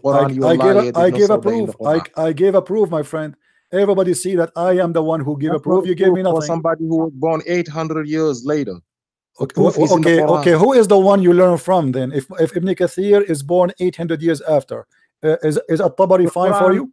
The Quran mentions some names. Okay, what is the Shaykh? Okay, hold on. So anyone who is born after Muhammad is not accepted for you. That means the Quran is not accepted for you, because the Quran is reported anyone from people who you never heard of them.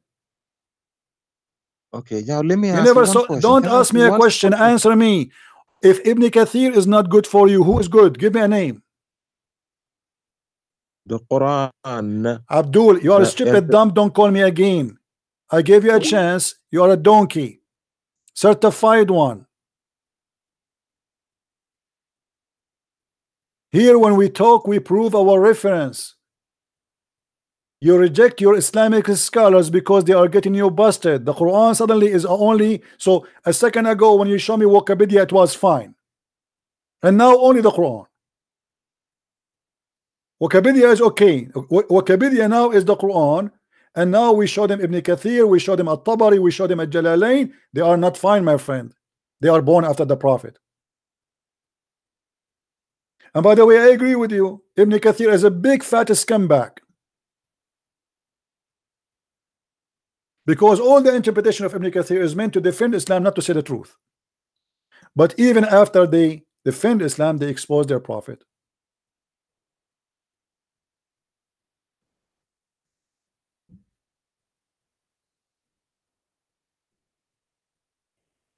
Which one you Muslims accept to be your scholar to teach us what the story is behind this? We will throw Ibn Kathir in the garbage. Which one? Let me get the other mouse. This one is not really good. It's very limited. It doesn't function good with the. I put it in the charger, the other mouse, so now should be fine.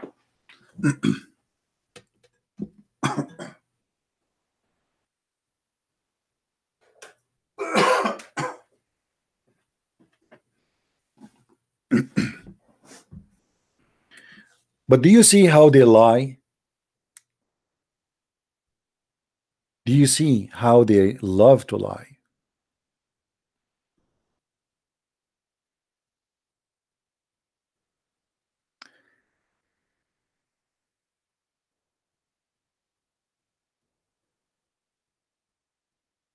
Liars, liars will end in fire.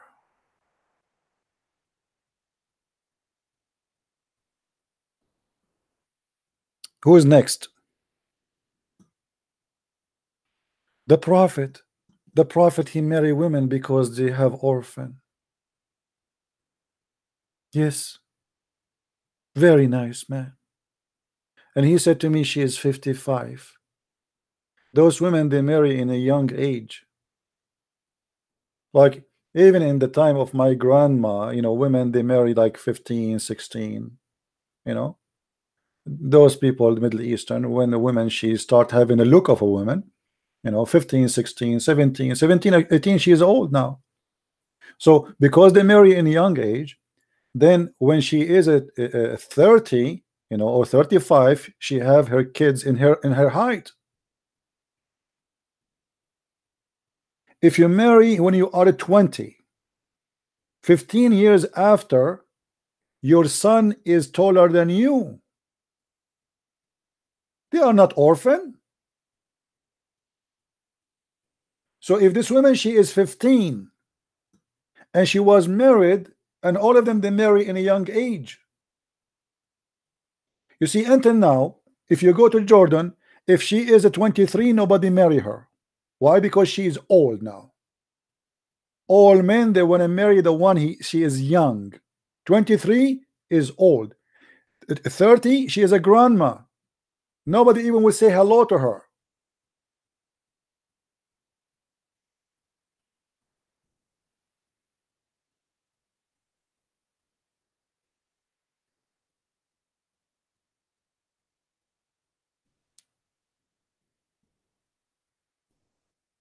Abdul tried to defend his religion. And you know, like we show it to them in Arabic, we show it to them in English. They don't know Arabic anyway. But even when we show it to them in English, they go in denial more and more, and they start saying, I don't agree with that. And who are you? Why you don't agree? Because this guy, he is born 800 years after Muhammad. You are born 1400 years after Muhammad.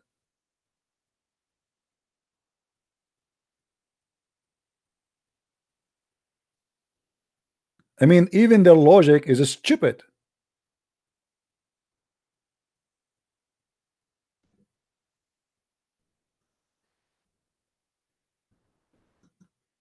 It's the same, by the way. This is the same logic in the Quran. If you go in the Quran, you will see supposedly Allah saying to the Muslims, and those who debate you about Abraham, say to them, how you can debate and you came after Abraham? He forgot that he is the last one.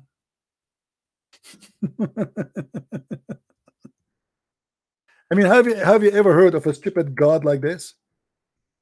How you say to them that the one who come to you after Abraham, the one who come after Abraham, he cannot debate about Abraham, but Muhammad is the last one.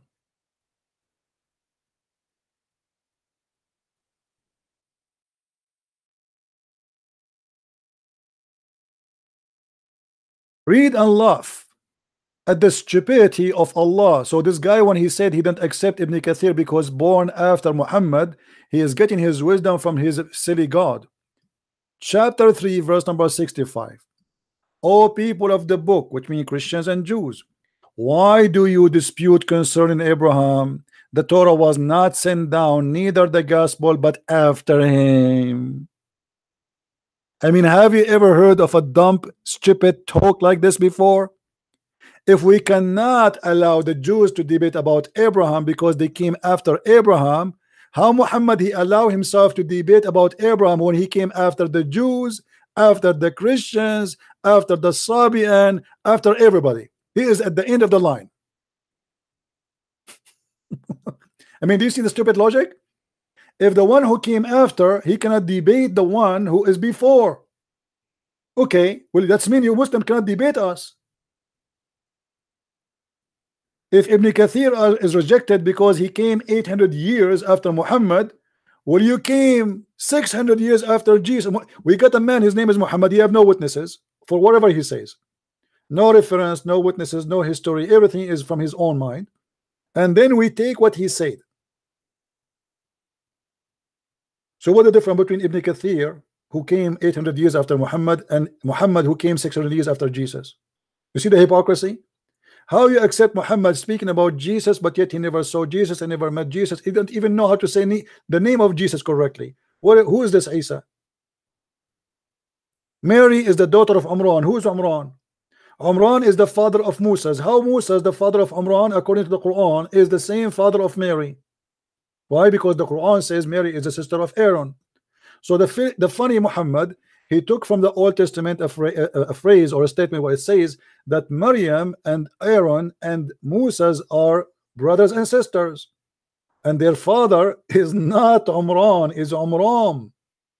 So Muhammad cannot quote the name correctly. He cannot quote history correctly. He misunderstood and he have no idea what he's talking about. And then you still accept Muhammad, who came 600 years after Jesus, to tell you about Jesus, about Moses. The one who came after Abraham cannot debate about Abraham. Muhammad cannot debate about Moses.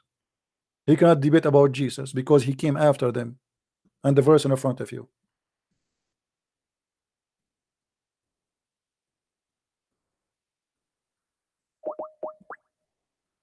I think he is calling a game, maybe.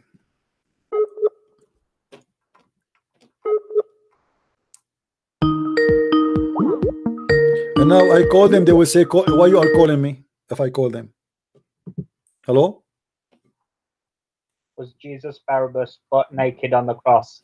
Is that hurting your ass? Is that hurting you? Was he butt naked on the cross? Is that hurting you? Not hurting me enough. Okay, let me answer you guys. Is Jesus was naked but in the, let me show you what your prophet said, that you are a donkey. I will answer you from your prophet. Here we go. He's making fun, saying that Jesus was naked in the cross. Did you hear it? Okay.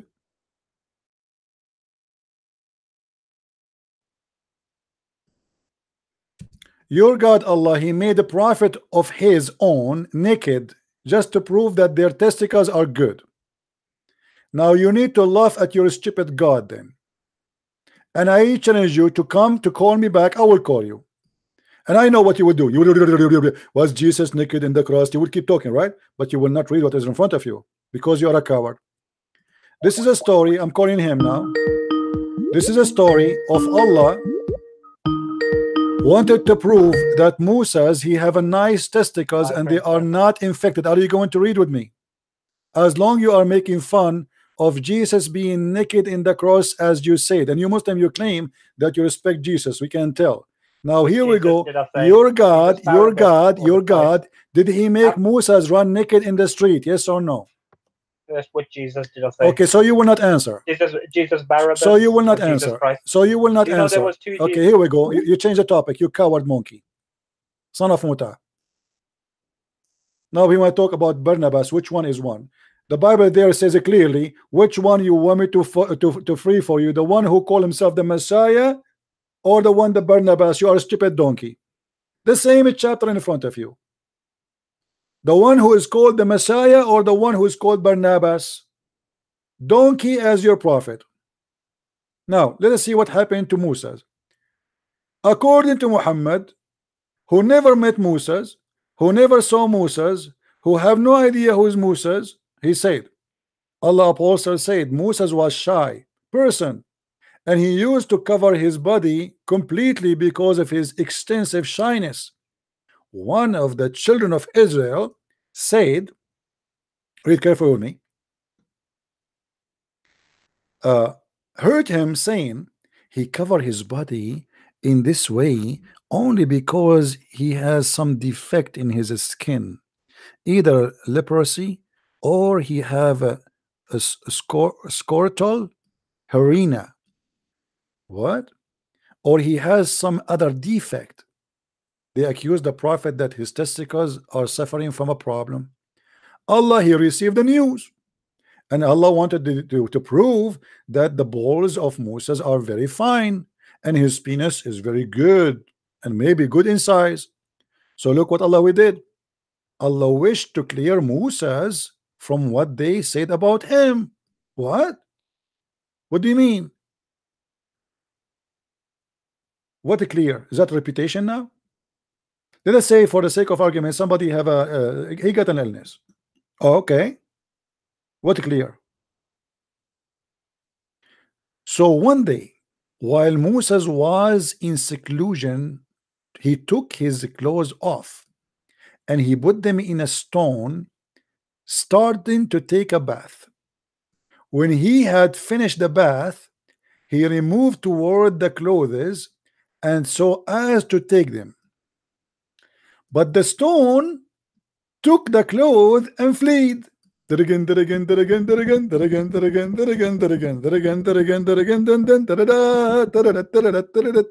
Stone is stone. And then Moses he picked up his stick and run after the stone saying, "Oh stone, give me my garment." And look, hold on. I mean, do you see something really stupid here? Moses is worried about the clothes. He was not astonished that the stone is running. It looked like at that time stones used to run normally. Like you walk in the time of Moses in the street, you see a stone walking by. Hey stone, how you doing? Assalamu alaikum. Hey stone, what is your family? They are following me. Moses, he was not like, what? He should say like, what? Stone is running? He didn't say that. He chased the stone and he was talking to the stone. Looked like at that time two stones they took. And now he is totally naked. And this Muslim, here we go, we have to prove now that Muslims, they never respect Jesus. Because even if you claim that Muhammad, he taught you to respect Jesus, you should not insult him. Even you are talking about somebody believing something you don't agree with. You are trying to call me to say that Jesus showing his butt. This is what you said, everybody heard you. Secondly, they are not totally naked, you donkey. Even your prophet, he used to wear the same clothes when he is doing ablution. And not only that, your prophet used to show his penis and his testicles. And your prophet used to do poo-poo and Muslims are around him. And not only that, they bring him stones to clean his ass.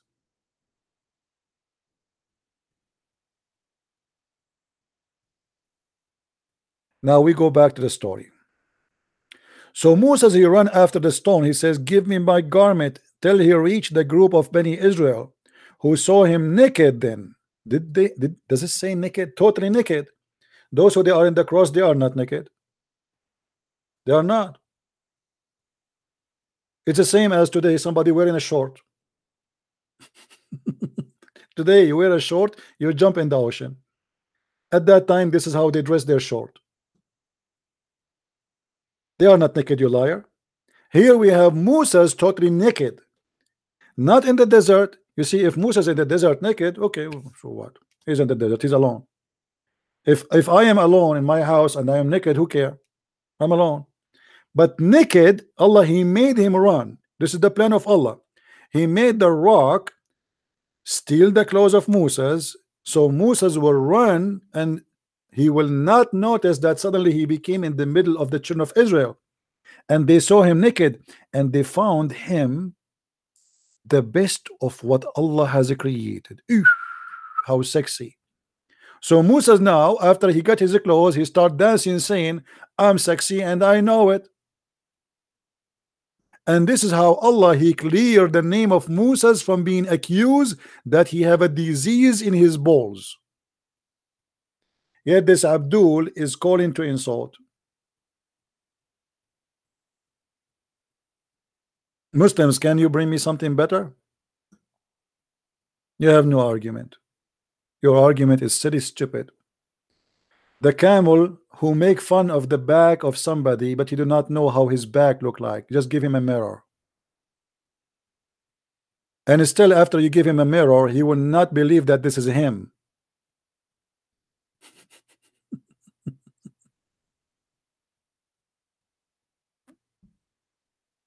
Right?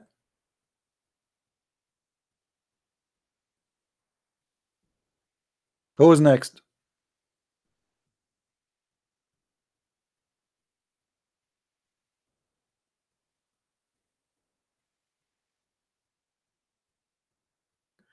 Majority of Indonesia is Islam. You do not know anything about Indonesia. So what does this have to do with me, my friend? So what?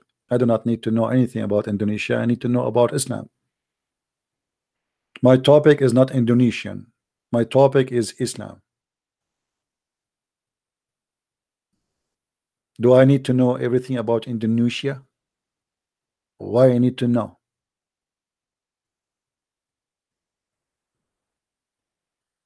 I have no problem with people who they are from Indonesia. I have a problem with Islam. It's a stupid. This is a stupid cult, as you see.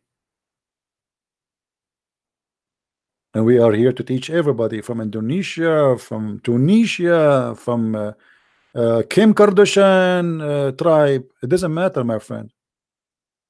Who care?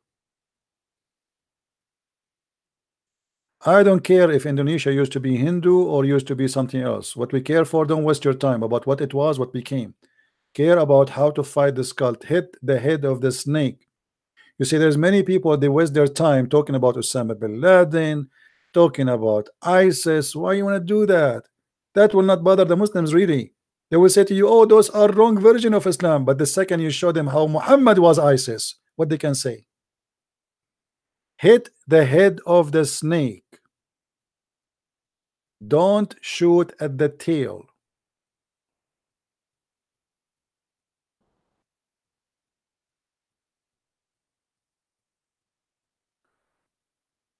Do we have any Muslim here wanna call us and tell us what kind of God he made Moses run? And by the way, Muhammad, he confirmed. Look how Muhammad, he confirmed the stories. Muhammad, he knew everything, man. I mean, this guy, he knew everything. Look, and then after Moses, the stone stopped. Allah, he made the stone stop supposedly.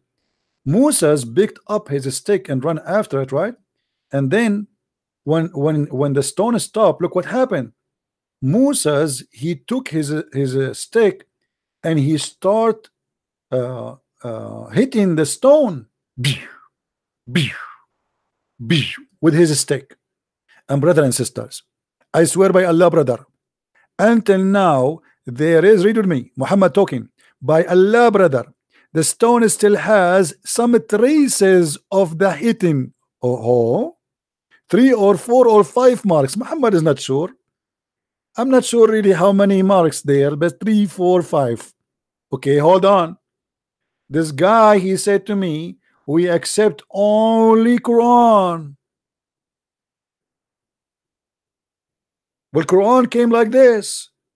Muhammad telling stupid stories, as you see. If there's any proof of the stories in the Quran, if there's any witnesses, nothing.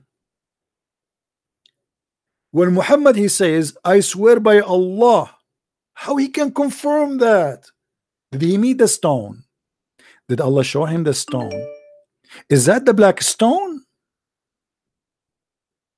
And how in the world the stick of Moses can leave marks in the rock? Man, the stick of Moses is something.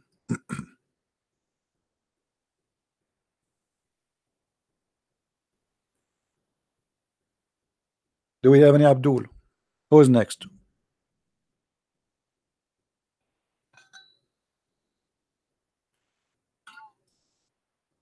We have a guy, his name is Luqman. You see, the Muslims, they are hero in the text. Call me. Silence me. Show me Wikipedia like the previous caller. Luqman, why you don't call me, my friend? Bring with you the stick of Moses and beat me with it. And leave marks. Let everybody see what you can do. Huh? Why you don't call me Luqman? By the way, his name is Luqman. Do you want to see this guy? He keep calling me. If you are not a Muslim, don't call me. I will block you. Your name is Victor. If you are a Christian, I will block you. Don't keep calling me.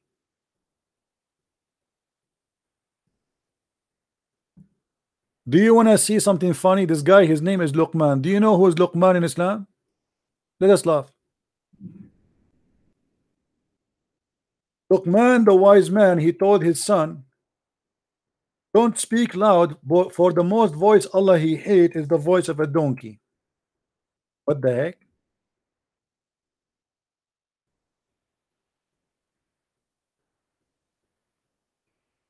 What the voice of his son have to do with the voice of the donkey?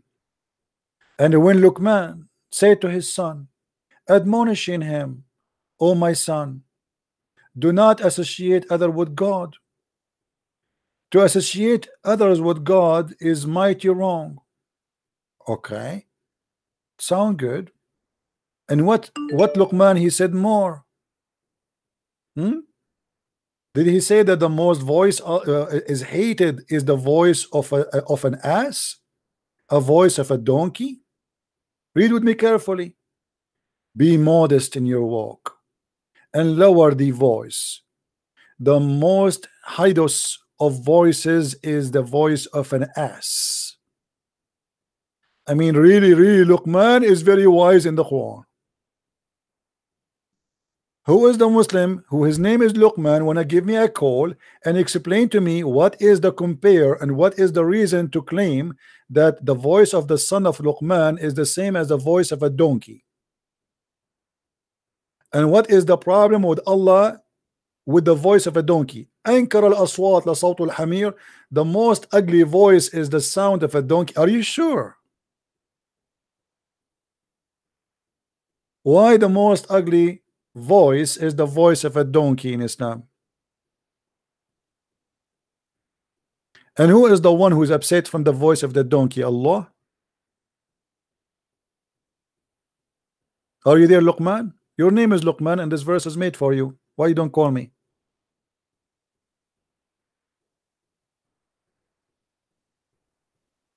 We need to change your name, yeah, from Luqman to Luqman. Luqman. This is so smart.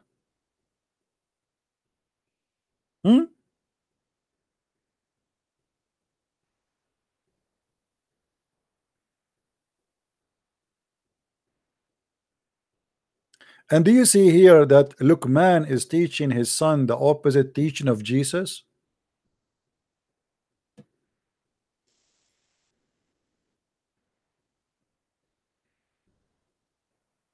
Who is Abdul?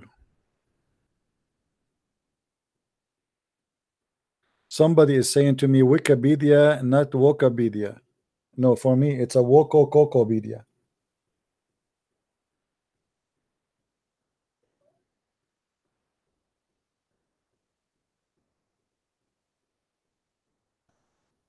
Any Abdul?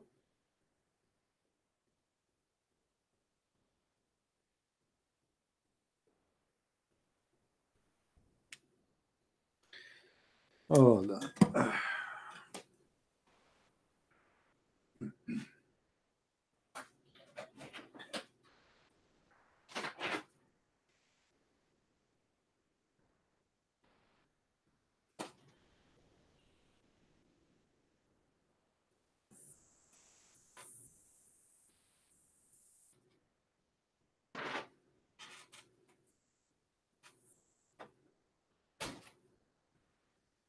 Oh. Abdul.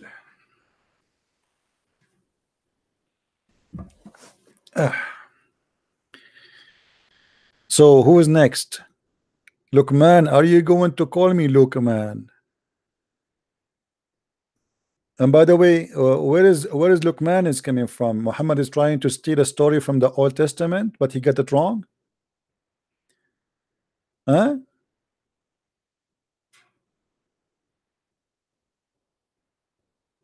Any Abdul?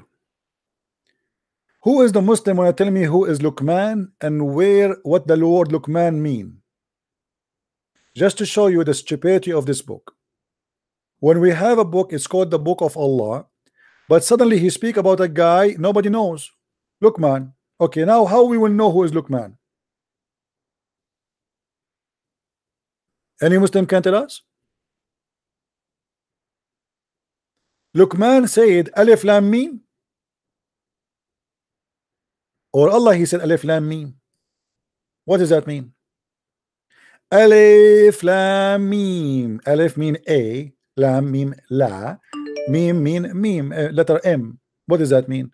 Mercedes Benz, Alpha and Romeo.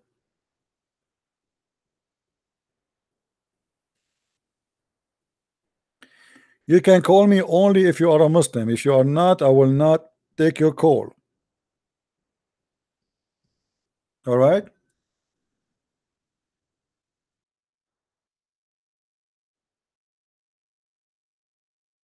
Don't call me unless you are a Muslim. We want everybody to see how silly this cult is from the mouth of the Muslims. Okay, this guy is a Muslim.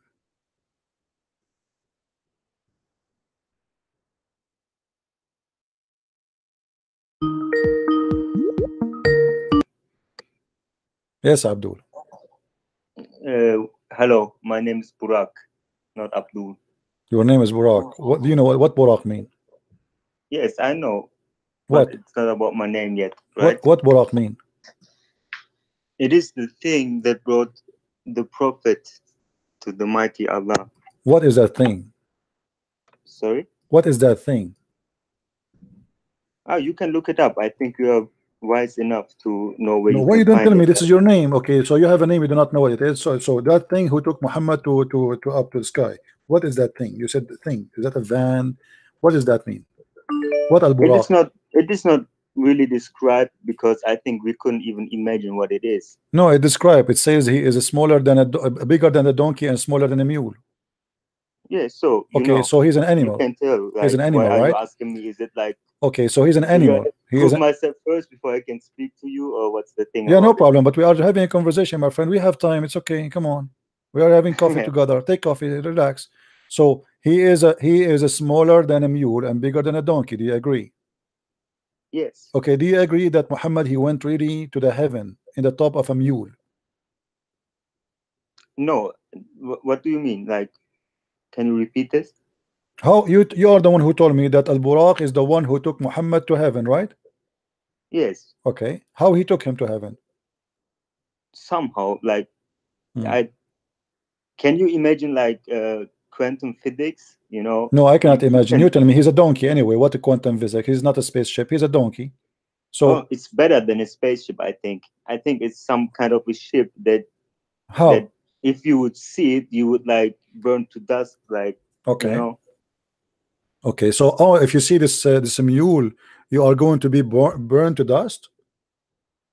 No, I didn't say that. I said I think if you try to imagine it, you can like come close to it or you can see it, then it must be something so fantastic that maybe, let me change my words, but maybe you would wish to burn to death because it's all about what you're saying. That's you know? nice. Okay, let me ask you now.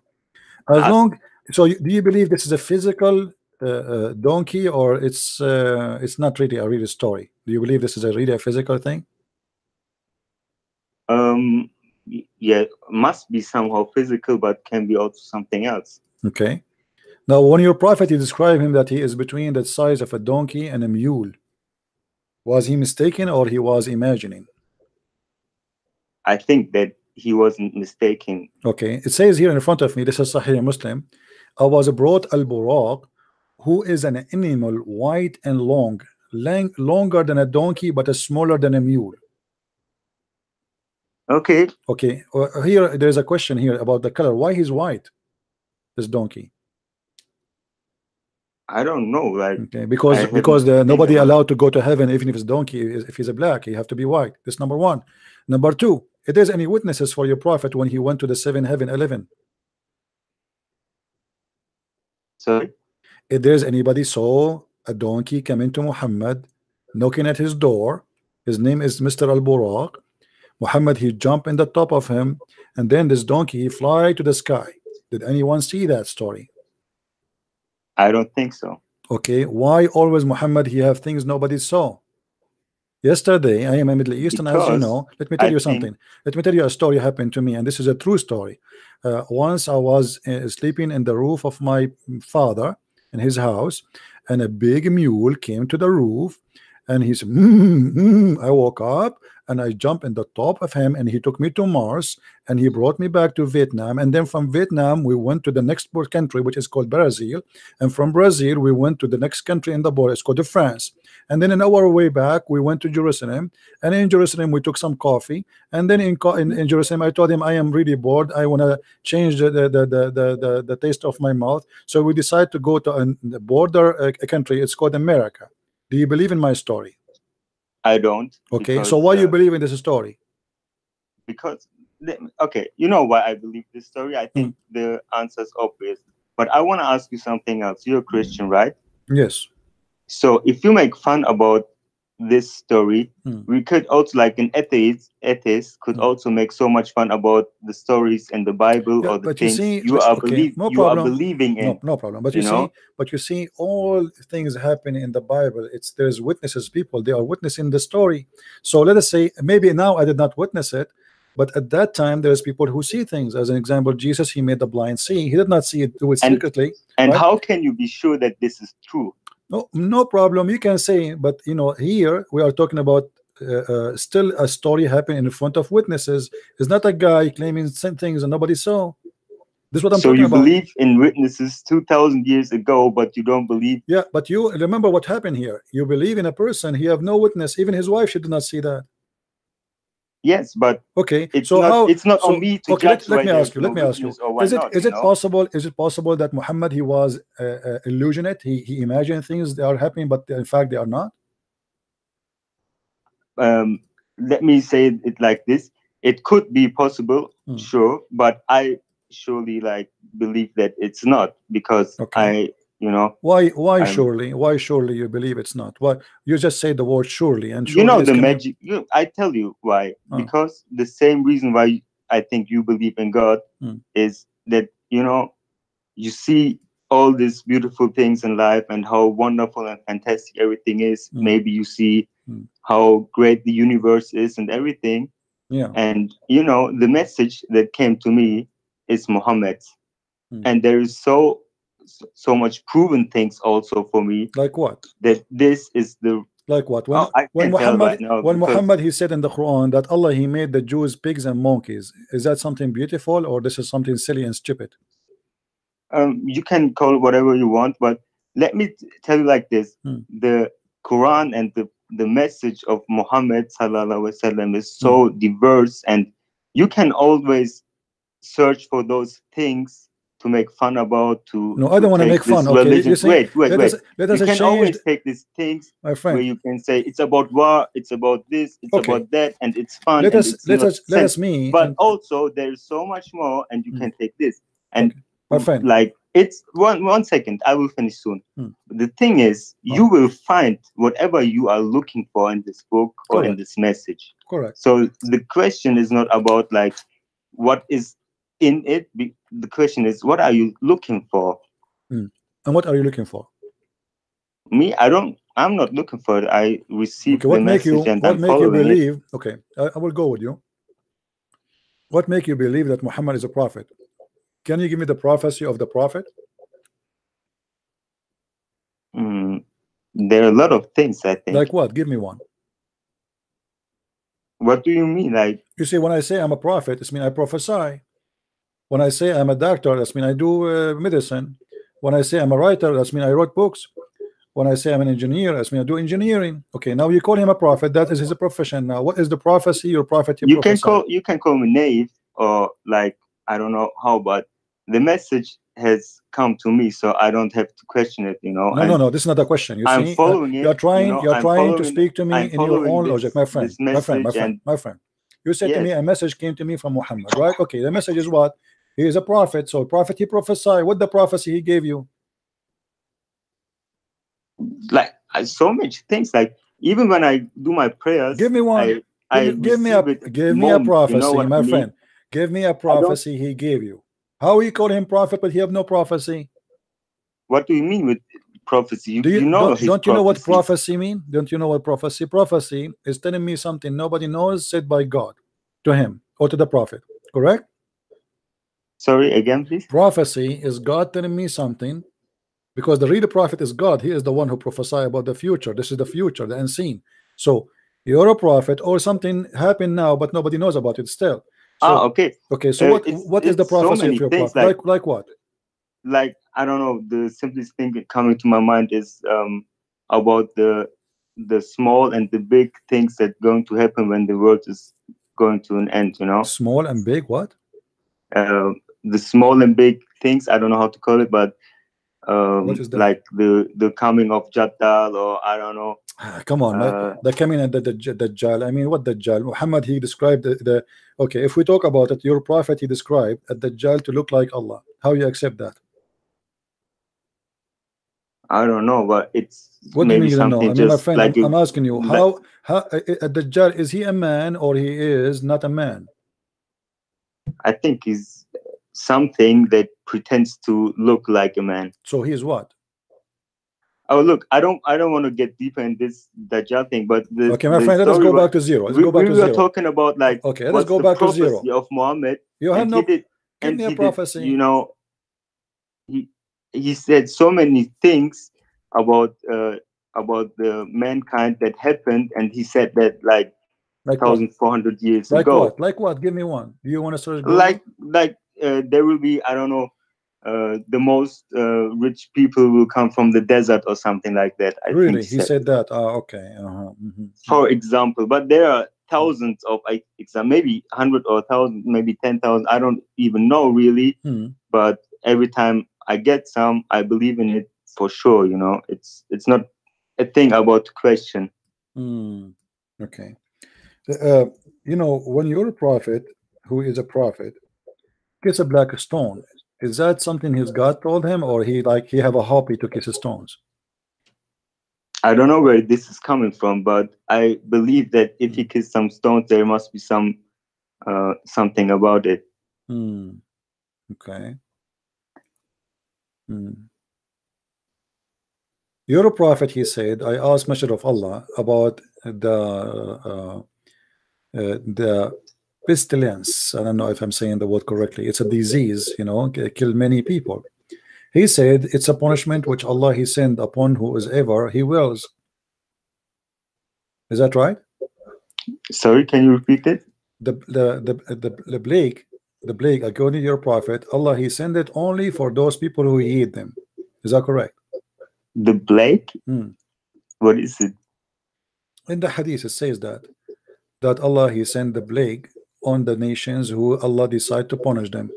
Okay, what does the word plague mean? It's a disease, can, you know, kill people, you know, like it's like a, let us say it's like a flu, but it's very bad, you know, it kill you very fast. Okay, and what was the hadith? It can be spread. Okay, what? What was the hadith? The hadith says that Allah, he punished people who they have such a disease. This is a punishment from Allah. And your prophet, he says that such a disease will never enter the city of Al-Medina or Mecca. Okay. Okay, but people, they die because of this disease in Mecca and Medina. Okay. Okay, so how in the hadith says Allah, he punished those who have a plague, it's a punishment, and then he says that the one who died by the plague, he is a martyr for Allah. Okay, there I never said like that everything must be like for like 100% correct, because you know, maybe this was about something else, or I don't know. I want you to go right now and search. Let me ask you. Hold on, wait. You can go right now. You can go and search right now. Did the plague enter the city of Medina? You will find yes, and many times. When Muhammad, he says that Allah also said neither the Messiah at Dajjal, the false Messiah, nor the plague will enter the city of Medina. He's a liar. How you can say he's a prophet? Here we go. He prophesied that the plague will never enter the Medina. But maybe when we die, we will find out that this thing will clarify. You know what I mean? What do you mean? They enter already the Medina. He said it's not black and white. He said, my friend, he said neither the false Messiah, neither the plague will enter the Medina. And you can go right now to the Saudi government website and you can check how many cases of a plague happen in the city of Medina and the report of death. So Muhammad in history, and you will see that Muhammad here is a false prophet. Okay, that can be true, but it's still not a reason, you know, to say that the whole religion is. No, it's a reason, because if I claim to be a prophet and you prove me saying a lie, that's mean I'm a false man. What do you mean it's not enough to prove? Oh, I mean, maybe we just understand it wrong, because it can be. No, here we go. Here we go. Explain it to me. Or something like my that. friend, Or it's very simple. It's a plague. We know what it is. He promised it's not going to enter the city of Medina. What understanding wrong? It's very simple. Here we go in front of us. What exactly is a plague? It's a disease. Really I don't know what's your language. What is the language you understand? German. Okay, take the word and translate to German. Plague. Translate. I don't know what is in German. It's a plague. Okay. Okay. Yeah. I think I know it. Maybe he was talking about some specific plague, and you know. No, my friend, this is the only one that people knows. People die by it by thousands, by millions through history. So it used to kill. You know, Europe suffer from it. Middle East suffer from it. Jerusalem suffer from it. Saudi Arabia suffer from it. You know. Okay, so I have no answer for this, but now I want to ask you something. Ask me something. What is your real problem with the Islam? Well, Islam is a very filthy cult, spreading violence and hate, and it destroy all countries. I know. Where I'm coming from, my country is destroyed because of Islam. As simple as that. Is it a problem for you or not? People, no, it's not. Okay, I can truly understand that it's all right. Okay. But I know that people told you this often, but you also know that it's not about the Islam that brings hatred to places. Do you have maybe people can utilize it, but that also happened with Christianity. So will we go and say, oh, okay, let's just rip off Christianity because it brought so many people death? Okay, here we go. We have Quran. Do you have a Quran with you? Yes. Okay, read for me chapter 5 verse 14, if you don't mind. Oh, I do mind, because I don't want to read it right now. Why not? Because I read it in German. Read it in German, no problem. No, I don't want. Sorry. It's okay. I understand German. You know. Yes, but I just don't want to read it now. I speak all languages except the language you understand. So I'm like your prophet. I speak all languages except the one you know now. So now you read it in your language. It says that Allah, he spread hate and enmity between the Christians, one to each other. And you are the one saying to me, there's some people, they use it for their own agenda. But your God, Allah himself, he's saying, I am the God who like to spread hate. Are you against hate, my friend, or you support hate? I am against hate. Okay, so how you support Allah then? If Allah is saying, I'm going to spread the hate and enmity between the Christians, so what we will do now? Look, even if he didn't say that, even today we would have. It's not we would have hate, right? Okay, no. So he tells us. No. Okay, hold on. But here we have a problem for a bigger reason. So okay, I don't question it. My friend, What kind of God? If God is spread hate, shaitan, he do what then? What is the job of shaitan? But that's the story. Like, even if there wasn't Islam, even if there weren't living My Muslims or friend, whatever, I don't care. and You there keep would running still from be the hate on question. You earth, keep and we would running. You still keep say, okay, you it's keep about the God. running. You keep running. We are talking here about someone he claimed to be God. Don't tell me if there's no Islam, there's Islam. You will say to me there's hate. No, Allah says that the hate is exists because He spread it, and this is your book. So stop playing a game. I don't know. I don't It's care. okay. I have no I idea. tell you, look, it's for me. Okay, maybe there must be hate, but even if I think it's so bad and stuff, but maybe it is for a high reason, and it is for something I will not understand. It doesn't matter now. what I say to you. Let us make it simple. Let us make it simple. Now. Whatever and, I say to you. You know, also we don't live for this life. Okay, we live my for friend. the. Yeah, thank you very much. I have no time for kids talk, because obviously whatever you say to me, okay, but you give me no answer. A second ago you were speaking against hate. The second I showed you that this is the Quran teaching hate, suddenly you have no problem with it. You give me a speech about hate. If this is what Allah he do, shaitan he's doing what exactly? What is the job of shaitan right now? You Muslim, you believe in shaitan. So if Allah is the one who spread hate, shaitan is doing what? He's watching. He's saying to Allah, good job. Good job, Allah, good job. Good job. What is that? The one who should spread hate is shaitan. Shaitan should say, I will spread hate and enmity between them. But this is God. So God, he spread hate, and shaitan is saying to Allah, he's learning from him, good job, Allah, good job, I'm learning. Keep going. So what you say to me, I have no problem with it. No, I don't want to read it. Why you don't want to read it? Violence. Isn't it the Quran says go and kill the Christians and kill the Jews unless they pay you money to live? Pay or die. That is Islam. So what do you mean? Why you have a problem with Islam? Islam want to kill me. If Muslim took over, pay or die. And you are telling me what is the problem? What kind of religion, what kind of cult it says to a human being, just because you don't agree with them, pay or die? And what kind of a prophet, if you pay him, he have no problem, he will let you live and not to worship his God. If worshiping Jesus is a big sin, how come it's not a big sin no more if I pay him?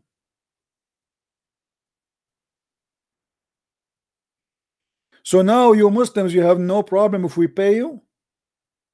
And the word mafia is coming from this, pay or die. When the Muslims occupy Sicily, the people of Sicily, they learned that from the Muslims. When the Muslims left, the gang took over, because people used to pay to live. Pay or die. And this is where the word mafia is coming from. Family business, pay or die. The word assassin is coming from Muslims. Pay or die is coming from the Muslims. And this is coming from the Quran, as you see.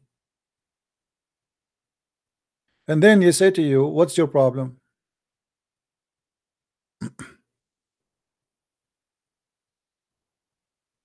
Right? What if America now, what if Trump he announced today, we will give you 10-minute Muslims, either you pay or you die? What you will say about Trump, you will see how evil, how disgusting, but he will force you to pay because you have no choice. But this is your God. Pay or die. Not only you pay, you have to pay with humiliation. You have to be humiliated.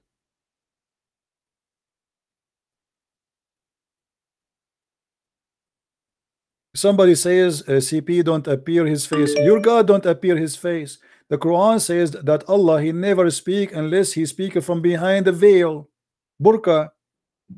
So how come you don't ask the same question you asked me to Allah? Why you want to see my face? If I show you my foot, is that fine? You are terrified of me and I am not showing my face. What if I show my face? What will happen to you? You will die. The Muslim cannot answer me. They say, show your face.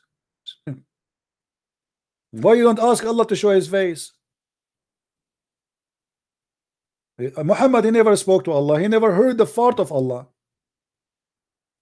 Shouldn't at least Muhammad speak to his God at least once? Hello? Allah spoke to Shaitan.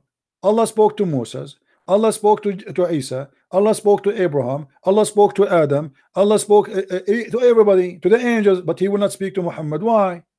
And the Muslims, they say that the favorite creature for Allah is Muhammad, yet Allah don't want to speak to him. He sent him a delivery guy. His name is Jibreel.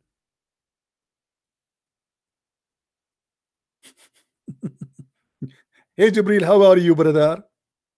And later we find that Jibreel, he looked exactly like his boyfriend Dahya al-Kalbi. Why? Even the delivery boy of Allah, Jibreel, he looked like the boyfriend of Muhammad, who spent the whole night with Muhammad, and Muhammad tried to cover his ass. Why this guy, he stayed all night with him? He told him, this is Jibreel.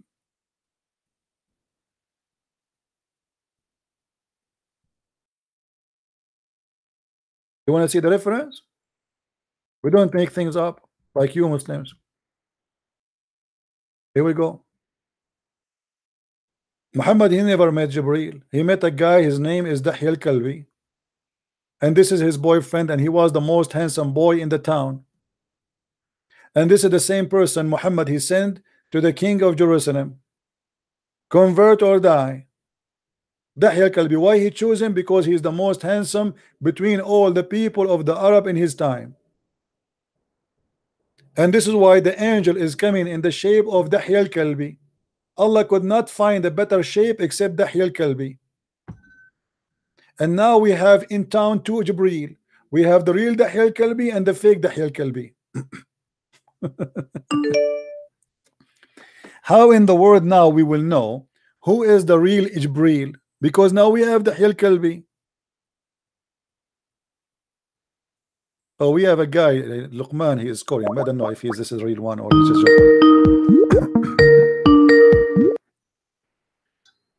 Yes, Abdul. What was the first name of Barabbas?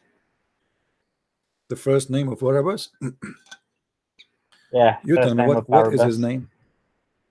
His first name was Jesus. And? So which Jesus was crucified? It says there in the chapter that the one who claimed to be Christ. Which one of them claimed to be Christ? Do you accept there was two Jesus? Okay. Do you accept the chapter there where you get the story from? Do you accept it or not? No, it's not historically. Does it say? Accurate. Okay, shut up then. Does it say there? Sure? Does it say there that the one who called himself a Christ is the one who was crucified? Yes or no? Pontius Pilate. So you are a donkey. Don't call me again. You keep repeating the same question. It says there clearly that the one who called himself Christ. This is the one they killed him. Stupid donkey. And by the way, you just proved to me the Quran to be corrupt. Why? Because look what the Quran says, you donkey. When I call them donkeys, I call them for a reason. Let us read the Quran.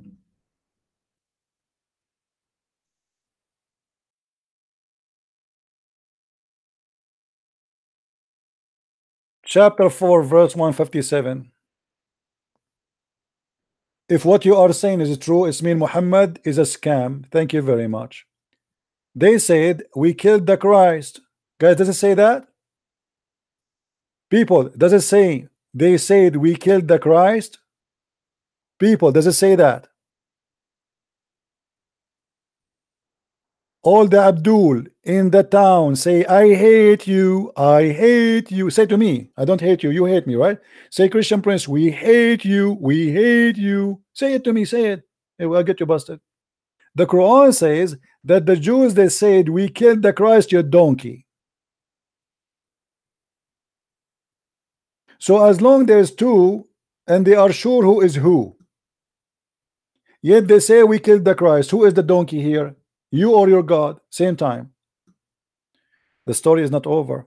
It says we killed Christ Jesus, the son of Mary. Was Barabbas the son of Mary too?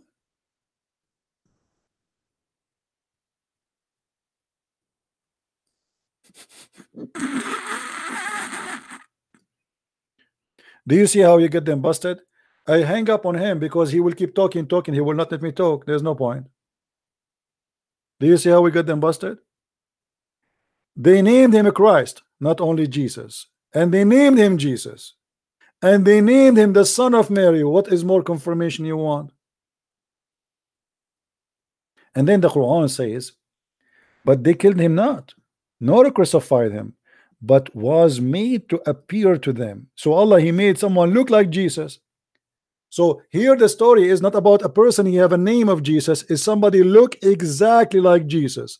But yet the Jews are sure, according to their belief, that they killed the Christ, the son of Mary. This is how stupid the Abduls, when they try to debate us, we get them busted from their books. Now here the story is proving to us many things. Number one, the Jews killed Jesus, yet they think this is Jesus. Correct, guys? And they think this is the son of Mary, and they think he is the Messiah. Hold on. That's mean everybody was there. He witnessed a real crucifixion of a real person who is supposedly, according to the Jews, the real Jesus, the real Messiah, the real son of Mary. As long the Jews they witness for this, how we can take the words of Muhammad who never witnessed, he wasn't there? Do you see, guys, how stupid this story? This story proved that the one who was crucified was Jesus. Because if Allah is saying, I made him appear like this, that's mean they saw Jesus. Who care? You see? How in the world we will know that we have a scam? His name is Allah. He made someone look like Jesus. And what is the purpose of this scam? Don't Allah knew that if he creates someone look like Jesus, he will make the Christian think that Jesus was crucified? And then the Christians, they will believe in Jesus, die in the cross, and then he will go bingo, he created the Christianity. So the one behind, if Christianity is false, the one behind the false Christianity, quote unquote, is Allah. Are we following, people? Do you see how we got Allah busted and how we got this stupid religion busted? If Allah, the one who made Jesus look like Jesus, or somebody look like Jesus to be in the cross, and then we witnessed that the one who was on the cross was Jesus. This is what we saw. Allah, he made us see it, what we can do. He made us someone have the same look of Jesus, the same voice of Jesus, the same hair of Jesus, same eyes. Even his mother was in the front of the cross. She could not recognize that this is not him. So if we saw this and then we write in the Bible that we saw Jesus being crucified, how you can claim that this is not happen? You just prove that this is a true story, that yes, Jesus was crucified. Or what you are saying to me 600 years after, you come to me and you say to me, this is a Jesus which Allah he created. He looked like Jesus, but he is not Jesus.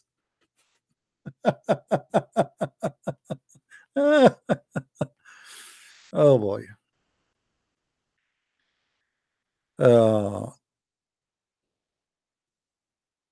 Somebody is teaching me how to speak to Muslims. Let me show you what some Christians, how the Christians they school me here. This is what I like about the Christians. They do nothing but they school you about how to talk. Let me show you an example.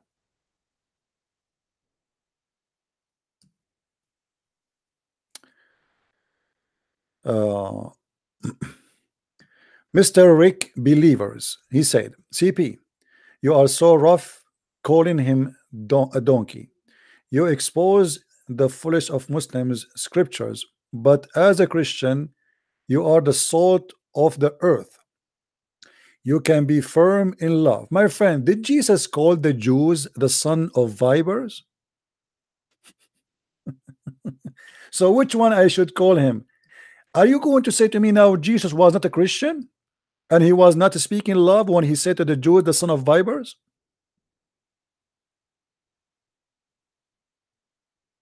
When Jesus said to them, your father is the devil. If your father is Abraham, you do what Abraham do. So why you are telling me, why you are scolding me about what? I did not call him son of viper. I call him donkey. Which one is better? Their Quran described those who do not understand donkeys, not me.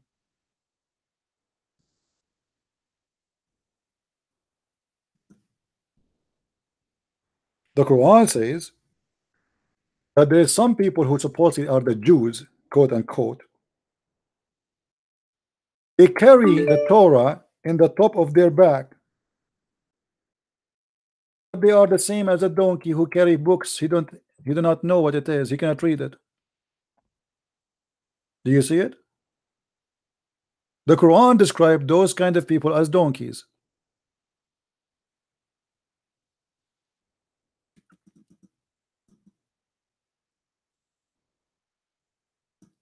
If somebody claim knowledge and he tried to convince us with something, but yet he speak as a donkey, he's a donkey. What I can do? They carry a book, but they can't understand even their own book. If you go right now and ask any Muslim about any verse in the Quran, you will see he carry the book, he recite the book, but he don't understand the book. Even they recite the Quran in a language you don't understand. That's exactly what the verse in the front of us saying.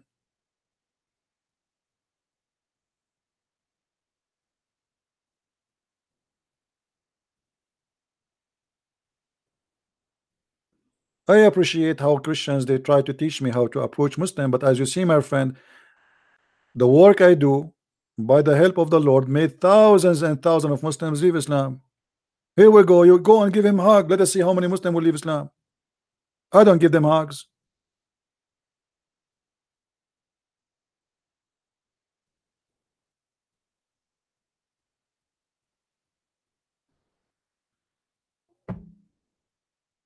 So as you see, the Quran confirm that Islam is a fraud, because if the Jews they said we killed Christ, Jesus the son of Mary, they are not saying maybe we killed him.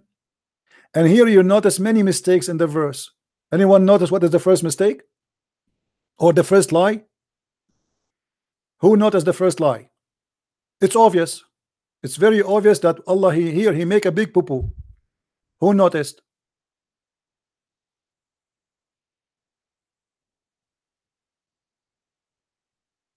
Anyone notice? What is the big mistake? Let us see who of you is going to think with me.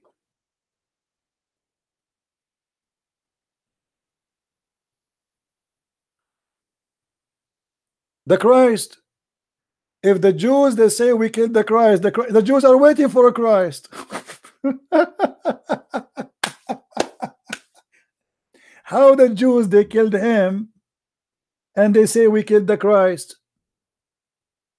The Jews will kill Christ? They will not.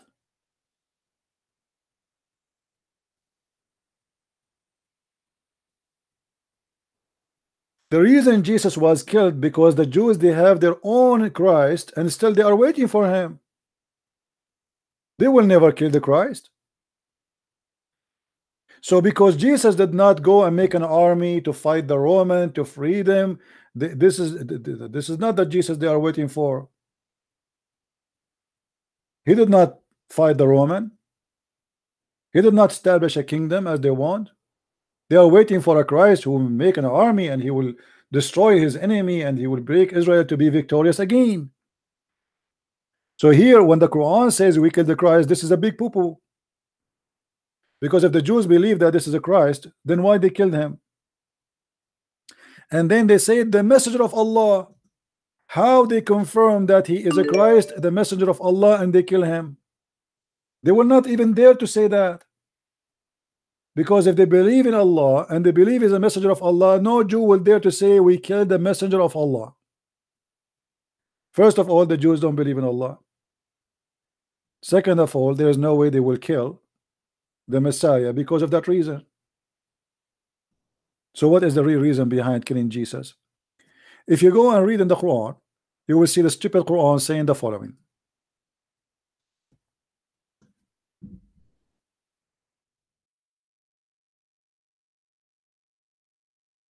And again, the stupid Quran saying so. I am not the one saying so. In the Quran, in many verses in the Quran, it says, like chapter 2, verse number 87, chapter 5, verse number 70. You know, it says that we send to the people of Israel messengers. Some of them they accuse of lie, and some of them they kill. Who are the some they kill?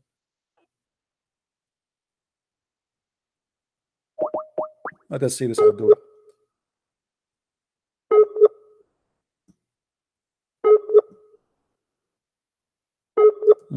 Your internet is bad.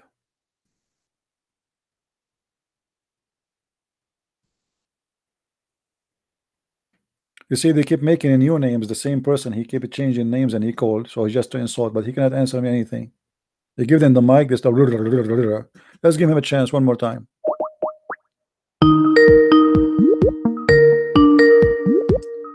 Right, listen. Hello. Christians quote Josephus, who was a Jew, and they say he called him the Christ. Okay. So now, do you have an answer for the verses I showed you in the Quran? Yeah. Okay. What is the answer? Show me. Go ahead. Why the Quran says? Why the Quran says that we killed Christ, Jesus, the son of Mary? The Jews. Why they said that?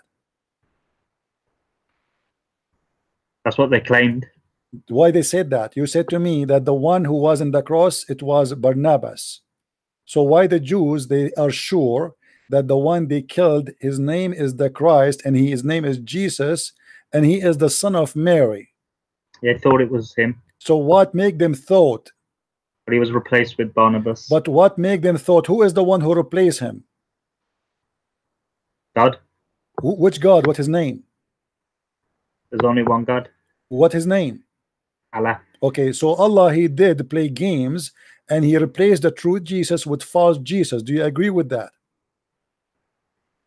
To deceive the Jews, yes. So you got Allah is a deceiver. Thank you. So Allah, he deceived the Jews, and he deceived the Christians. Okay, so now we came in agreement. Okay, hold on. So we came to an agreement that your God Allah is a deceiver. He deceived the Christians and the Jews. Hold on. Okay, well, you can go to the Bible, no problem.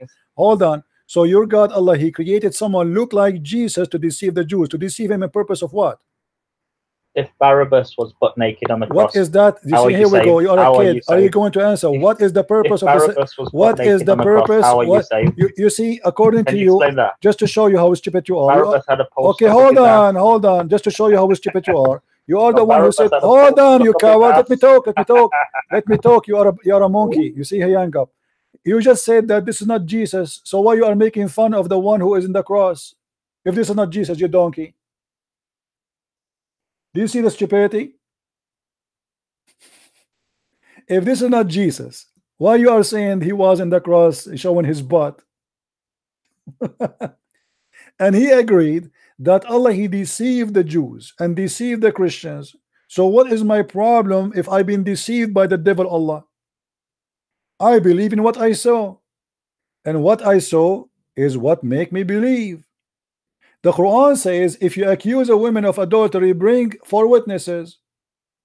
Allah, he made all the Jews witness the death of Jesus. Allah himself, he chose 4 witnesses to prove anything, even in the case for a capital punishment, which means death. 4 witnesses only. We have thousands of people witnessing the death of Jesus. And then Allah, according to this guy, and we heard him, that Allah, he deceived us. And why? Because he wants us to believe that we killed Jesus. Well, thank you very much. Based on this, Allah have no right to question my belief, because he is the one who deceived me. It is the fault of your stupid God. Guys, if I go to a court,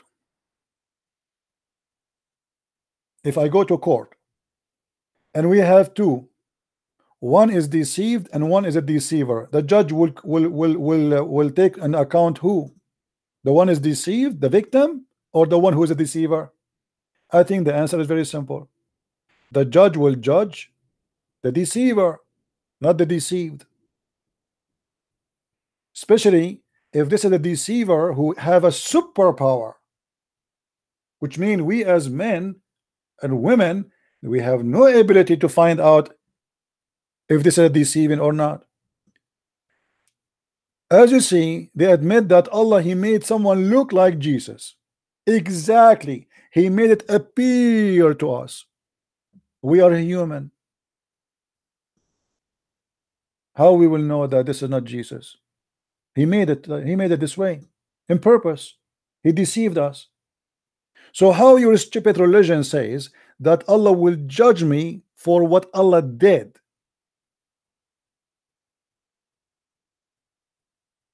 When I say to you that Allah have, I don't know why those who follow Allah, they are suffering from a very low IQ. He wanted to defend Islam, but he get his God busted. I want everybody to copy this part and post it everywhere so everybody can laugh. So Allah, He made me see Jesus on the cross, and now Allah will punish me for believing Jesus was on the cross. And then Allah, He sent me 600 years after Jesus, a guy, his name is Muhammad. He never met Jesus. He never speak even the language of Jesus, to tell me that this is not Jesus. Allah made him look like it.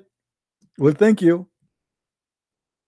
As long Allah is the one who made it look like that, go and sue Allah, for I am a victim and He is a deceiver.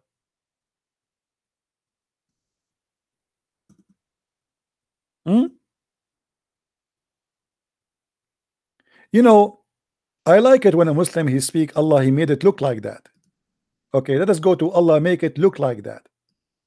When there is a shaitan, they called him Al-Abyad, which means the white. And by the way, he's not white. He came in the image of Jibreel. Did Allah make the shaitan Al-Abyad so he can deceive Muhammad? Obviously yes, because everything happened by Allah.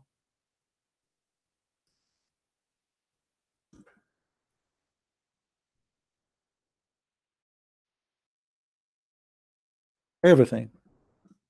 Even if you remember, we showed you the story of Adam, how Allah, He deceived Adam and made him commit sin, and the Muslims admit. And the guy, if somebody have the video, if any of you have the video for the guy when he was talking to me and he said Allah wanted to be known. Anyone have the video? If anybody can search it so we can play it in the screen so everybody can see how stupid this cult is. He said to me literally, the reason Allah, He deceived Adam and He made him commit sin because Allah wanted to be known. So He deceived Adam and Adam became a victim. If somebody have the video, let us play it. Yes, my friend, go ahead. Hello, CP. It's Asif here. Yeah, Asif. Are you right? Asif, you are the one I met, right? No. Oh, okay, because I met a person. It's my mistake. I met a person in Texas. All right. No. Hi, CP. Just on the topic of Jesus being crucified. Okay. You know, this verse gets Islam busted big time because, as you know, the Muslims, they appeal to the Jews as witnesses, like Mimi Hijab said, 4,000 years the Jews believe this and that. When it suits them, they cherry pick, and they appeal to the Jews as, very affirmative witnesses. Right. When it doesn't suit them, like in this verse, the Jews claim they crucified Jesus Christ. They don't want to believe the Jews' witnesses, you know? Right. Actually, that's a very good argument. Guys, did you hear what Asif said? It's very important. He said the Muslims, when they debate the Christians, they say the Jews, where show me the Trinity, right? Show me the Trinity. Silence me. Show me. Huh? Yeah. Answer me. Okay. For 4,000 years, the Jews instructed to worship a God alone, and He quote for them that, "O Israel, your God is one." Huh? Okay. So now the Jews are good witnesses, but in the case of the crucifixion of Jesus, the Jews are not good witnesses. Yeah. This is hypocrisy. This is not hypocrisy, my friend. This is stupidity. Yeah, it's stupidity and hypocrisy. I mean, how many times the Muslims play this game where they cherry pick. So Muslims are cherry pickers, just like Ahmad Didat, starting from the days of Ahmad Didat, Zakir Naik, they all cherry pickers, Shabir Ali. what suits them. They are not for that, even cherry pickers. They don't know what they are talking about, because the same argument. I challenge any of those who claim to be scholars to. My friend, did you notice that each time they say something, I show them from their books, and then we get them busted? Yeah. Did that?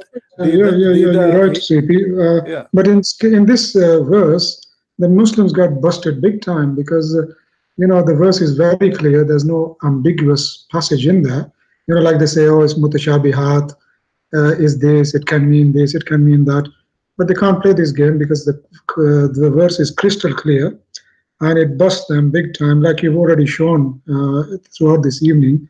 This verse busts the Muslims and Muhammad, but it busts them even more, because they like to cherry pick and use verses and Jews to their rescue when it suits them. But when it doesn't, they throw them away. They say, oh, Jews are hypocrites. Jews were cursed by Allah, and they were stupid people. So they can't do this. They got to be consistent. They have to be consistent. This is all we are asking, because they're making themselves look like fools. To be honest with you, every time you bust an Abdul, it looks like a fool, and makes Islam look like a fool as well. But that's what I wanted to say. That we are listening very, very diligently, and we know that they are playing games, and they can't play games, because we know everything inside out now. With your help. That Islam is being busted and the Abduls are being busted, and this verse bust them big time, because like you said, Mary was there, Jesus' mother. How can they all be deceived? How can all these Jews, all the Romans, everybody be deceived? And yet this person comes 600 years later and says, oh, no, this is how it happened. They call him a Christ, they call him a prophet, and they call him the son of Mary. I mean, what is more to confirm? That's right. What is missing is the size of his shoe. That's right. Yeah. I mean, they don't even realize that they're busting themselves when they're busting themselves. Do you see what I mean, CP? They bust themselves, but they don't realize they've been busted. Yeah. This is how silly and stupid they are. And that's all I wanted to say, because this verse clearly for me busts Islam wide open. Asif, because what do you think about this verse on the screen? Just hold on, CP. Let me just switch to the screen. Chapter 6, verse 107. My screen is a bit behind your time. You can read it for me, CP. It says here, I will translate like the Muslim translation, saying, if it had been Allah planned, they would not have taken a false god. Yeah, Allah's getting himself busted there again. You see? What? It's Allah plan. It's Allah's plan. Allah's always playing games. Allah is sometimes playing deceiving games. Allah is a Satan. Like you said, who needs Satan if Allah is playing all these games? You might as well sit on the fence and learn it. You see, actually, here the translation is not really accurate. It says, "Wa insha'Allah ma ashraku." But if Allah He wanted, they will not be worshiping false god. But this is what Allah want at the end of the day, because Allah don't want them to worship the true God. So the Quran have tons of verses saying that you do things because Allah wanted that to happen to you. You worship a false god because this is Allah's decision to you. All right? Yes. Yeah. In chapter 6, verse 41, look what it says. It says, "Nay, on him would you call, and if it be his will, he would remove the distress and the oxygen, etc. And you call upon him, and you would forget the false god." So you are calling other god as God, but because Allah He wants you to call other god as a god, it is His will. This is what you do it. Yeah. It's so the translation look funny. So I'm trying to look for the word. It's actually everything Allah says, Muhammad says, they just bust themselves right on the spot. Yeah. And the other thing is, CP, just very quickly, Timothy 1. I was looking at Timothy 1:1 in the Bible, and I think this applies to the Muslims very much. If you read this, where it says about, I think it's talking about people taking false gods and all that. In Timothy 1. This applies 100% to the Muslims. You know, any Christian, anybody listening in the chat, they should read Timothy 1. You know, it explains it very, very beautifully about the state of Muslims. They're in denial. You know, and I would urge everybody to read Timothy 1. You know, to get a grip of the mind of Muslims. We can take a break and we play Timothy 1, and I will get some water. My throat is dry. Thank you very much, Asif, for calling. Let us hear Timothy 1 as our friend here, Asif, advised us. Thank you very much, Asif, for the wisdom you share with us. Let us hear what the Bible says, as our brother here advised us to hear and to listen to. Paul's first letter to Timothy, chapter 1. Paul, an apostle of Jesus Christ, by the commandment of God our Saviour, and Lord Jesus Christ, which is our hope, unto Timothy, my own son in the faith. Grace, mercy, and peace from God our Father, and Jesus Christ our Lord.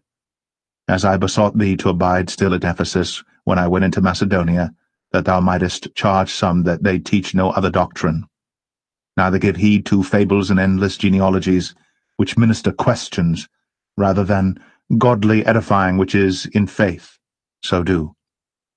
Now the end of the commandment is charity, out of a pure heart, and of a good conscience, and of faith unfeigned, from which some, having swerved, have turned aside unto vain jangling, desiring to be teachers of the law, understanding neither what they say, nor whereof they affirm. But we know that the law is good, if a man use it lawfully, knowing this, that the law is not made for a righteous man, but for the lawless and disobedient, for the ungodly and for sinners, for unholy and profane, for murderers of fathers and murderers of mothers, for manslayers, for whoremongers, for them that defile themselves with mankind, for men-stealers, for liars, for perjured persons, and if there be any other thing that is contrary to sound doctrine, according to the glorious gospel of the blessed God, which was committed to my trust. And I thank Christ Jesus our Lord, who hath enabled me, for that he counted me faithful, putting me into the ministry, who was before a blasphemer, and a persecutor, and injurious. But I obtained mercy, because I did it ignorantly, in unbelief. And the grace of our Lord was exceeding abundant with faith and love which is in Christ Jesus. This is a faithful saying and worthy of all acceptation, that Christ Jesus came into the world to save sinners, of whom I am chief. Howbeit for this cause I obtained mercy, that in me first Jesus Christ might show forth all long-suffering, for a pattern to them which should hereafter believe on him to life everlasting.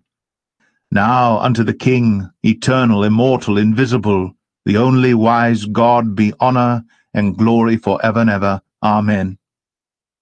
This charge I commit unto thee, son Timothy, according to the prophecies which went before on thee, that thou by them mightest war a good warfare, holding faith and a good conscience, which some having put away concerning faith have made shipwreck, of whom is Hymenaeus and Alexander, whom I have delivered unto Satan, that they may learn not to blaspheme.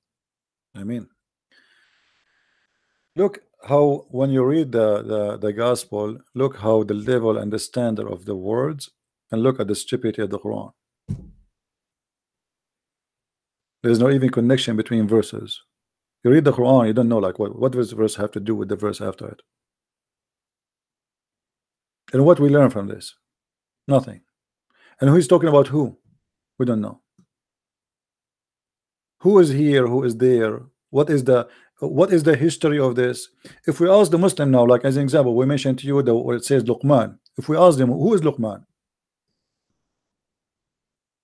they have to go and search in the Old Testament to find Luqman. Shouldn't you present for me first who is Luqman before you tell me about Luqman?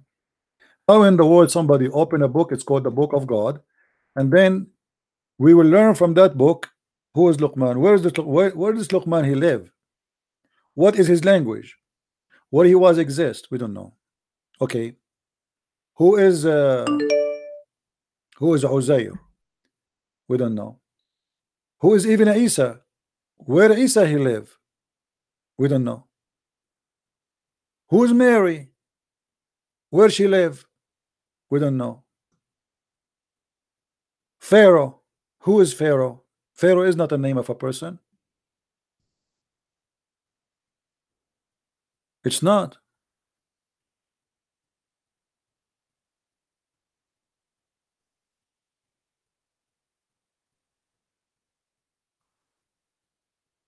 As you see, Muslims, they try to argue, but each time they argue, they prove Islam to be a false cult. What we learned today from the callers, that Islam is nothing but a scam. There's no marriage in Islam. That's what we learned. It's just the F word. Muta is the religion of Islam. Sex in earth, sex in heaven, sex everywhere. The big arrow, or let us say the flag of Islam, should not be two swords. It should be a penis and a vagina. Actually, a penis and 70 vagina. Because you say the Shahada, you get what? You get a vagina. You say the Shahada, you get what? You get hummus. Barbecue. Islam is about the stomach and down, not about the heart. What is the reward of a Muslim man in heaven? I challenge any Muslim to show me what a reward can we be proud about. Let me remind you of what Muslims they say to us here in this program about Allah and his heaven. Nothing guy is a fraud. Sin in heaven. Huh? Nothing is sin in heaven. Thank you very much. That's what I'm saying. In the heaven, you can have sex with the goat. It's fine for you, right? Nothing sin. There's no sin. You can have sex with your mother. Okay. Yes. Well, okay. So you can have your. Did you hear? A Muslim, he said to us that Allah, he forbid him from eating pork, drinking wine, but it is halal to have sex with his mother. There is no sin in heaven. Did you hear it? And this guy is a speaker corner. He is doing da'wah to Islam. He is the one who want to convert you to Islam. By saying what? By saying this. Sorry? Mute YouTube so we don't have double voice. What do you want to say to us, Yes. Mr. Ras? Why you are upset? You said you said this guy is a fraud. Sin in heaven. Huh? Nothing is sin in heaven. Thank you very much. That's what I'm saying. In the heaven, you can have sex with the goat. It's fine for you, right? Nothing sin. There's no sin. You can have sex with your mother. Okay. Yes. Well, okay. So you can. You are proud about having sex with your mother. You and your father, you will have sex with the same woman, which is your mother. Anything is fun. Everything comes from God in heaven. No problem. So in the heaven of Allah, you will have a threesome. You and your father and your mother in the bed. Okay. Okay. And you don't see that there's something wrong with that. What do you not understand about nothing is sin? Well, I'm just trying to understand, my friend. You see, I'm not smart like you. We think it's sin due to our social structure. If Zakir Naik, I'm not trying to insult, by the way. I'm not trying to insult. Don't take me wrong, please. You know, I don't know you. Okay, no, I'm not trying to insult. If Zakir Naik, he want to have sex with your sister, and you like your sister, so are you willing, you and Zakir Naik, to share your sister together? In this case, Zakir Naik in heaven, he would have a situation in which he could. He could. So you and your sister and your Zakir Naik in one bed. But it wouldn't be wouldn't be my sister. Why not? In heaven, think of it as anything can happen. Well, anything can happen. So your sister, it's possible that you and Zakir Naik having sex with your sister in the same time. That's amazing. I mean, what I can say. This is beautiful, my friend. I'm really in touch. I'm thinking now to convert to Islam. And can you tell me what is the wisdom behind this? Why? Why your sister and Zakir Naik and you in the bed and you don't see that there's something wrong with that? Why you think there's nothing wrong with that? Look, okay, due to our social structure and morals, yes, it's wrong. But when you get to heaven, anything can happen. Anything can happen. Yes. What if somebody want to have sex with the Prophet Muhammad, peace upon him? If it's in heaven, yes. So the Prophet, he will take off his panty, he will bend over, and we will see somebody doing him from his behind. In my heaven, yes. Okay, that's wonderful. And do you think you will be hurt if somebody do it to you because you're a man? I mean, I think that will be hurting you badly. Do you think Allah will ease your anus pain? Listen, that person, whoever who wants to do it, he would be able to do it in his own time and space. The time and space, no problem, but he need his penis too. So you are a man now, and a man, he want to do sex to you, and now, you know, because you are a man, unless you are used to it, I mean, it's going to hurt badly. Do you think Allah will make it easier for you when Abdur he do? I would not be the one that he does it to. I'd be why? You like to do it to men? You don't like men to do it to you? No. It'd be a different me in a different time and space. Oh, so your anus will be bigger in the heaven. Okay, I got that. No. So what do you mean I am different me? You are saying different me. I don't know. A me in a different time and space. I understand different time and space. I get that. You know. Okay, explain to us different time and space. What does that mean? Let us see what I try to say. For example, you can have a dream about someone, but that someone it's not the person in real life, real time. Oh, okay. So you can dream about someone, not necessarily he's from real time, but he will become real for you, right? Yes. Okay. So what if you dream about something real? You can dream about someone real, right? Yeah. Yeah. Yes. Okay. So if you have a dream that you have sex with Muhammad Ali Clay. Yes. My answer is yes. I just explained to you. Look like you are waiting for it, like because you said like yeah, yes, like wow, man. Look like you are dying for that. Because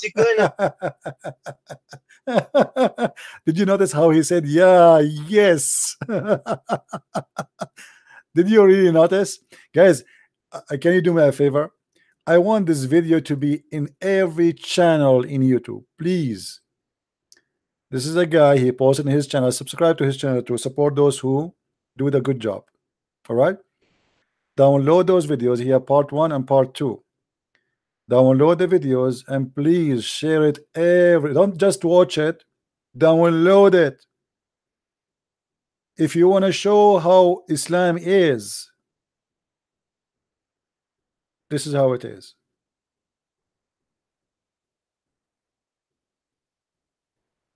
This is a speaker corner. This is a guy, he claimed that he want to convert you to Islam. His name is Abbas. All right.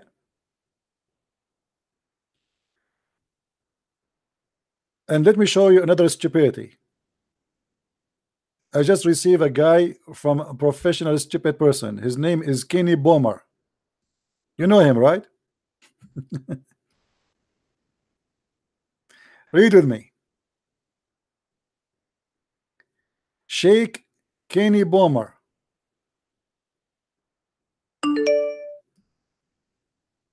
Okay.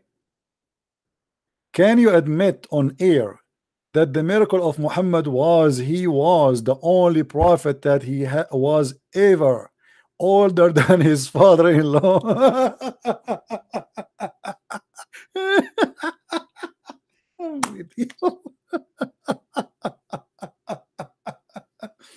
Hey, Abdul, sorry to say to you, first of all, this is a funny miracle if it's true. Secondly, he was not, because Muhammad was not older than the father of Khadija. If Khadija was 25 years older than him, you idiot, how he can be older than her father-in-law? Miracle, guys, this is a miracle. The prophet is older than his father-in-law.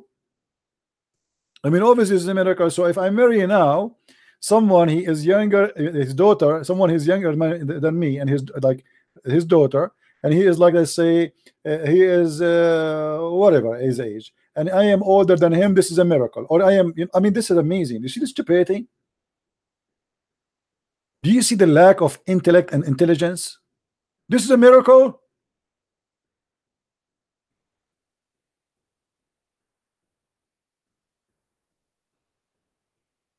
It's a miracle.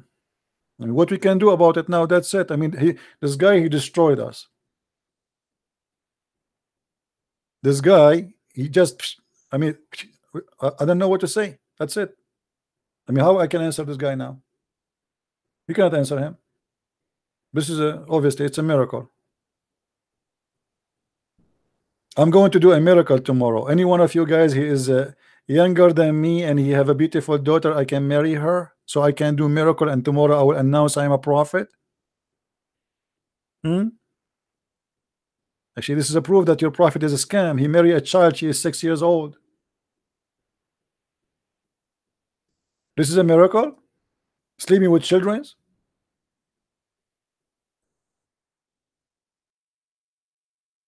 If sleeping with the children is a miracle, that means every scumbag in jail who have a child pornography or a child crime, rape, that means he's a prophet too.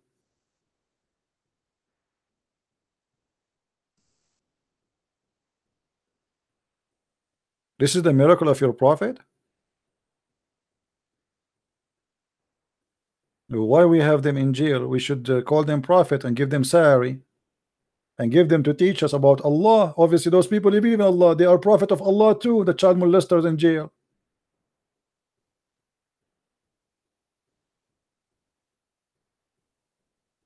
When I say to you they are suffering from, I mean, there is a problem here. I mean, what's wrong with those people? Don't they say that this is stupid?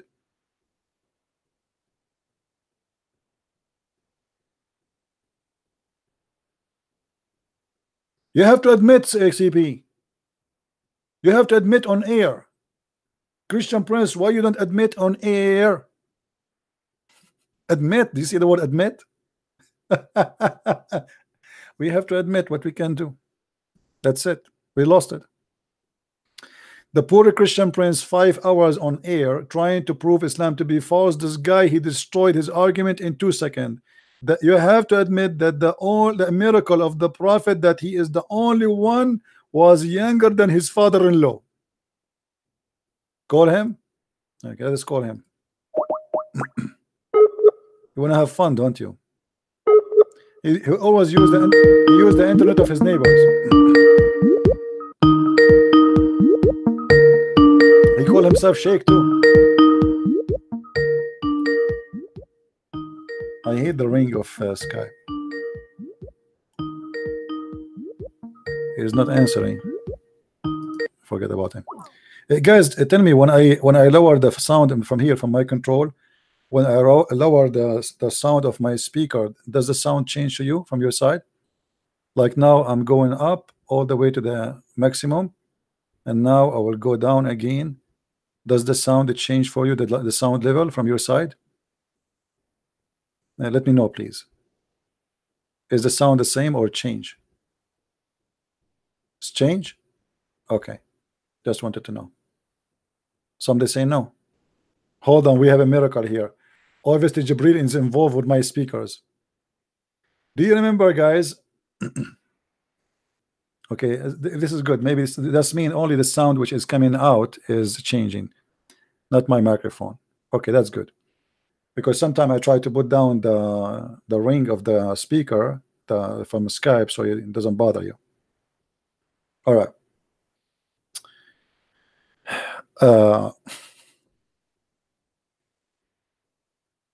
Amazing people, amazing.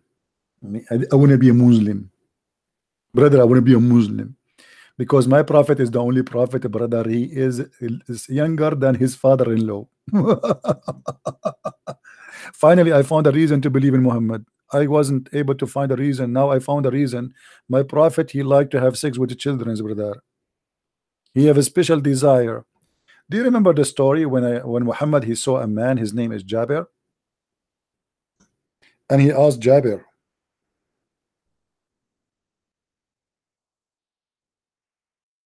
why you are a rush to go home?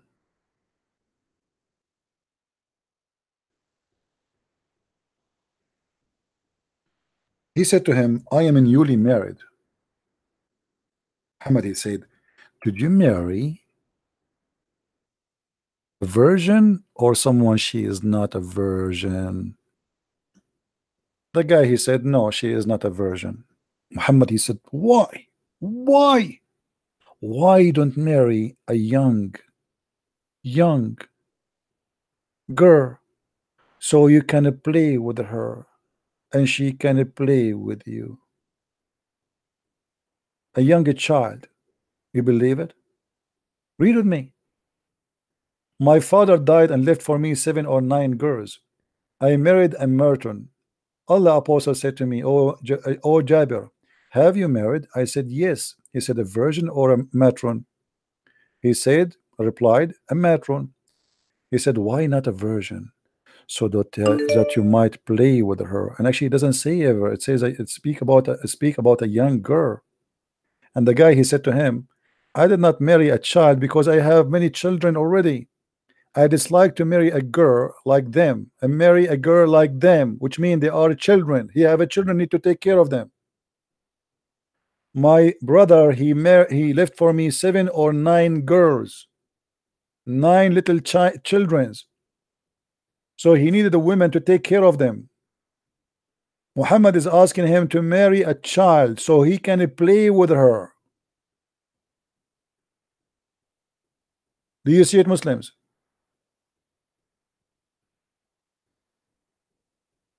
Why you don't marry a child?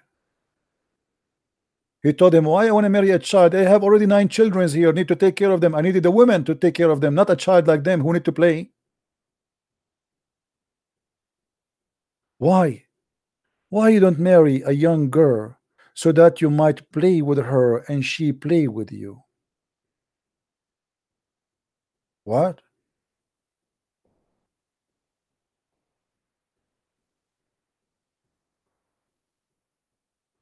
The guy is married and he is happily married. What's your business?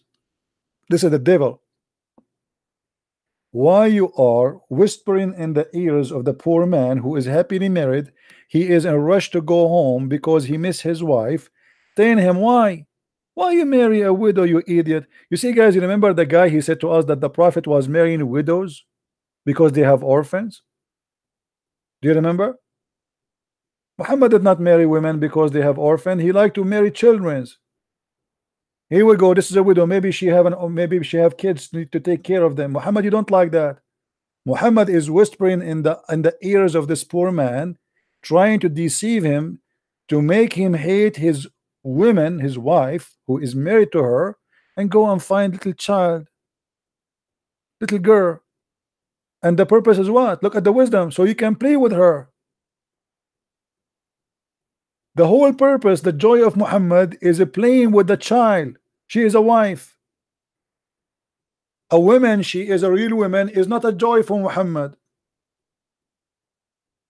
He wanted, what do you mean sport with her? What does that mean? If a play is about, you know, having sex with a wife, I mean, a woman, she is a widow, she can play too.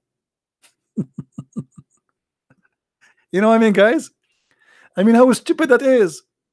What to play? What do you mean to play? Because she is a child. She is a child. Why you don't marry a young child, female, so you can play with her?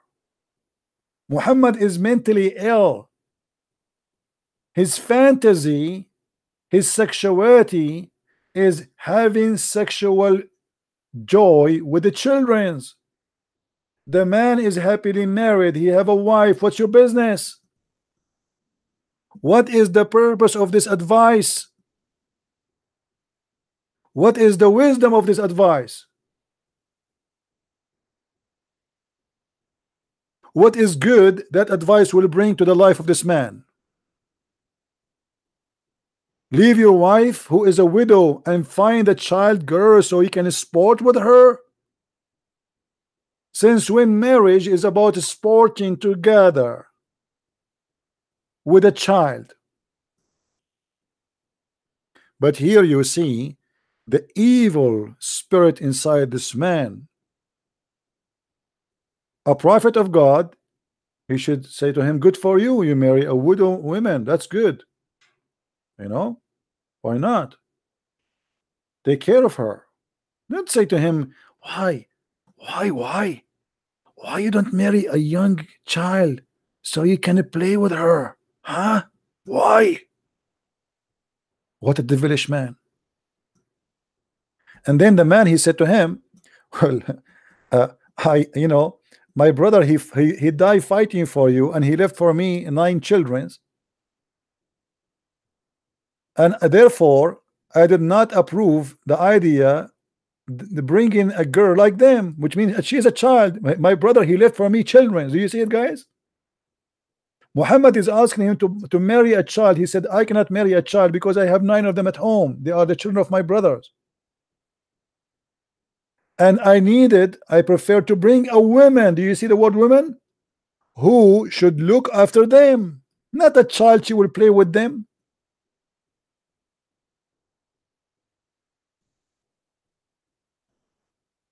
And even after the man, he explained to Muhammad why, he said to him,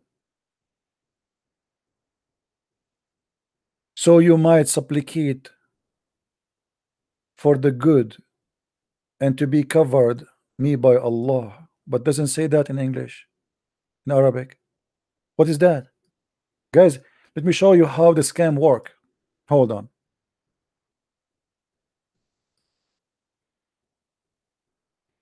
Read, anyone who read Arabic, who wanna call me?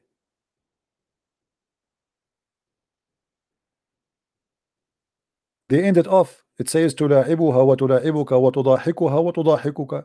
They took it off. You play with her and she play with you, and she laugh with you and you laugh with her.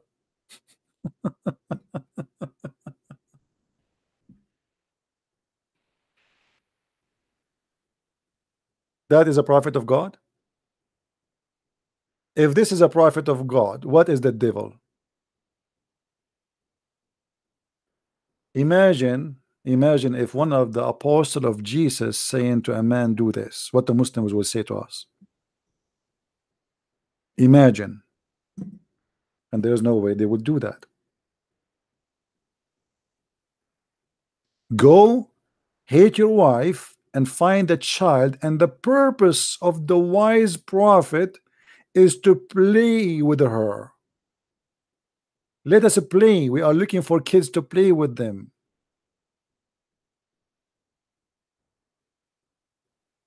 And as you see, they cannot say this is a weak hadith. This is a hadith reported all over.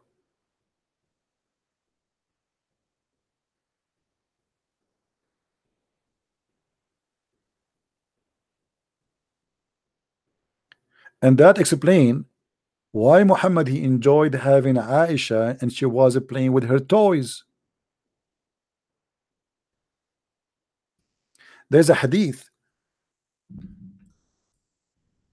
just to show you again how the Muslims always, they fabricate translation. When Muhammad, he came upon Aisha and he found her playing with her dolls. Aisha, Muhammad, he asked Aisha, he said, what are those? Which mean the dolls. I'm trying to find you the hadith. She said, my daughters. The wife of Muhammad, she is talking about the dolls. She's saying, my daughters. Here we go, I found it. And I will show you how the Muslim, they lie in their translation, and they take the words which is very embarrassing, and they did not put it in the translation. This is Sunan Abi Dawud, and this is a Sahih Hadith. You see it? Sahih Hadith. In Arabic it says that Aisha, she said that the Prophet, he came upon to her in the time of the attack of Tabuk or Khaybar, and by mistake the curtain, the wind took the curtain off and exposed Aisha, and she was and she have toys or Barbies for Aisha.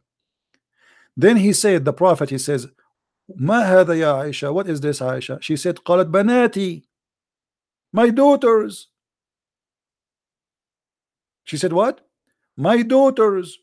If we go in the English translation, we don't find the where it says my daughters. Anyone, any Muslim can tell me why it disappeared? Look what it says. He asked her, what is this? She said, she replied, 2 wings. What 2 wings? What is this? She replied, my dolls.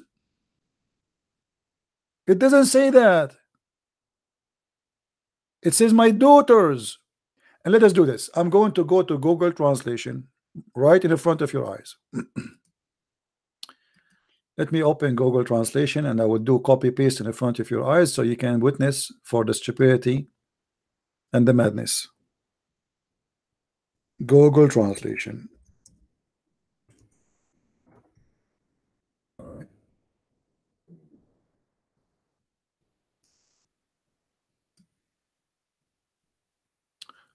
Okay, this is Google translation. I'm going to copy the hadith in front of you in Arabic.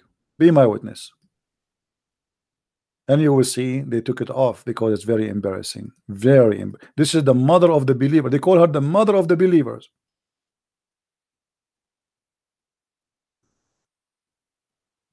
Copy. And now we go to Google Translate and we paste in the front of your eyes. It was narrated that Aisha, she said, Messenger of Allah said to her, what is this, Aisha? I look like the text is too much. It cannot say it. Why is not the whole rest is not appearing? Maybe it doesn't take all the text. Okay, hold on. Let us go back. We will copy this text. Okay.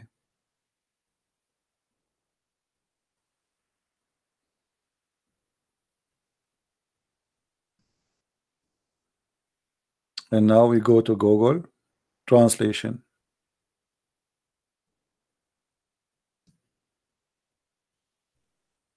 You see it, guys? She said, my daughters. In the English translation, the word my daughters, they're replaced with my dolls.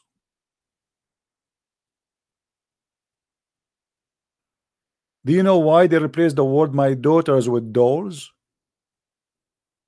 Any Muslim have an explanation why my daughters are taken off? Because it's very embarrassing.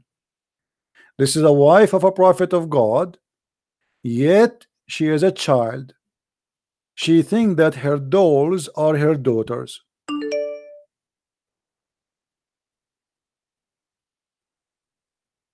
And they lie to us and they say that Aisha, brother, when she married the prophet, she was mature, brother. This is in the time of Tabuk, almost Muhammad in his way to death. Almost she is 14. At the age of 14, and still she thinks that those are her daughters. So Aisha, she was far from being mature.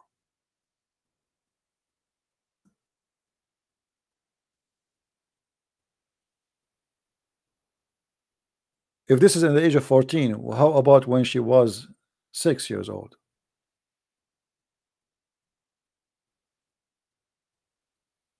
This is why I say to you always, you cannot learn Islam from Muslim translation. We cannot. Here we go. They replace the word my daughters with my dolls. Aisha, even she is taking her dolls with her in a traveling. This is during the travel time. They are going from place to place to do attack. And Aisha, she is carrying her dolls with her. She cannot live without them. I mean, this is what kids do.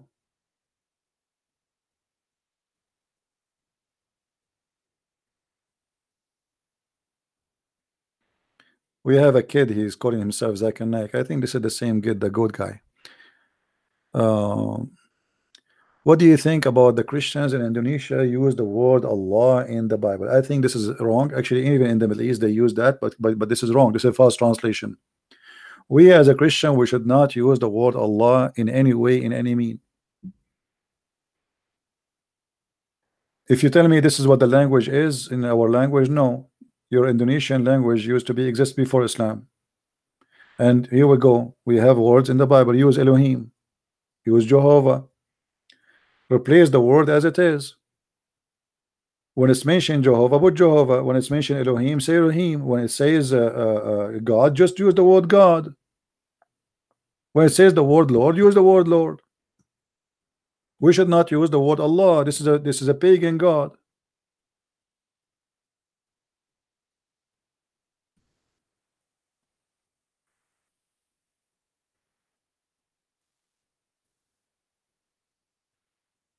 Me myself, like, you know, we grew up in the Middle East. Everybody there used the word Allah, but this is wrong. This is a false translation. Our true Bible, our real Bible, have nothing to do with Allah. You will notice only countries who they are under the influence, and the majority of Islam is the one who is forced to use the word Allah. You go in the border, cross the border, you will see Christians who cross the border, they don't use Allah.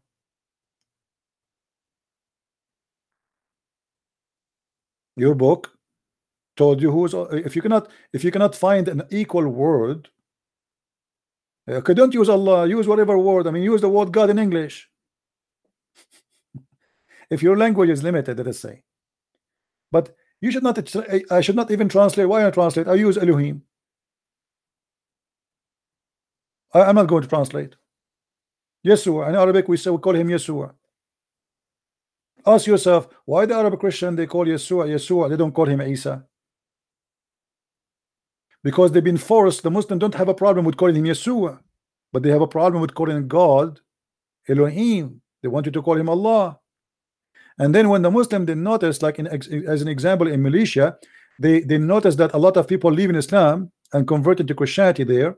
So they thought maybe because those missionaries are using the word Allah, so then they made a law. Let me find it for you.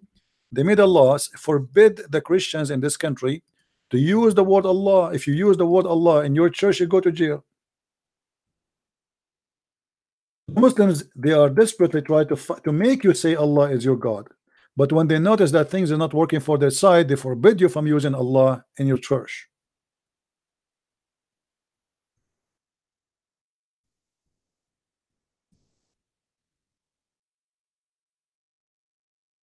I'm searching for the news to show you. They made Allah.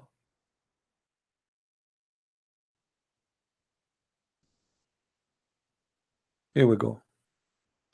This is the BBC. Allah is just for Muslim. You see it? The BBC News. The militia court rules non-Muslims cannot use Allah. Why? They are right. They should not use it. I agree with them. I hope tomorrow all Islamic countries will forbid any Christian from using the word Allah, because the same way they force you to use it is the same way maybe to make you not to use it. They force you one day because they are the majority to use it, and now they force you not to use it, and you will not use it no more. You have a bunch of deceivers who translate the Bible for you, lying to you. They are being hypocrite. They are doing taqiyya. If the Christians are translating a Bible, why you use a name is not there. Allah is not a word meaning God. I understand that they use it as a word meaning God, but it's not true. Allah is a name, is not a word meaning God.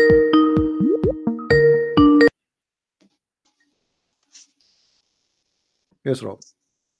Hey, Christian Prince, how are you, my I'm friend? fine. God bless. Thank you. You're doing a great job lately, bro.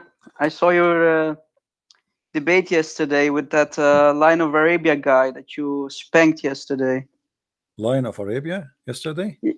Yeah, it's the same guy that I have debated 2 weeks ago. He calls himself a different name on YouTube, but it's the same guy. Yesterday, the only one I remember, he called me, he was a rabbit. That guy, huh? Line of Arabia. Yeah, it's the same guy. I spanked him, and now 2 weeks later you finished him off, so that's good, man. All right. Yeah, brother, you are talking about a really difficult topic. I made a video about this topic that is talking about the Muslim tactics that they use against us, right? They always say, yeah, in the Arabic Bible you have the word Allah, so they try to sugarcoat it. They use it against us. So yeah, but they don't tell you that when they conquered countries like Egypt, Syria, Iraq, that when they took our lands, they forced the Arabic language on us. So as a retaliation, in the 8th century, we wanted to translate the Bible from Aramaic to Arabic. So there was no other good word to use. And imagine if they force a language on you, right? No, that was never yours. This is not the excuse. It's not about no other word. No. This is a deception act from Yes, of those who course. translated the Bible. They are not decent people, and they were even doing it in the partnership with Muslims when they translate the Bible to Arabic. You know, imagine they involve Muslims in translating the Arabic Bible they have. Yes, because they were, of course, under control of the Muslims. So Right. Muslims, of course, in the 8th This is why the century, word right? Allah. This is why the word Allah is inserted there. Yeah, of course. Yeah. Yeah, because our friends, our Christian friends in the chat, for example, they need to understand when you are living in the 8th century under Islamic control with the sword of Muhammad on your neck, right? You pay the jizya and whatnot. You are forced to use words and implement words No, when you even translate now, the Bible, even right? now, can you use the words you like? You cannot. Here go. Here we go. Go. You know, here Exactly. we go. We are in the year 2019. There's no different. If you celebrate the Christmas, they arrest you. If you speak one word about the gospel, they arrest you. Of course. The prince of Dubai, he invited the Pope just to make his country look nicer in the front, because a lot of attack on Emirat and Saudi Arabia because of the war of Yemen. So he want to give his country better image. So he invited a head of a church leader to make his country look better, not because he liked the Christians. And then he did that. He did that. In the same time, if you eat a Ramadan in Emirat, they arrest you. Yeah. If you speak against the Prophet, they arrest you. If you say I left Islam and Islam is false, they arrest you. So what it changed? Nothing. Well, didn't they always say that Islam means toleration towards other religions, and it's the language and the religion of peace? Absolutely. What are you saying, man? Yeah, absolutely. Yeah. By the way, Christian Prince, this guy that let me tell you about the guy that you and me both have debated. This guy, he's part of a group, and they sit on a program. Who is it's this called guy? Discord. Which one? The guy that you debated yesterday, this so-called Line of Arabian. There's a guy who owns that server on Discord. Discord is like Paul Talk program, right? And there's a guy whose name is Asadullah, basically the line of Allah, right? He's the guy who owns that server. And it's the same guy who reported our friend Apostate Prophet that was on your live show a couple weeks ago. Okay. He reported him to the FBI. So it's they are very organized. Reported for what? Well, Apostate Prophet, he used before he left Islam, he was a member of a group or something, right? So to take him down, to shut him up, they let the FBI come to his house. And actually, the FBI came to his house, and the Apostate Prophet, he told them everything, right? He gave him even a nice cup of coffee. They drink his coffee, and then they said, "Hey, there's nothing wrong with you." So it basically, he told them everything about the other guy. Hold on. About the FBI so it turned against them, right? Hold on, the FBI in my door. Let me see what they want. I see tell, the F. Tell them you're talking to a guy who I see the F and I see the B. Where is the I? I don't know. I see only the F and B. There's no I yet. I think the I is coming. Yeah. Okay. Maybe the I is coming later. Okay. Maybe after you finish your call, they will. I mean, it's stupid. Let me tell you about this group. I have debated a couple of them, and I've put also some debates on my YouTube channel with those guys. I've spanked them all, and now I'm trying to challenge every week. I'm trying to challenge that same guy who reported Apostate Prophet, and he's not accepting my challenge for a debate. Well, so they are kids. They are cowards. Aren't you afraid he reported to CIA? Look like those Muslims they are assistant to the FBI. they are doing the duty of Islam, my friend. Suddenly, suddenly FBI is their friend. yeah, exactly. But they don't know that the FBI will turn against them. Trust me. Yeah, actually, if you accuse somebody with false accusation, it can turn against you badly. Yeah, no, because now the FBI has his own personal information, and it will turn against them. Trust me, because this guy is trying to shut up every apologist, including you, me, everyone. That's they have even started a project for it. So imagine, but they cannot do anything, right? They cannot shut us down, right? Nobody can shut us down. Let them dream. No, bro. Yeah. So I want to thank you, Christian Prince. I want to thank everyone who is supporting us, guys. Please keep Keep us in your prayers. Keep supporting us. Please subscribe to our YouTube channels. They cannot shut us up because we have our Lord Jesus Christ in our backs, right? So guys, please don't be lazy. Support us. Support the warriors for Christ, and so they cannot shut us down, and they will never shut us down because we will keep debating them. We will keep exposing Islam for the glory of Christ. All right, my friend. Thank you very much. Thank you too, bro, and God bless you. Thank you. Bye-bye. Bye-bye. All right.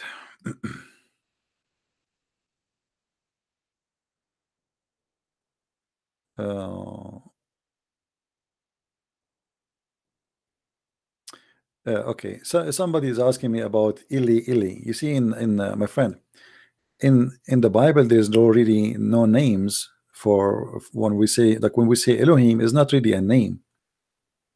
Even Jehovah is not really a name. But you know, for you, if you are a foreigner person, when you hear a word in a language, you might think it's a name. The same as the Muhammad, he thought that Pharaoh is a name of the king of Egypt. But Pharaoh is not a name of any king. Pharaoh is a title. That's why the Quran says the Pharaoh.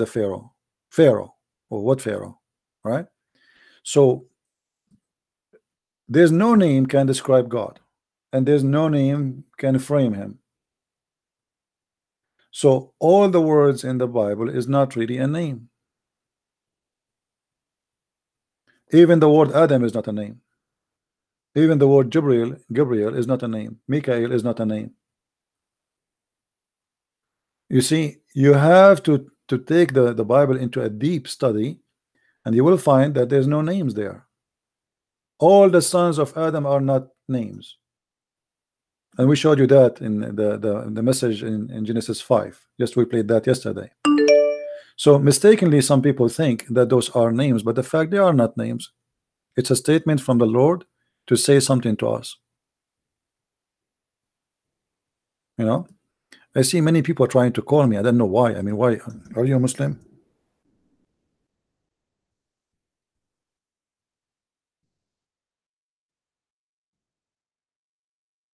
And yesterday I did not debate any lion. I debate rabbits. I never met the lions yet.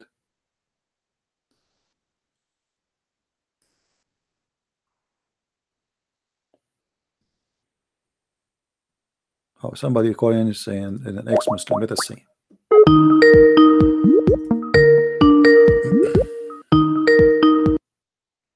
Hello.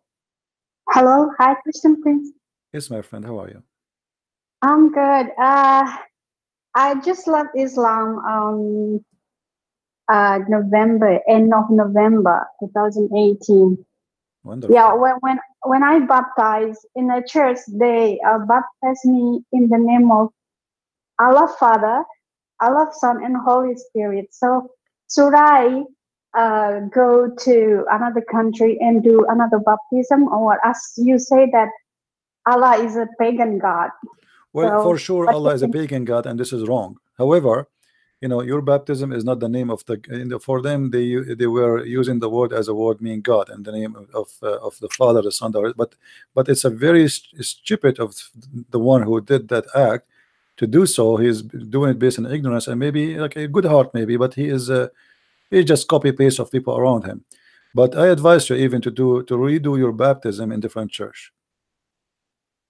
Okay, I'll do that. Maybe I'm going to Singapore to do that because there's no way here in Indonesia like you can do like they will pray the same. They will do it the same way anyway. So yeah, I'm gonna do that. But I'm happy for you. What make you leave Islam? Well, I watched your video for 2 weeks. Okay. And so I don't want to wait too long. Take your time, no problem. You know, we have time. We are done with the Abdul. Take your time. Go ahead. So what make you leave Islam? Tell us a story. Guys, do you like to hear our sister here, why she left Islam and why she became a Christian? Yeah, I left Islam because of your video. I watched for 2 weeks. And so I decided right away to leave Islam. And because I don't want to be stupid too long, you know. My whole life has been deceived. Like all those imam tell a lie. So when I ask them, they don't have any answer at all. So I decided right away to left Islam. Even my parents, still Muslim, they kicked me out. So I have to find another job, maybe because I don't have internet. Even now, I use a neighbor Wi-Fi. Oh. This is what Abdul usually do. This is true story. True story, I believe you. Yeah, so because I need to find a job and rent a house or something soon, so I can get Wi-Fi in my house, because now I don't have. I stay with my friend house. Yeah. Tell your But neighbors. it's not Tell your deal. neighbors that you are using their Wi-Fi. That's funny. Yeah.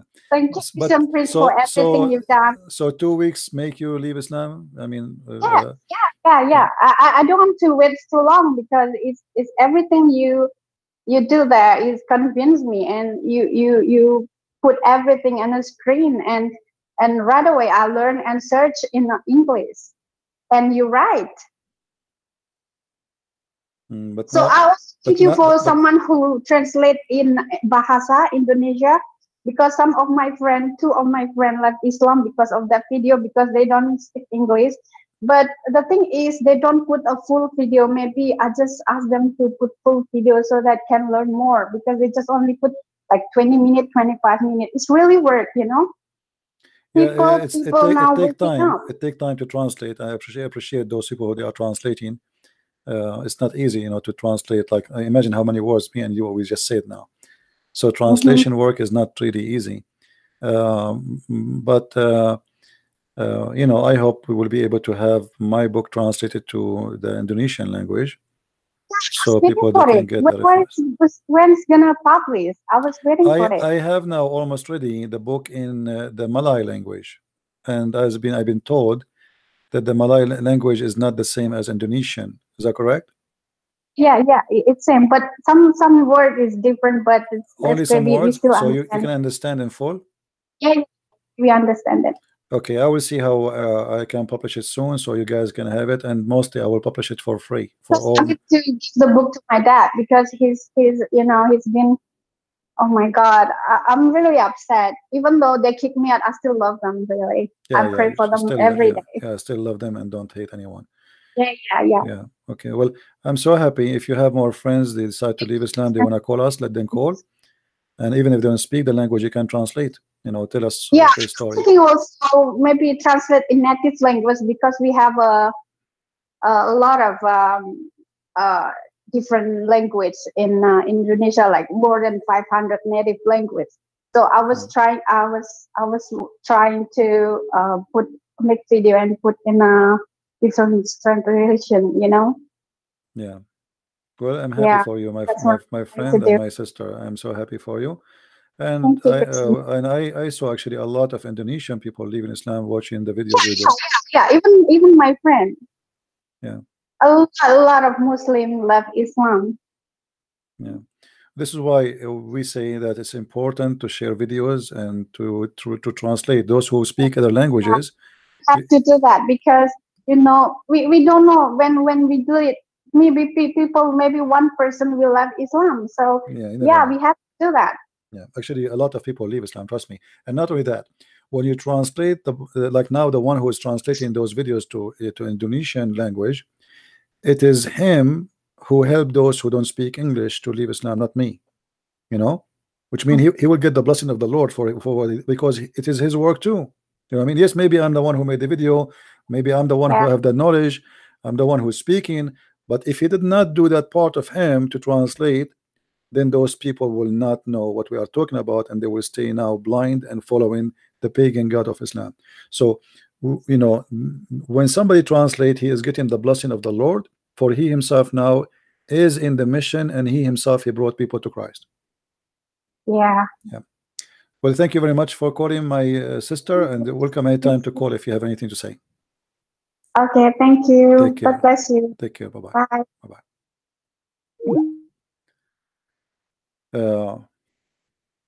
It's very important.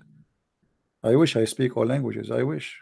I mean, imagine if I speak the Indonesian language, man. I will make the whole country leave Islam in 2 weeks. Maybe somebody can teach me the language. Is it hard to learn Indonesian language? Maybe I should go and stay in Indonesia for some time. Maybe 6 weeks. No, 6 weeks. But by the way, I am the smartest kid between all the children of my mother, but she have only one child. But I'm the smartest between them. I am inspired to say that to you from the Quran. Allah, He says He is the best of the creators, but yet the Muslims claim He is the only creator. Anyway, it is easy. Okay, maybe somebody can teach me, and then we can make a special program in the Indonesian language. Yeah. They will harm me, my friend. When Muslims they come to me, I say inshallah you cannot touch me, and that's it. Nobody can touch me. I have the password, my friend, because inshallah that's it. My brother, I have a, this is a true story. I have a friend. His name is Solomon. Solomon, he wanted to have sex with 99 wives, but Solomon he have forget to say inshallah, and because he forgot to say inshallah, Allah gave him only half a child. This is a true story. If you don't believe me, I can show the reference.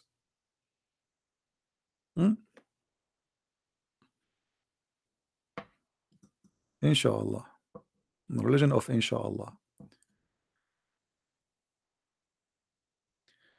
What the Arab used to say God before Islam. First of all, there's nothing is called Arab, and the word God depends who they worship.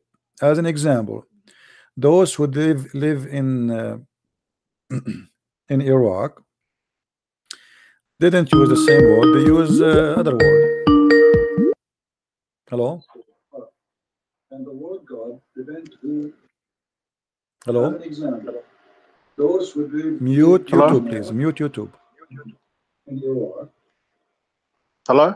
Yes. Hi, Christian. Please. I just want to ask about the Bible verse. I mean, the Quranic verse, or I'm not sure if it's a hadith or Quranic verse that talks about وَحَلَّ لَهُ نِكَاحُهَا. Yeah, this is about the Prophet. You mean? Yeah. This is about you're talking about the three-time divorce, or about Muhammad? Now the one that says if the Prophet likes someone's wife, she's any woman she offer herself to him. Yeah. Okay. What about it?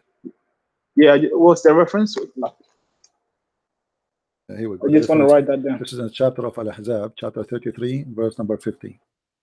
3350. All right. Thank you so much, man. 3350, not 30. 3350. 3350. All right. Thank you. Take care. See you.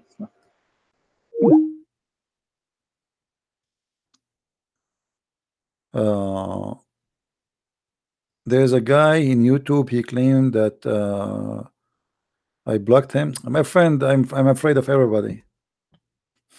Don't you see how afraid I am? I'm really afraid of everybody. I have my Skype open. If this is the case, he can make a new Skype and call me. Let us say a Muslim. I blocked him, and sometimes I do, because you know they are annoying like kids. Sometimes they are kids. You know what I can do. But when a Muslim he claimed that I blocked him, and because of that he cannot talk to me, it's a lie, because still he can make a new name in Skype and call me again. Correct? Abdul. Welcome to the Abdul world. All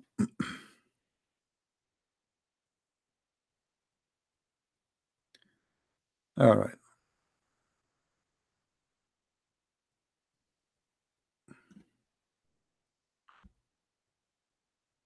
Abbas, he just texted me and he said to me, repent, Christian Prince.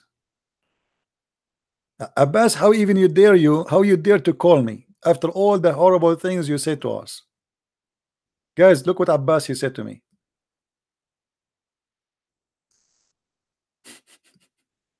Abbas, I've been touched by your statement, my friend. Now I will repent and I will get what What I will get? Let us see what I will get. Abbas, do you know what you told us last time I will get if I go to heaven? Sex with men? My friend Abbas, I prefer not to repent. I don't want to repent. I don't want that. Okay. And you don't see that there's something wrong with it. You Yeah. can have sex with your mother. Okay. Yes. Well, okay. So you can. You are proud about having sex with your mother. You and your father, you will have sex with the same woman, which is your mother. Anything is fine. Everything comes from God in heaven. No problem. So you are saying to me, repent to get this? Abbas, are you serious? Guys, Abbas sending me a message in Skype. Let me show you. Hold on. Saying to me, repent. Repent, repent. Before it's too late. What do you mean that's me? This is you. This is Abbas. This is you. This is not me. Aren't you Abbas?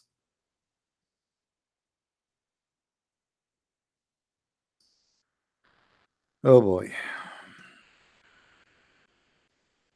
This is what I will get in the heaven. I will repent and get this. In the heaven of Allah, you will have a threesome, you and your father and your mother in the bed. Okay. Okay. I mean, what the problem? Like, okay, hello. So what the problem? Like, okay. And you don't see that there's something wrong with that. What do you not understand about nothing is sin? Well, I'm just trying to understand, my friend. You see, I'm not smart like you. We think it's sin due to our social structure. If Zakir Naik, I'm not trying to insult, by the way. I'm not trying to insult. Don't take me wrong, please. You know, I don't know you.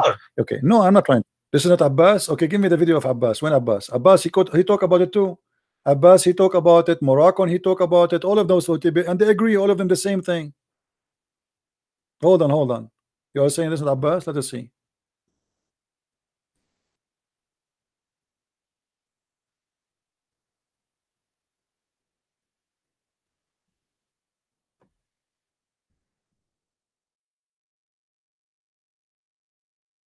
Let's compare him to the sound of Abbas. I'm sure there's any recording.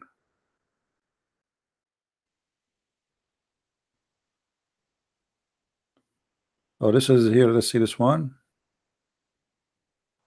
Yeah, well, this is Abbas. We have Agha Abbas. He's trying to solve the problem. Let us see. Agha Abbas, he will do better.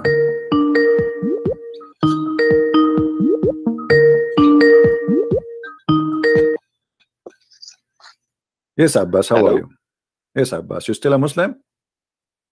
Alhamdulillah. Alhamdulillah. Okay. So what about your God? Allah, he says if you want to have sex with himself, what does that mean? Never use the word sex. Well, so what he used? Why are you putting the word sex there? So it's not sex? Well, why you say Allah has it's not me. Here we go. This is your interpretation saying if he want to take a partner, he will take it from the black-eyed woman.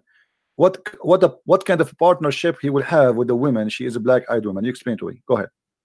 Which verse are you reading here? Chapter 21, verse 17. It says partner. Yeah, partner, spouse. This is a translation. This is a translation. In different verses, it says sahiba. Sahiba mean girlfriend. As simple as that. Sahiba doesn't mean girlfriend. Are you sure? It means companion.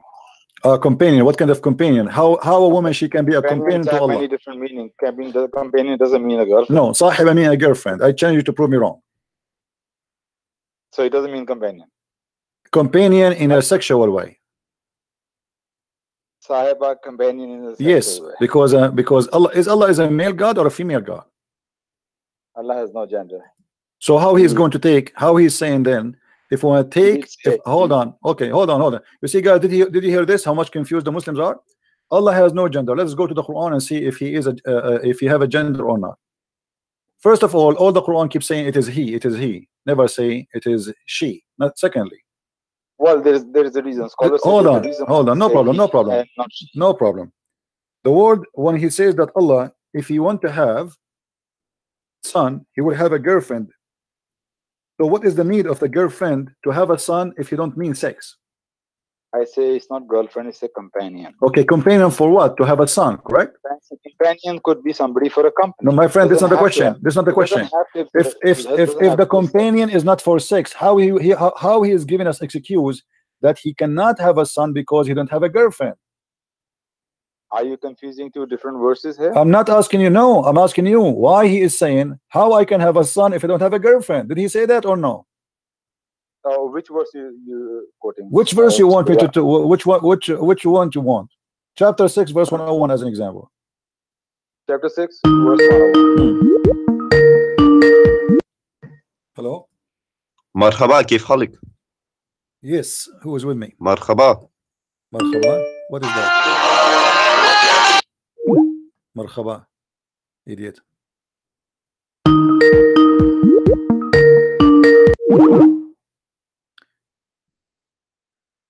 So, okay, he is the originator of the heavens and the earth. How can he have a son when he has had no mate?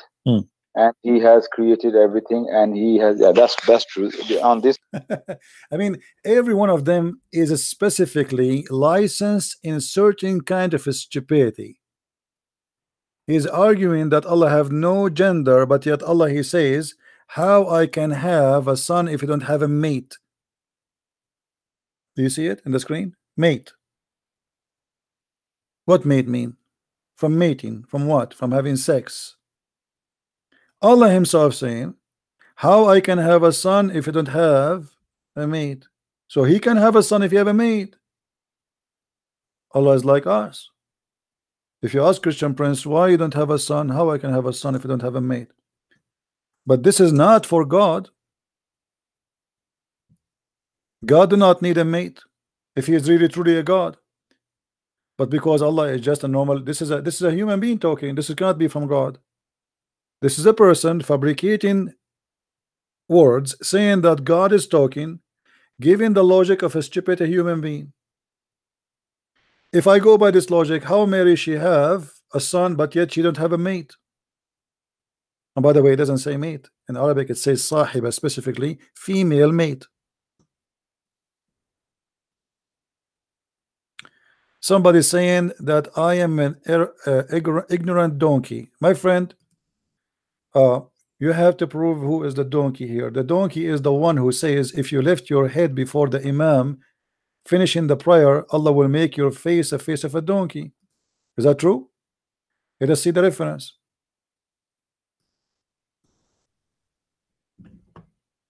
Read with me. Let us see who is the donkey.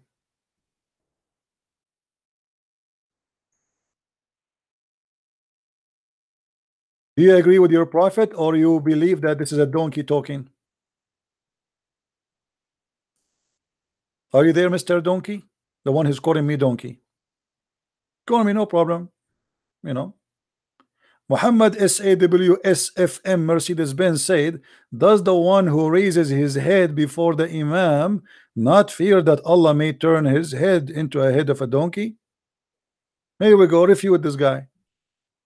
If a Christian Prince, he said, the one who lifts his head before I finish my prayer, my God will make him a donkey. You Muslims will make fun of me. Be honest. You will say this guy is crazy. You will say this guy have a mental illness. Just because you're a prophet, he said so, you don't have a problem.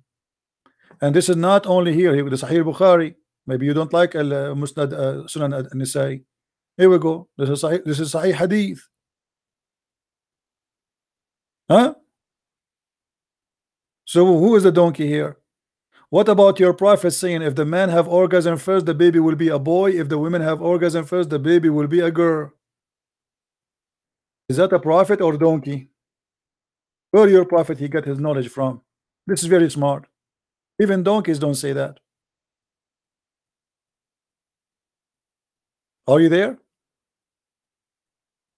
You are talking about ignorant and talking about donkeys. I'm asking you, call me and tell me how a prophet of God he says such a thing. And because of the advice of your prophet now, I know how to avoid, if I get married, I will never let myself have orgasm first, because I don't want my son to look like me. That's disgusting. By the help of your prophet, now we can avoid this problem. I will marry a beautiful woman so the children will look like her. Well, how? Just we make her have orgasm first. Alhamdulillah, the wisdom of the prophet. Are you there, Mr. Donkey? You're the one who's calling me Donkey. Give me your opinion about your prophet. This is knowledge. This is powerful. This is like nuclear knowledge. And now I know, and all of us, we knew what happened in the bedroom of our parents. If you are a female, obviously your mother is the one who have orgasm first. Go to your mom and say, hey, I know. Say, what you know? I saw what happened in the night, you know, when you made me. What happened? You have orgasm first, mom. How you know? The Prophet Muhammad says so. The Prophet Muhammad, he said. And you know the Prophet Muhammad, he never lie. He knew everything.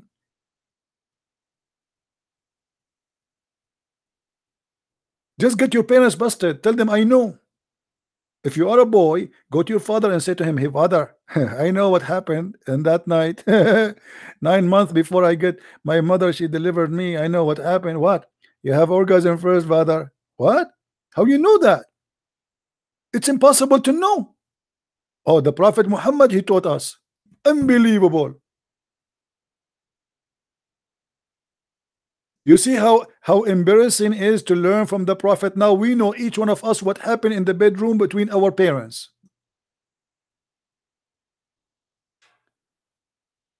But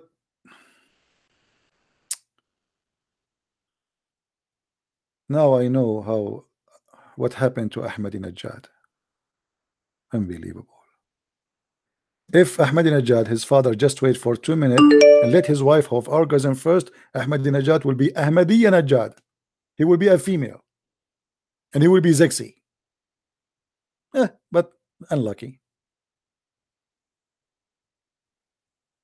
All right.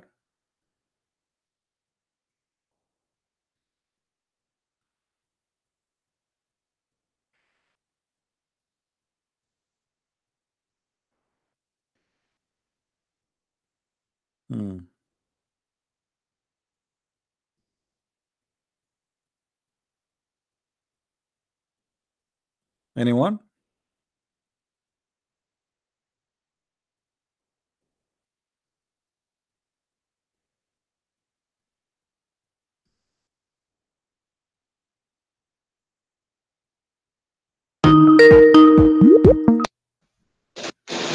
Hello? Hello? Yes. Hello? Yes.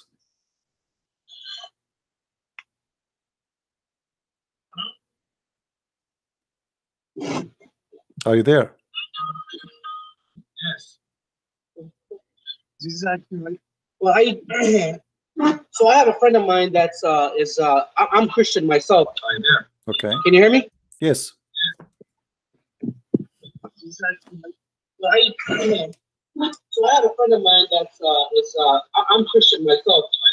My friend, mute YouTube. Mute I have a YouTube. friend of mine that's Christian. I have a friend of mine that's Muslim. He's sitting with me right now. Mute. And we're actually talking. Okay. Before you call me, mute YouTube. Mute YouTube. So we don't have double voice. I will call you back. Okay, call me. Did you mute YouTube? Oh, it's on there. Oh, it's on. Oh. Did you mute YouTube? Hello? Yes, did you mute YouTube? Okay.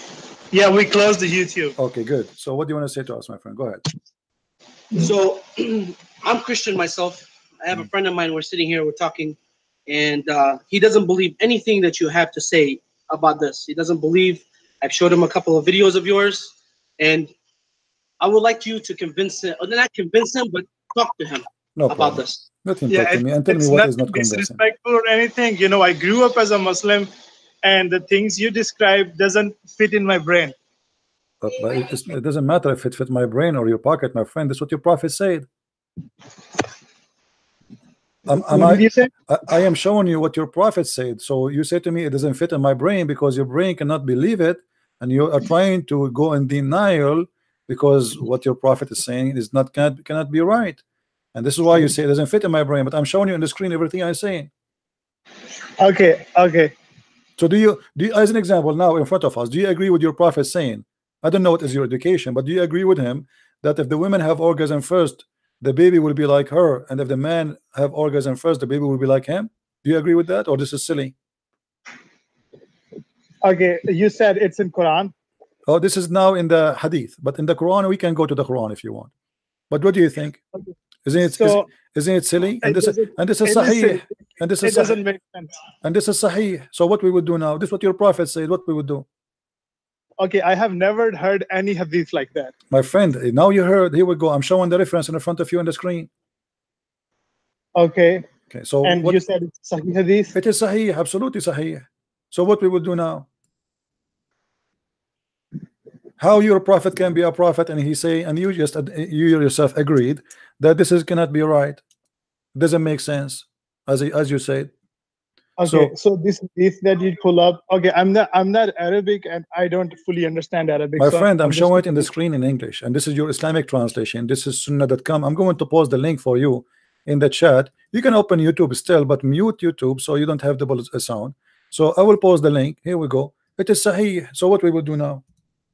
So okay, let me read this translation. Okay. Give me 1 second. No problem. Take your time. Can you scroll down your screen on YouTube? Yeah. Here we go. A little bit, please. You see the hadith number? And this is the whole hadith.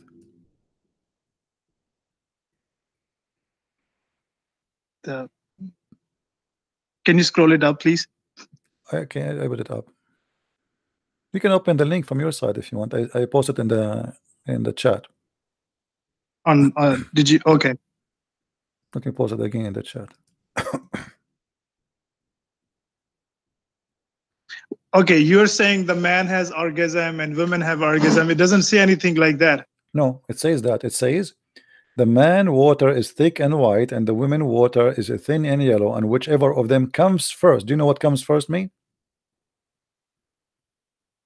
Okay. Okay, comes first is the orgasm, right? Mm-hmm. Okay, so whoever of them comes first, the child resembles the parents. Okay. Okay. See, so I mean, so you are interpreting the things however you like. No, you give me your interpretation. Go ahead, no problem. I'm listening. So it doesn't say anything like that, the orgasm or anything. It's just comes first. Okay, like, what comes first mean? How do you explain this?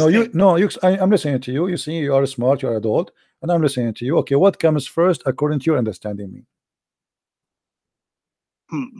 It could be a biological thing too, like whatever. My friend, we are adult, we are not kids. He is saying there the water of the man is thick and white. This is about the sperm, is that correct? Yes. Okay, so obviously talking about the sperm, about orgasm, and he's saying, and the women water is thin and yellow. So Muhammad, he think that women have orgasm too, and that the water he see in the vagina, which is supposedly yellow and thin, that is the orgasm of the women, and this is her sperm. So, and he says, and whichever of them comes first, the child will resemble the parents. Okay. Okay, so now based on this, what you understand from comes first? Okay, so however you're explaining, like to me, I understand whatever you're saying, but you just interpret it. My friend, forget about me. My friend, Yeah. what's your name? What's your name? Hassan. Hassan, my friend. Forget about what I am giving interpretation. You give me the interpretation. So what okay. You have more knowledge than me and everything. I'm not.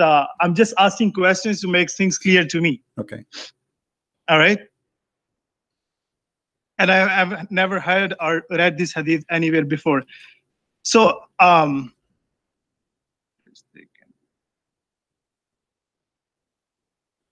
don't know how to explain this in.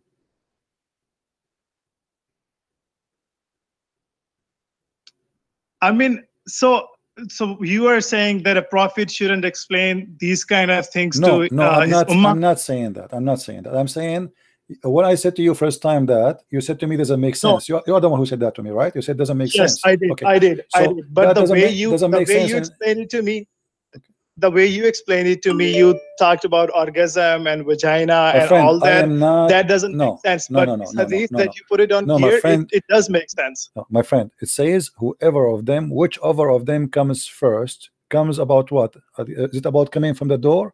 Is it about coming from the window? Or it's about Yes. sperm? When you have sex, Okay. one of you does get Comes. This is called orgasm. This is called orgasm, right? Yes. Okay, so now we agree that the word comes first. This is orgasm. So your prophet claiming that the ones who comes first is the one in charge or the reason of the look of the child. So if the women have orgasm first, the child will resemble the mother, will be a female. If the male have orgasm first, the baby will look like the father. How in the world this can be a prophet saying such a thing? What is wrong with that, saying that?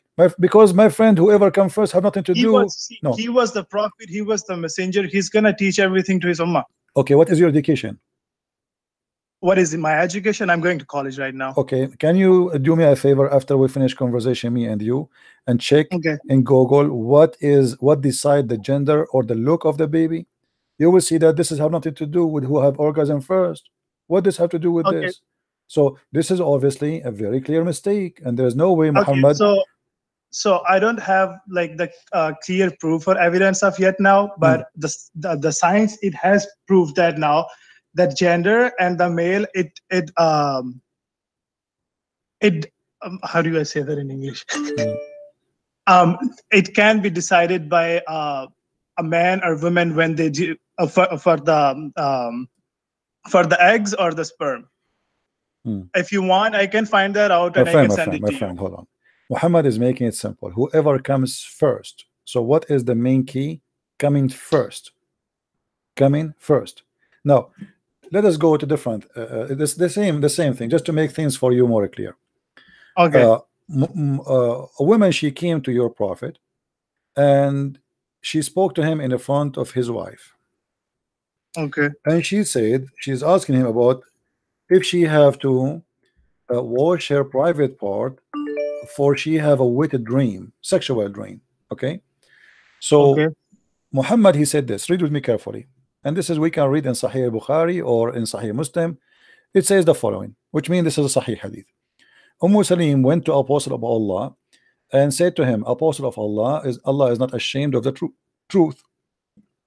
Is bathing necessarily for a woman when she had sexual dream? Upon this, the Messenger of Allah said, yes, when she sees liquid in her vagina, which means this is, you have to wash. Salama, this is the wife of Muhammad, said, Messenger of Allah, does the women have sexual dream? By the way, it doesn't say that. The women, the translation is not really accurate. It says, does the women have such a thing, which means orgasm? He, the Holy Prophet, he said, yes, let your hand cover dust, which means like, don't be stupid. If this is not true, in what way does a child resemble resemble her? So your prophet claimed that the sexual liquid in her vagina, which is yellow and thin, is the reason for the child, and he is telling the woman she have to wash it. She have to wash it. This is something not internal, external. It's a liquid she can see in her vagina. Muhammad, he claimed that this yellow thin liquid is the reason for the child resemble the mother. Is that what science says?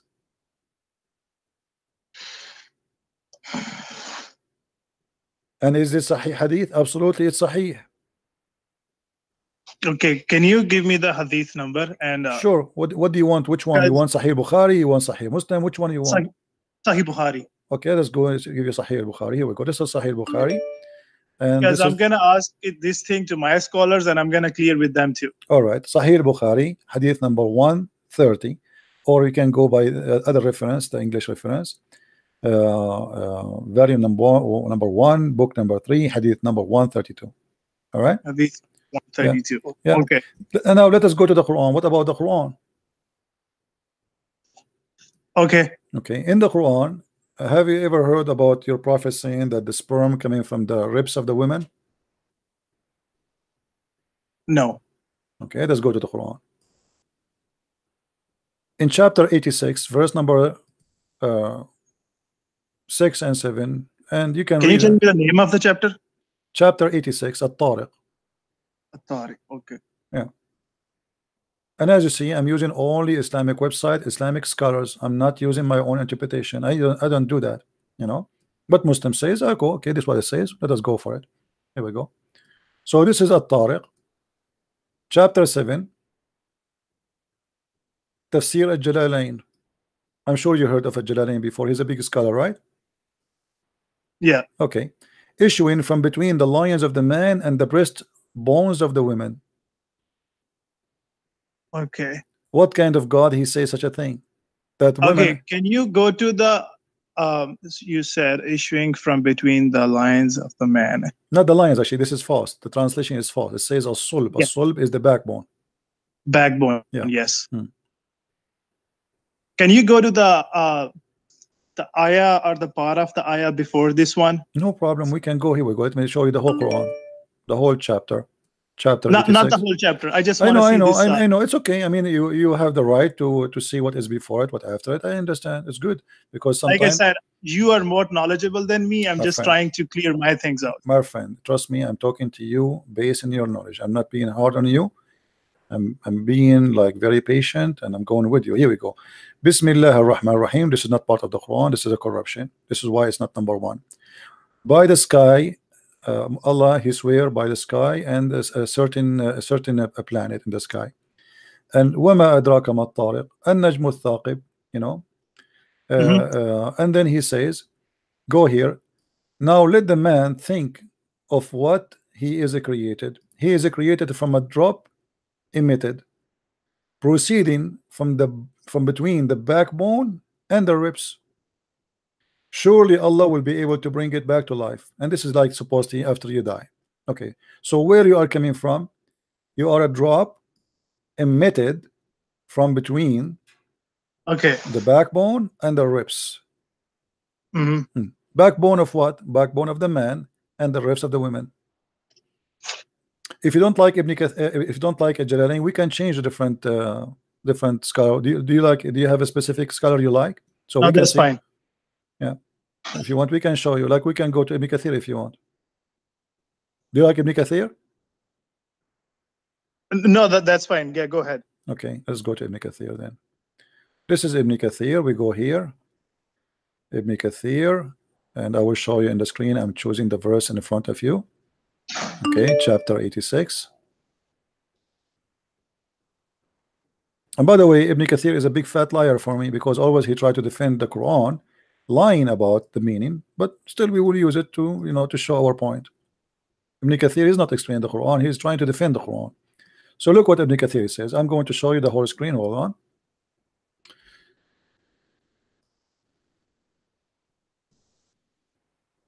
Okay. So let the man see what he is created. This is alerting the man of to the weakness of his origin. Okay, and what will happen in the hereafter. And they continue here. It says, explain the verse we're talking about. خُلِقَ مِنْ مَاءٍ دَافِقٍ. He is created from water gushing forth, meaning the sexual fluid that comes out bursting forth from the man and the women. Does it say out bursting forth? Does it say that? It's not something inside, it's something outside, correct? Out, bursting out, right?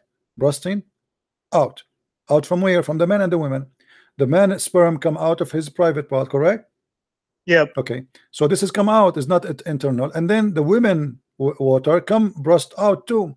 And then he says, thus the child proceeded from both of them by the permission of Allah. And then he continue explaining the verse after it. يخرج من بين الصلب والترائب, proceeding from between the backbone and the ribs, meaning the backbone or the loins. This is the between two brackets. It's false. It doesn't say loins. It says backbone, more accurate. Or of the men and the ribs of the women, which is referring to the chest. This is false translation too. It's not referring to the chest. It's referring to the location of the necklace. Exactly. You see, when you put your finger like down your neck all the way, when you touch your ribs, this is where at-tara'ib is. So at-tara'ib al-mar'a is the location of the necklace. I can show you the reference in Arabic. So your God claiming that women have a sperm coming from the location of the necklace. Women have a sperm coming from the backbone, and this gushing fluid make the baby. What do you say? Read with me. Proceeding from between the backbone and the ribs, the backbone of the man and the ribs of the women. The fluid, yellow and fine in texture. The child will not born except from both of them, i.e. sexual fluid. So now are you going to say to me this is my interpretation, or this is not my? I'm just sharing with you, my friend, what you Muslims say. And now look what will happen. You go to your scholar, he will say to you, don't listen to those kuffar, they are liars. I say to him, my friend, he did not he showed me Ibn Kathir. No, I'm gonna go and talk to them, and because this is what I want to make clear things in my mind. So I'm gonna go to my scholar and I'm gonna ask these questions that you explained it to me. Okay. Can you do me a favor? Yeah. What about you ask your scholar to debate me live on air? I'm gonna try that. I'm not sure if he's gonna do that or not. Why not? I mean, he because by doing that he can answer all the Muslims about this topic or any topic we are talking about, and for sure he would do better job than you, right? Yeah. Okay. I will talk. That will help everybody, and that will stop me from making Muslims leave Islam. Do you know how many Muslims leave Islam because of me, my friend? Because until now we cannot find a scholar he can refute me. So maybe your scholar can do better, and finally somebody will stop this guy from making Muslims leave Islam. So what do you think? Tell him this is a jihad for Allah. I mean, don't you want to stop the people from leaving Islam? Here we go. This guy, nobody can answer him. People that see this, anyone who see this, he will leave Islam. There's no way this is God talking. Yep, you're right. Yeah, I'm gonna talk to him. Okay, thank you. So guys, did you hear our friend here? He's a nice gentleman. I welcome all the Muslims who have the. I can tell that he have a good family, he have a good parents, because look how he talk. First, he speak with respect. He's not insulting. He's not calling names, and that is telling you how he grow in which house. The house he grow in, obviously, it's a good mother, good father. They taught him how to talk to others and not to be. Not to go crazy and just to try to fight over being stupid. I mean, we are talking in a human being in a civil way, and this is what I like to hear from Muslims always. I wish all Muslims are like you, my friend. Yeah, that's right. That's what I was talking to my friend too. While we both listen to your videos sometimes, and I see people cursing out, and this is not the right way to debate. Nobody can learn like that. Right. Anyway, my friend, I will be happy if you can get me your scholar, and if he said no, he will not debate me. Ask him why. Ask him, do you want this guy to mislead people? What isn't your duty to show everybody that he is not telling the truth? Or maybe he himself is misled. Maybe he can convert me to Islam. Yeah, for sure. Yeah, so I can get the versions. I like versions, to be honest with you. I'm a man. Because I know that guy. I'm a man like all men. We like versions. I'm sorry, what? I'm saying maybe your scholar can convert me to Islam and make me get some virgins. Some virgins? Yeah, in the heaven, don't you know that Allah, he will give us a lot. Right now, Allah is making, he is softening the skin of females in the heaven, and he spent 1,000 years to soften the skin of each. I cannot wait, my friend. They are so soft. Look like we can do slide on them. 1,000 years to soften the skin of a woman. I mean, I don't know how in the world we can believe in such a religion. What kind of God this God is? So no, the scholar I'm talking about, he's gonna talk to you, and I will make sure that he talk to you, because the things you're explaining, there are people in Islam too that they are misleading. Like the things you are saying, you're talking about hurs, right? What is that? Is that misleading? I mean, sometimes it's exaggerating things and adding up things, but I will talk to him, and I will try that he talk to you, because he's an old guy. He don't know about Skype or anything, and I am overseas, so I will try somebody can go to him and do a Skype conversation with you. Well, as long as he speaks English, he's more than welcome, and we will be happy to talk to him. And we can get a translator for him too, if it's possible. He don't speak English. Well, if you can get me somebody he speak English, then it's better, because translation might make the answer lose. Because like you were saying that, like I said, I don't have so much knowledge about. I'm being honest, not about Islam or Christianity. I am just born Muslim in a Muslim house. Just grew up like that. I understand. I'm not blaming you for being a Muslim, my friend. I'm here, my duty here, because we love the Muslims and we want them to see the truth. You see, if you love somebody, you invite him to the best. What is the best for a Christian? Ask yourself. The best for us is Jesus. Do you agree? The best for me as a Christian is Christ. We all believe in Jesus. So I am inviting you. No, you don't. You believe in the wrong Jesus. The Jesus you have in the Quran is insulted, is humiliated. You know, Quran does not respect. No, if he's insulted and Muslims believe in that, they're not Muslims. No, my friend. If you don't insult Jesus, you don't believe in Jesus in Islam. Let me show you. Do you want to show you? No, that's what not my parents taught me. No, your parents, they don't even know Islam the same as you. They are just born Muslims like you. Okay. So the thing you were saying, no, I will talk. Yeah, you want to show me that about Jesus, peace be upon him. Okay, what about the Quran says that Allah, he blow in the mother of Jesus vagina? Is that an insult? With my respect to you, I'm not trying to be a bad person. With my respect to your mother, if I say that to your mother, is that respect to you? It is disrespectful. Huh? It is disrespectful, but like, if you go straight to the translation of Quran, it's the tafsir doesn't say that. My friend, because they are lying and they didn't speak Arabic. The Arabic is very simple. It says farjaha. Farj in Arabic is the vagina.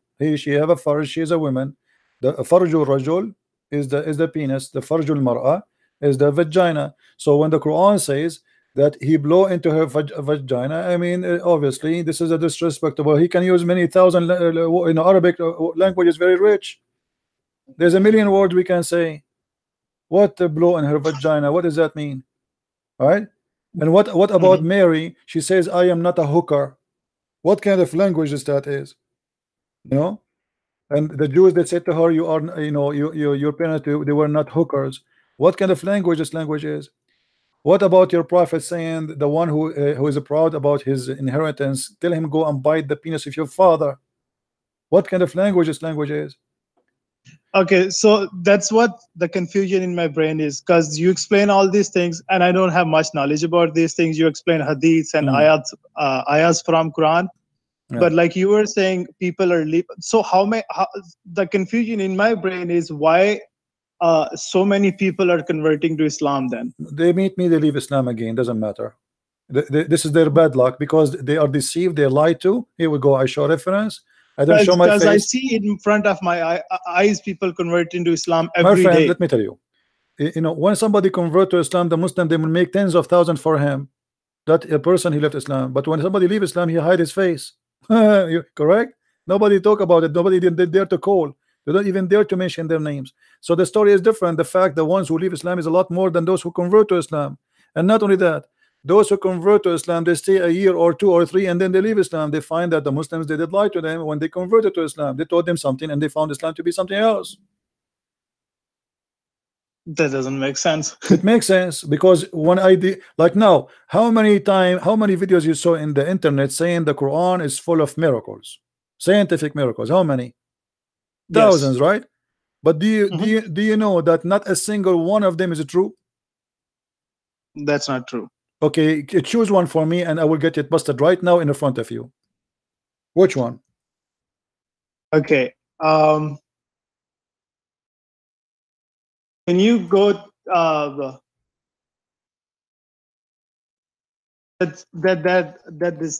one that starts with the Ikra Bismi Rabbikal Lazi, that explains the whole thing about the reproduction, like how the man is created. Okay, I will go there. You choose it yourself. It's not my fault. This is the chapter of Al-Qalam, right? Al-Qalam, yes. Okay, let us go there and we will see what your God he said. And again, you will notice right away that the first chapter Muhammad he received from his God supposedly is wrong, because how Allah, hold on, how Allah he says such a thing, proving the ignorance of the one who wrote the Quran. Okay.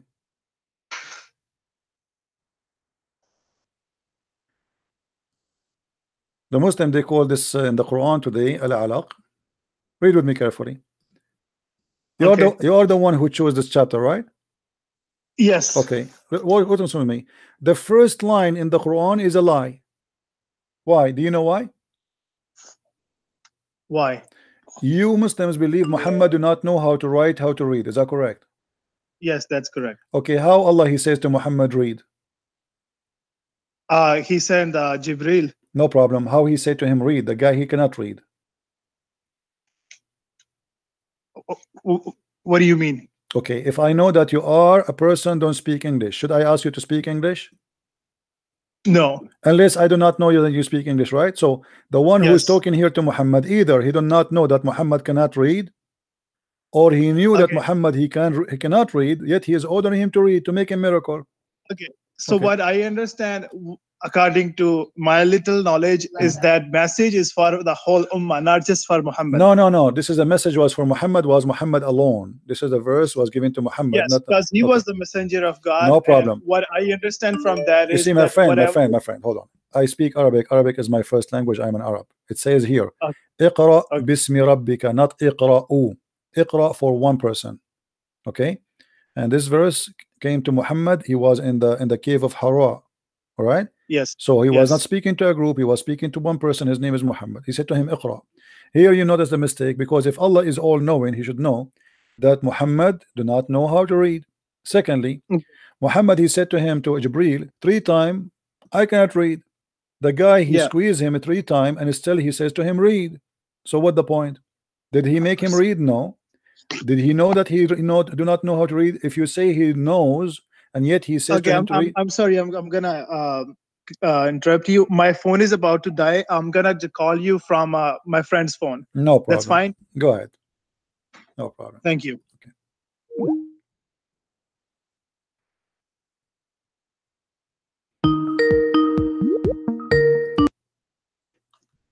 Hello. Yeah, babe. Hello. Hello. Yes. Yes, sir. Okay, this is you again, huh? Yes. Okay. Now look with me. So this is the first mistake, and then he says, okay, he created the man from a cloth. Do you know what a cloth mean? Yes. What a cloth? Tell me what a cloth mean. A cloth. See, English is not my first language either. My friend, this is Quran in Arabic, not in English anyway. So what? Yes. So what the cloth mean? The cloth is like how do you explain it to you? It's a dead blood, my friend. Yes. Okay. How such a mistake can happen? A human being is created from dead blood. You said what is cloth? Dead blood. Dead blood. Okay. Okay. Alaq is dead blood, and this is your Islamic translation in front of you. Okay. Create the man out of mere clot of congealed blood. How in the world anyone can believe in that? This is a mistake. This is not science.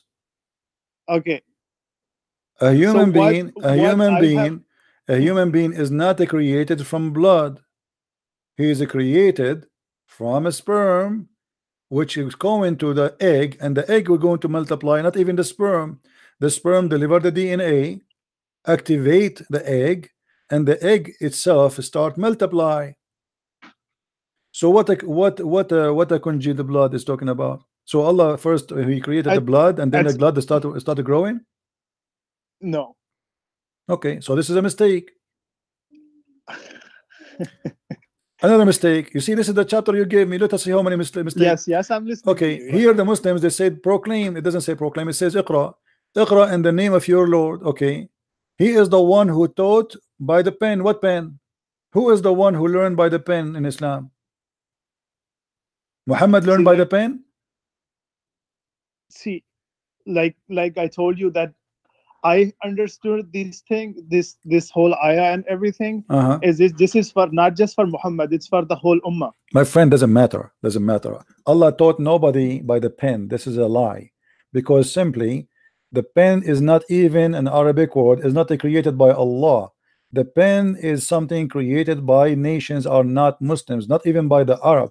The word qalam, the Quran says وَجَعَلْنَاهُ قُرْآنًا عَرَبِيًّا. We made it a pure Arabic, but the word qalam is not Arabic.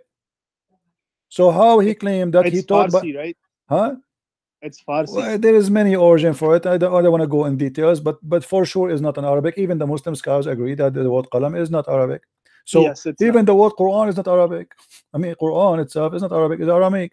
So he taught the use of the pen since when? What is that? You know? So Muhammad here, all what he's doing, he's trying to make Arabic music has no meaning. Look what he says. اقرأ باسم ربك الذي خلق خلق الإنسان من علق. So he's trying to keep the same rhythm in the music. So because he's doing that, the verses come with no meaning. Now, as long we are talking about this, you asked me to go here to talk about this one specifically, that he created him from cloth, right? Yes. Okay. If we go to different verse in the Quran, we will see the following. Okay.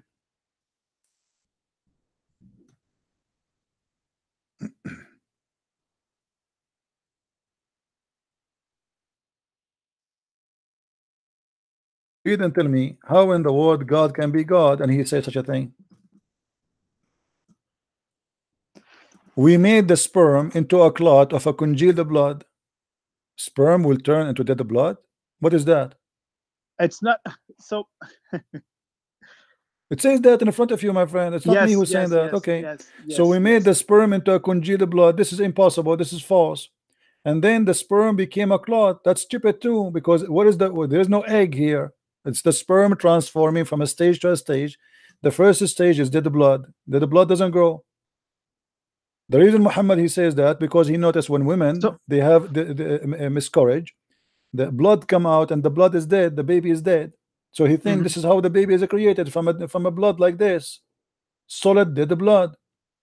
So he come with this mistake, and then he says that and then we made out the loom, and then we with bones, and then we close the bones with the flesh and etc. So based on your prophet teaching, every stage by itself happen in a certain time, and the others they are to follow. But this is not true.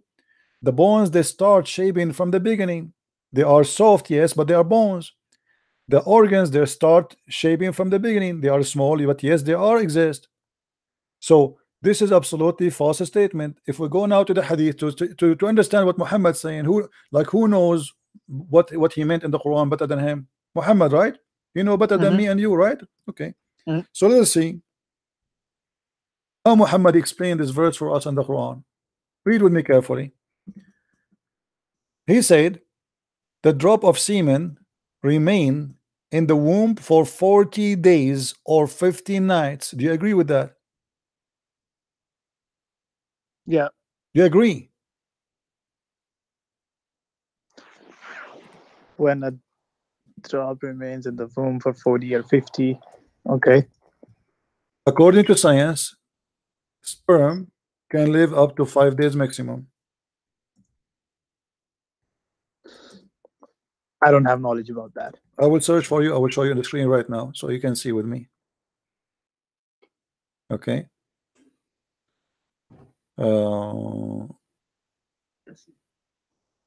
Let us see.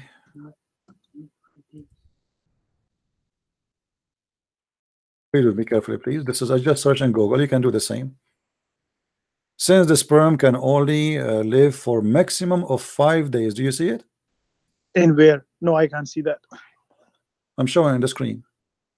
Okay. Okay. So how maximum? 5 days. But not in the womb. My friend, the sperm doesn't go. What womb? The sperm. What womb? The sperm can live inside the woman for maximum for 5 days. And so, no, that's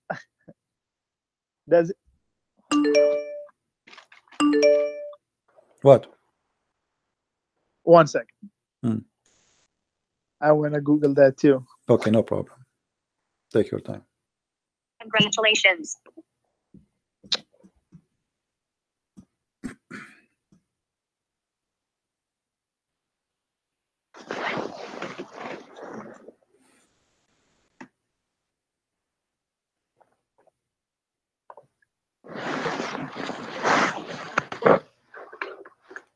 Did you find it?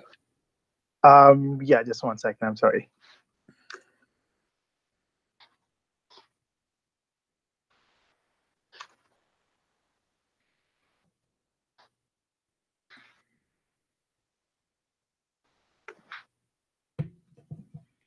So obviously your prophet, he just added 50, added 0 to the number 50, to number 5.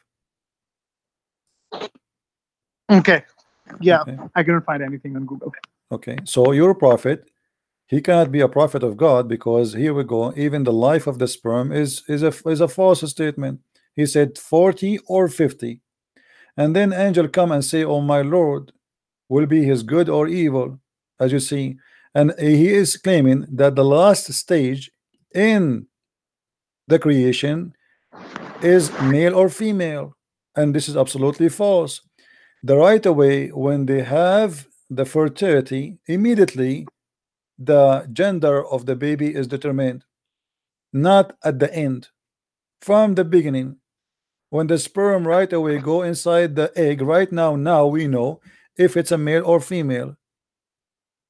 So this is again a silly mistake. Read with me this one here. The same story, your prophet saying the same story. So this is a very repeated story from your prophet, proving to us that your prophet cannot be a prophet of God. And now if the Muslim, they want to say to me this is weak, well, this is not weak. And by the way, even weak hadith is accepted. It is sahih. There's nothing is called weak. It's a lie. What happened through centuries, the Muslim, they start filtering things which is not as suitable for Islam, because obviously Muhammad can't be a prophet if we accept them. So they start saying this is weak and this is strong and etc. But as you see, now it is strong. I will not be surprised if after 20 years from now the Muslim, they will say this is weak, there's no way we can accept this, but it's strong. Okay. So how this is can be a prophet of God? Okay. Yeah, I will talk to the scholars I know, and I will try that they talk to you. All and right. you guys have a healthy debate without cursing out each other. Oh no, I don't really. You know, for me, I speak to. Did I curse you? No. Okay. Did I insult you? No. Okay. Because You know, I'm trying to be as respectful I can. no, my friend, I speak to people in their language, which mean if you want to be rude, well, you know, I have to deal with you in the language you understand. If you are a nice person, I am nicer. Okay. Okay. So if a Muslim, he called me to call me names and to insult, well, he brought to himself what he brought to himself. Yep. You know, life is like a mirror. You speak bad, you receive bad. That's true. Don't call me and insult me. Here we go. You are a Muslim. You call me. So we are all this time talking. I did not say any word to you. You know, and look, we are having a conversation. I give you time to say what you want. Yes. And I can say what I want. Other Muslims, in order to avoid debate, they keep talking. Because they are panicked. They don't know what to do. They are scared to let me talk because they knew that this is a guy. His name is a Christian Prince, and he is horrible. You know, we do not know what he know. So if we let him talk, he will, you know, he will do what he usually do. So the only way is we call him and we keep talking. And this is the only way to stop him from getting Islam busted or even to ask us questions. Sure. Yeah. All Yeah, right. I will try that somebody can go to that guy and you guys have a conversation. No problem, my friend. Thank you for calling, and feel free to add me to your Skype, and you can call me anytime. Sure. Thank you. All right. Take care. Do you have any questions, Elvis? What? All right.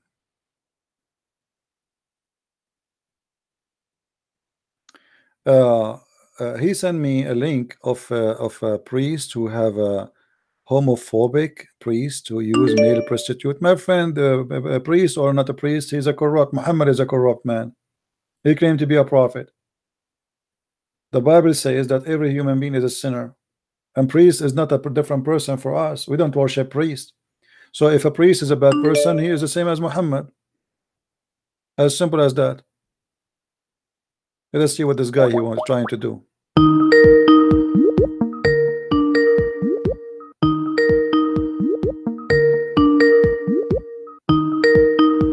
Answer, Abdul. And listen, the panic, they will keep talking. They want me let me talk. Go ahead. Princess, why do you keep cutting See, me here we off? go. He will keep talking. He will not let me talk. Are you going to answer or I'm not? letting you talk. Okay. No, you cannot. Don't let me talk. You are here just to insult and to call names. No, I'm not insulting Okay, anyone. let us start from zero.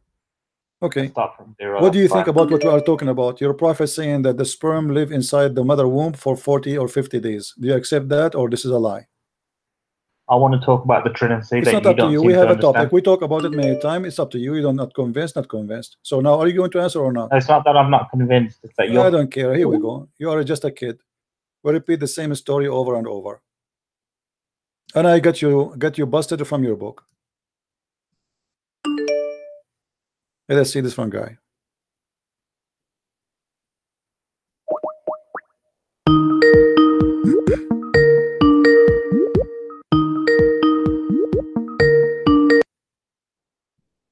You are here just to insult and to call names. Mute YouTube. Okay, let's see. Mute YouTube. Let's start from 0. Mute YouTube. Okay. What do you think about what you are talking about? Mute YouTube. Saying that the sperm live inside. Before you call me, mute YouTube.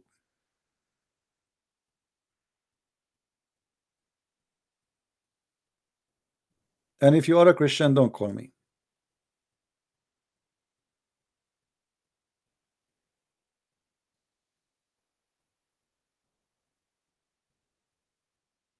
And you know, they lie and they send me text supposedly to make me believe that they are, you know, they if you see the text they send me, they are deceivers.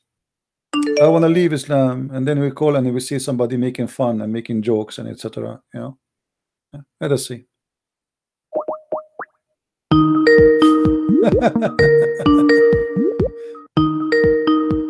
No problem. We are laughing anyway. Hello. See, here we go. How are you, Abdul? Hold on. What happened to you? Somebody stepped in your nose? Are you the elephant who closed the door of the van over his penis? Huh?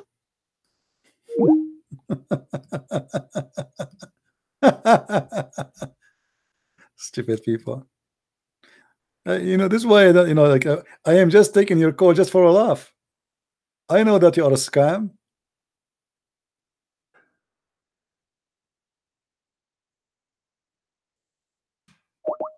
Let us see this one.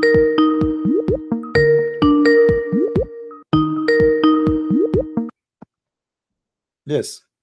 I want to apologize on behalf of all these idiots that are calling you. It's okay. You don't have to. You don't not do wrong. So how you can help you, my friend? Brother, I got a really big problem. My girlfriend is Christian, and I'm So you Muslim. are, Yeah. so supposedly you are better than them. Yeah. Oh, yeah. Well, Okay, well, I'm not here to. Your wife, your girlfriend, her name is Khadija or Sophia? No, man, it's Fadwa. Fadwa. And Okay. yeah. Okay. Basically, and so you have a girlfriend now, bro. Listen. I'm not here to joke and fuck about it. I'm being serious. Don't use a bad language, please. Go ahead. I need your help. Basically, you know, you know, in Islam, I told her, you know, that violence against women is not allowed and stuff. And she's been showing me videos of yours where you say that, you know, in Islam actually violence is encouraged and all those sort of things. Bear in mind she's Christian, and we keep arguing and stuff. And then, you know, I came across one of your videos where you say, you know, look, Muhammad said beat your women into submission and all those sort of things. But I don't know what to do about it. Like, I'm not sure. Like, would you be able to show me a bit more? You know, what it's like? First of all, you're the one you call her your girlfriend. She is not a Christian. Are you saying girlfriend as a friend or a girlfriend? No, girlfriend as in couple. Okay, so she is not Christian, my friend. Secondly, this is in the Quran, chapter 4, verse number 34, where it says that can you put it on the screen, please? Can you put it on the screen, please? Sure. Chapter 4, verse number 34. It's not coming up. It's okay. No, it's coming. Hold on. Let me show you. Hold on. What translation is your favorite translation? I don't mind, as long as it's from the Quran. I don't really mind. I'm not gonna be here playing the game of weak hadith, weak Quran, whatever. All right, no problem. So chapter 4, verse number 34, the Quran in front of us. Okay, here we go. It says that the women who you fear that they are not obedient, you scourge them. So yes, keep scrolling. So and this is in the Quran, right? Yes, it says here that the women who you fear, they are not doing anything wrong here, just you fear. For those whom you fear, rebellion, like let's say your wife, you told her to make some tea for you, and she said, okay, like sound doesn't like it, you know, like you felt something not right. So what do? You scream at them, and you can even, you know, you can jail them in their rooms, and if you want, you can discourage them. And that's if they're not obedient to you, right? No, if you fear they are not, they did not became obedient yet, not disobedient. And then here says, and then if they obey, you seek not against them. So here, if you fear that they might go and be disobedient, so this is like, it's like cheating. It's like if I feel like she cheated on me or something cheating, like. no, in Islam, if a woman she cheat on her husband, the punishment is stoned to death. He stole that from the Old Testament of the Jews. So here is about a woman. You might fear she is not yet disobedient. As I give you an example, you say to her, bring me water, and she moves slowly and she sounds like she don't like it. So this is, you fear that she is rebellion, she is not being obedient yet, or she's in the way to disobey. So what do? The Quran says, admonish them, punish them in beds, and discourage them. So it's like, basically it's like so violence basically in this sense would be allowed, right? As you see, discourage them. But I've been told that, you know, in Islam you're not allowed to, violence against your girlfriend or woman is not allowed and that kind of stuff. Where it says that, here we go, this is the Quran. And no, this is what I've heard. I haven't seen, I haven't read the Quran and stuff like that. No, this is not true. And actually, here we go, your prophet, a woman, she came to him, complained that her husband, he did beat her, and he made her skin greener than her clothes. And what Muhammad in the hadith, yeah, I saw this, I think in one of your previous videos. Yeah. So what Muhammad he did, he took the side of the man, not the side of the women.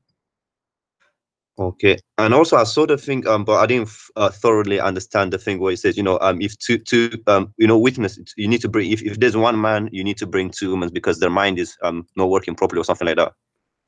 Yeah, the Quran says that women, they have half a brain, and this is why two women are equal to one man. So if one of them she forgot, the other one remind her, and this is proven to be scientifically wrong. If you take your wife to a party or a dinner, and then you come back and we ask you what you ate, you will not remember. But your wife, she will tell you what everybody in that place was wearing clothes, what kind of hairstyle, correct? What the food was. Women, they give you the details. Men, they don't care. So this is a false statement. Yeah, and also so basically human rights are not really respected, right? You see, there's nothing is called the human rights, because you see all these feminist movements. Islam is a religion for equality. Human right is something flexible. Even those who they call themselves feminists are funny, because it's up to them to decide what is a human right now, and it's up to them to say what is not a human right. Right? So for them, if a woman they claim that now women, they have to grow hair under their arms.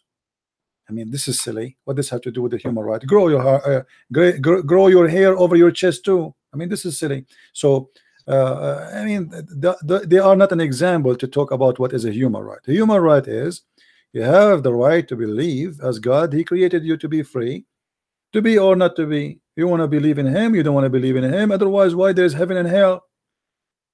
If we want to force people to believe in something, then there's no need for heaven and hell. People to go to heaven because God's supposed to reward them, right? Yeah. For they believe willingly, but in Islam there's no such a thing. So we don't want to mix between human rights and some silly people saying things does not have to do with like somebody sent me an article saying that we need to string the women, and they are advising the women to wear sexy underwear. I mean, how in the world how a woman she will be stronger if she wears sexy underwear? Mental illness. I mean, what we can say, people believe, if you start following a fool, then you become a fool, and this is what Islam is about. You follow Muhammad, you end to be Muhammadan.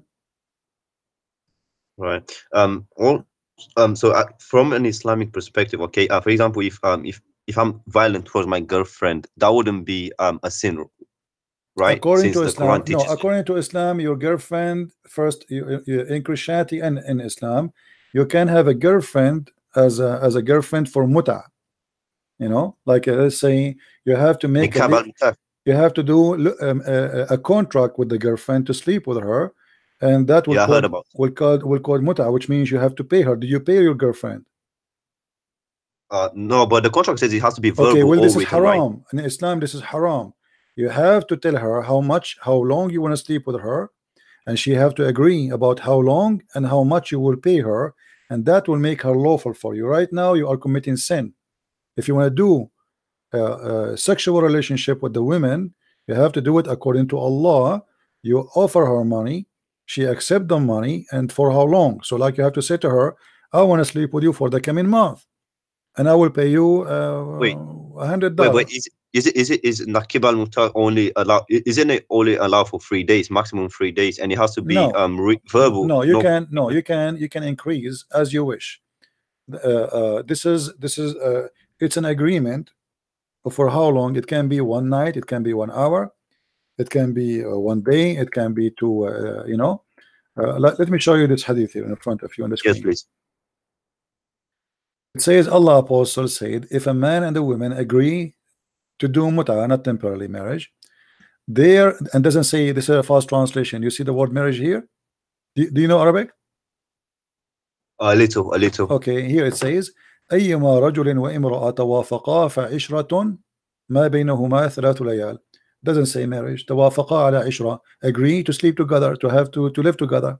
So any man and a woman, they agree to have relationship, which mean in bed together, to live together. Their muta should last for 3 days, 3 nights, and if they like to continue, they can do so. And if they like to separate, they can do so. All right. So basically, okay, but okay, if you agree, for example, it has to be written or verbal, right? No, if she agrees, not written, just verbal. You have to tell her how much and how long, and she have to. But what if she's your girlfriend? Like there's nothing is called girlfriend in Islam. This is how the girlfriend is. You hire a woman for sex. It's a contract for sex. She is a prostitute. So because you have to pay her. If you don't pay her, it's not allowed. So she have to get paid because she took off her panty for you, and you have to tell her how long you want to sleep with her, and she have to repeat. And she say, let us say you say to her, I want to sleep with you for 3 days, full 3 days, and I will pay you $200. She have to repeat saying, I agree to sleep with you for 3 days for the total of $200. If she don't do that, this is not halal. Okay, so that's a sin basically. Yeah, she have to repeat and agree in the terms of this contract, of sex contract, which is how much and how long. All right. And when the time is over, there's no need. You don't divorce her because she's not your wife anyway. It's just a sex. But what contract. if you don't want to pay her, or she doesn't accept payment? That will not valid. Then she is doing a haram because she have to get paid. Yeah, that's a bit funny. Well, I mean, how, you know, if she's your girlfriend, you know, she is not a girlfriend. I said to you, this is not a girlfriend. She is a. I know, but I'm talking about, you know, is a hooker. In today's society. Yeah. In today's society. Well, you pay. I agree. You pay only a woman. A woman she accept to get paid for sex. She must be a whore. Correct? Yeah. Okay. Well, Islam approve you to have sex with the whore, not with the girlfriend. Yeah, and also I've got another question, but you know, I'm not trying to be rude or anything, or too explicit here, but you know, in Islam, you know, having big bang, you know, from the back is not allowed, and we did it. So is that a sin? No, this is not true. This is they come with their own interpretation, but the Quran says it clearly. You can have sex in any place you want. If you go in the Quran, you will see Muhammad, he says, "Nisa'akum harthun lakum." Your women is the same as a tithe for you. So dig in your tithe as you wish. Chapter 2, verse number 223. Wait, I'm writing chapter 2. Yeah, chapter 2, verse number 223. All right, cool. The Jews, they were saying that if a person have sex with his wife, you know, they like, let's say it's a fiction that if you have sex with your wife from wrong location, the child will be blind all right, or let us say he have a cross eyes, which is stupid, right? But it's just they spread those ideas, so men, they will not do that. The ignorant men, they will not do that with their women. Muhammad, he wanted to answer the Jews. He said, no, your women as the same as teeth, so dig in your teeth as you wish. Now some scholars, they start saying this is not about having sex from the anus, it's about having sex from behind. So he's saying, you can have sex from behind or from the front, it doesn't matter. But that's not what the argument was about. It's about having sex with the women from her private part, the front part, or the back part, you know. And we can prove that from the Islamic reference. Here we go, chapter 2, verse number 2 to let us go here, chapter 2. And what about you know, sort of you know, blowjob? You know, it looked like we are going far away from our topics, and thank you very much.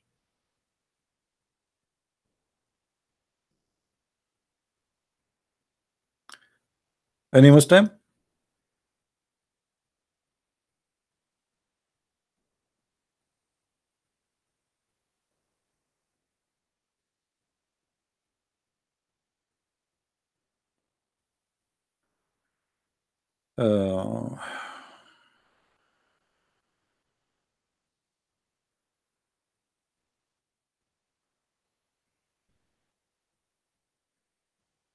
Yeah, somebody send me this. I will share it with you.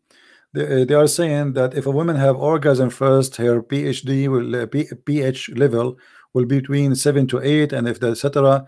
My friend is talking about the look. What does have to do with what we are talking about? The child will resemble her if she have orgasm first, and according to science, this is not true. No, the sperm, because at the end of the day, it is the sperm who decide. Now, when you say to me, okay, well, the women, she have a etc. level of a pH in her private part. Muhammad, he described what he's talking about. He's talking about what is external, not what it is eternal. The level of the pH change inside, not outside. Muhammad, he says, read with me carefully.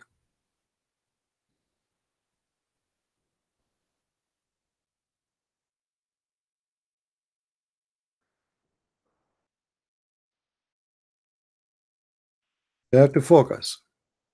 Muhammad, you describe what is the liquid he's talking about.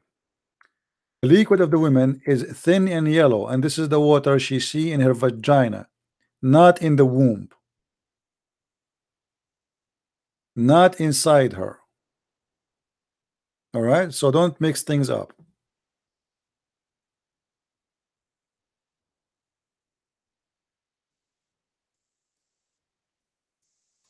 This is not inside, this is outside. The sperm is outside, and the water of the women is outside. This is why Muhammad, he said to her, the woman, she is asking him, if she see that, she have to wash. See what? The thin yellow water.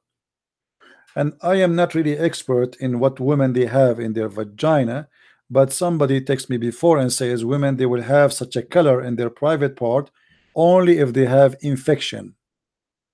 Now, I don't know. I'm not a doctor. I have no idea, and I am a single, so I cannot examine that. After I get married, I will let you know. Any Abdul? So Muhammad here, he made it clear that this is a water a woman she see in her private part, and she can wash it, not in her womb, not inside her, not, you know. As you see, it is something you see. You see, you see. It's not something inside you don't see. It is something you see.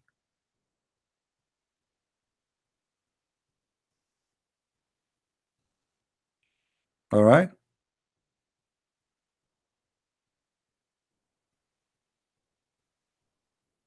I am single by my choice. No, I'm not single by my choice. But each time I ask a girl to marry me, she says, what? There's no man left in this earth? Like, hello? True story, Sahih Bukhari.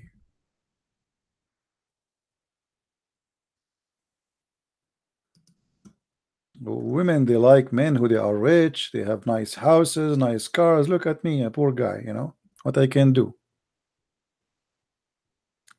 I don't even have mirrors in my place because each time I look at the mirror, I get scared myself.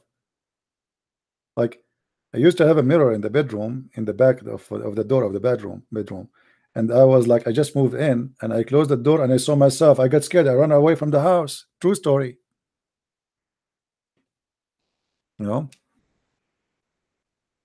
I go to do fishing. I look at the water. The fish come out. They die right away. You know, I look like Muhammad. Alhamdulillah. I go in airplane, nobody wanna go inside, just me and the captain. You know, I don't need to reserve for business class or something. I just go there and everybody out because I take my shoes off. Alhamdulillah. True story.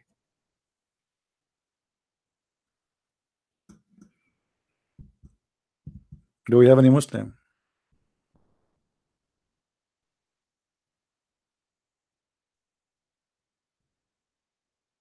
And why people are even thinking about why I'm still single?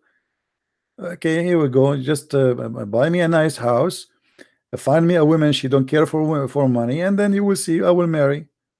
Especially if she is young, like Khadija. She's 25 years older and she have a lot of money.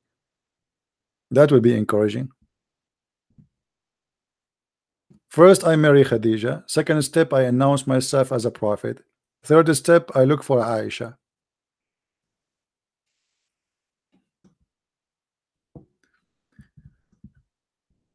Any Abdul?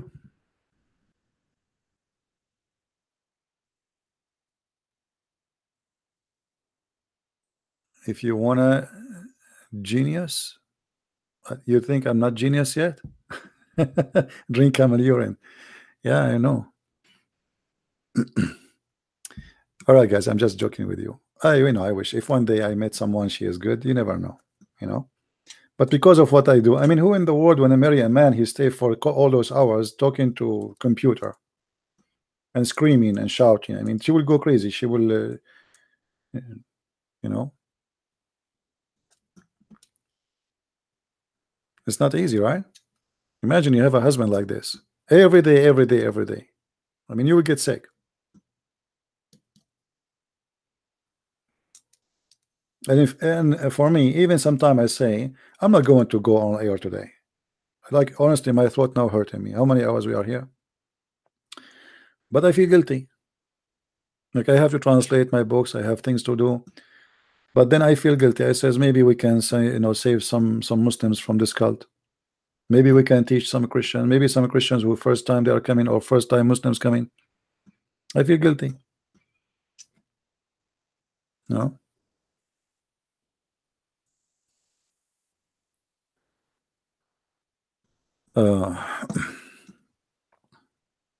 She will be happy because she will have me under control. Here you study the what is saying, the inner of every human being, their words. She will be happy because she will have you under control. Man, look at this. This person, he want to control. Okay, this woman, she like to control her husband. Okay, I get that.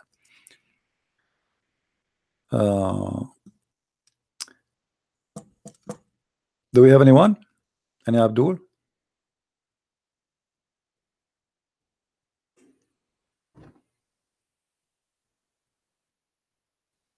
Nobody? Thank you, Nadine. Anyway, guys, I think we have enough for today. My throat is going dry, and it's time to say goodbye. Did we have a good time? Did we have a good time? Did we learn?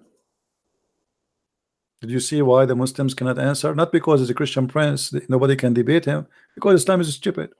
It's not my fault. It's not my fault, my friend. Those are your prophet words. If your prophet don't keep talking and saying stupid things, then Christian Prince, he have nothing to do. He cannot. How he can refute Islam? You know. But your God, which is Muhammad, he cannot keep his mouth shut. And the more he talk, the more he do poo poo. And then what CP do? Islam is like a zoo. CP, he walk in the zoo, and we go in the zoo. Wherever he go, he found poo poo. And then he collect the poo poo. And then he show it to the Muslims. And the Muslims they smell it. And they get disgusted. And they say there is no way the Prophet will say that, and then they leave Islam. So don't blame me. Right? Don't blame me. Blame your Prophet doing poo poo. Keep him, tell him, somebody talk to him and says, stop talking. Stop talking, man. Like in the Middle East, you know, we have a tradition. If somebody want to get married, you know, you don't go and talk to the family yourself. You take your parents, right? So if they have a son who is like, let's say, he doesn't know how to talk, or he's silly or stupid or whatever, so they say to him, don't talk, okay? We talk only. So he go there and he sit like a chicken. Same for the daughter. If the daughter, she is a person who have a stupid or silly or something, they forbid her from talking. You bring the coffee and you sit. Don't talk. You cannot talk, because if you talk, they will know that you are stupid, and then they will not ask for your hand, or they will not approve the husband because he's stupid too. So the best way for a stupid ones is not to talk. But who can explain that to Muhammad? He keep talking. I mean, this guy is a talking machine. If somebody tell him, I mean, right? It's not my fault. Let us see. Look like we have Muslims trying to call me. Is that Muslims?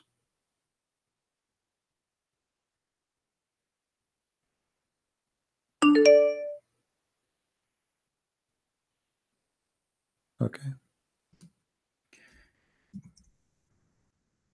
Too many Abduls suddenly. By the way, usually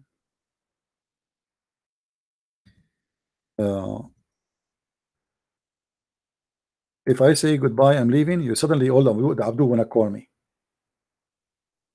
Suddenly. It's like a miracle. Let us see this one.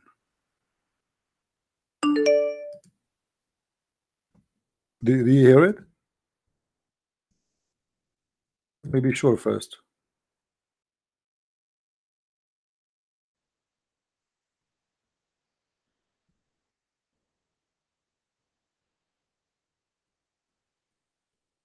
Okay, let's see. This one he's saying is a Muslim. Let us take one Muslim.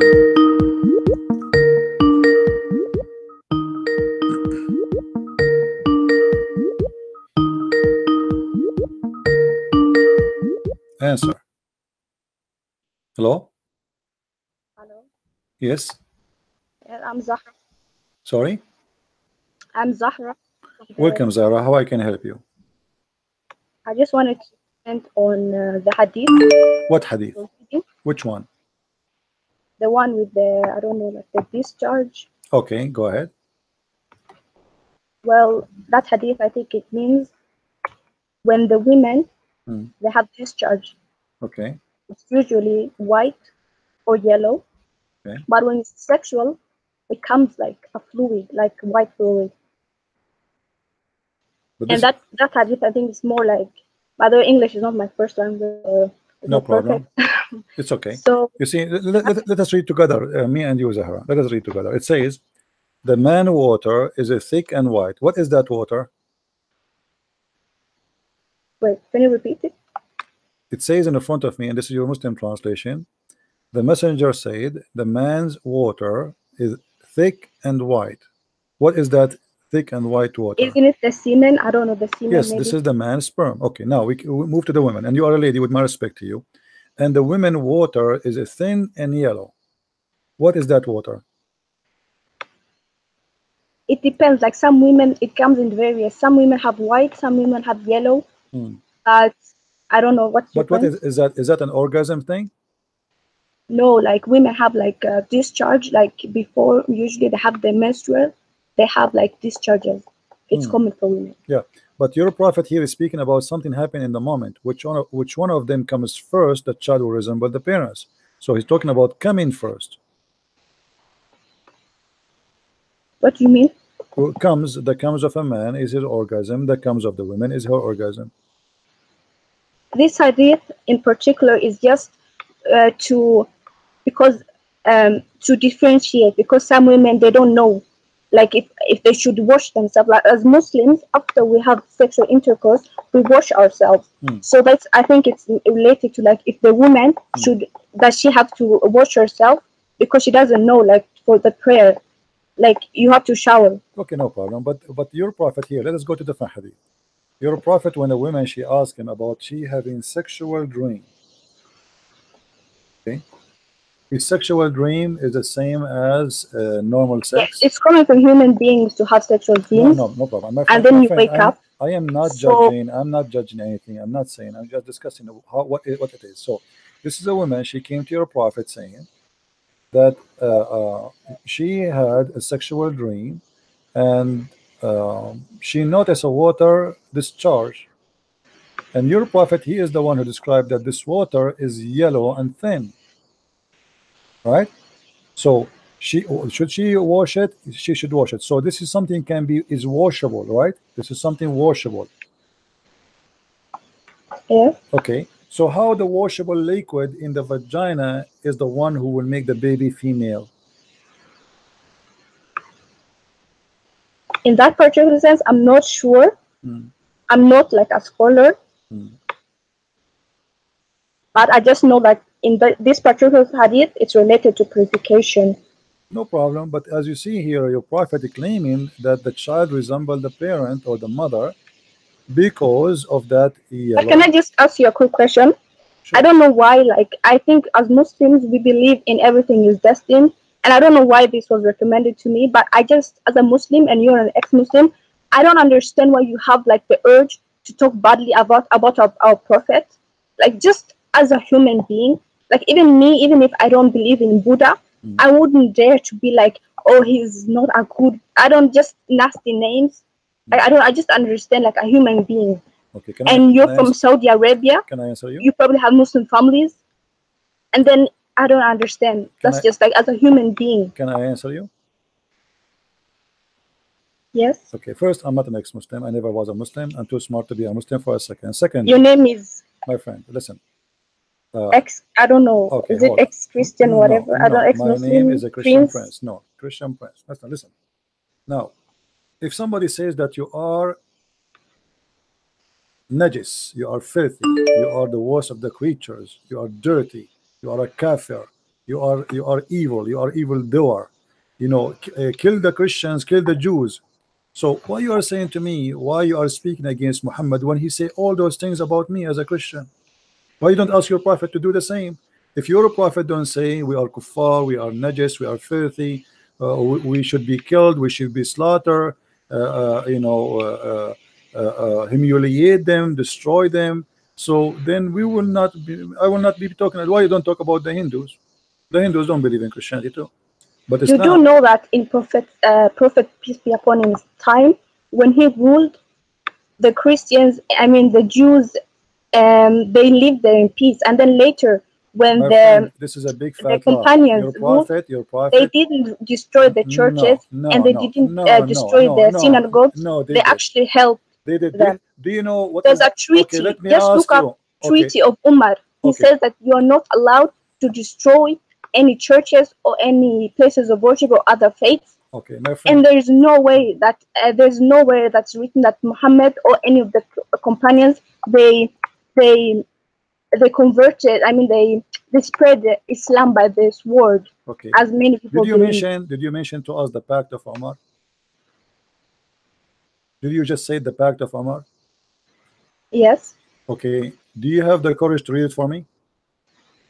The Treaty of Umar. I don't have it. Should I Google it? Yes, Google it and read it for us.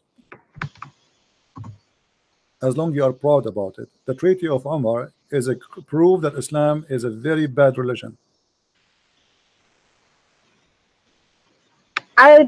Someone just said I'm older than you. No, I'm not older. I don't care how old are you. You are welcome to talk. No problem. I respect you. I respect you as a human being talking to me. Now tell me the Treaty of Umar. You are the one who mentioned it, and he says Islam respect. Islam did not respect, and your prophet, he humiliated the Christians and he ordered to kill them all unless they pay the jizya. This is what the Treaty of Umar. So I want you to read for me the Treaty of Umar, please. Right.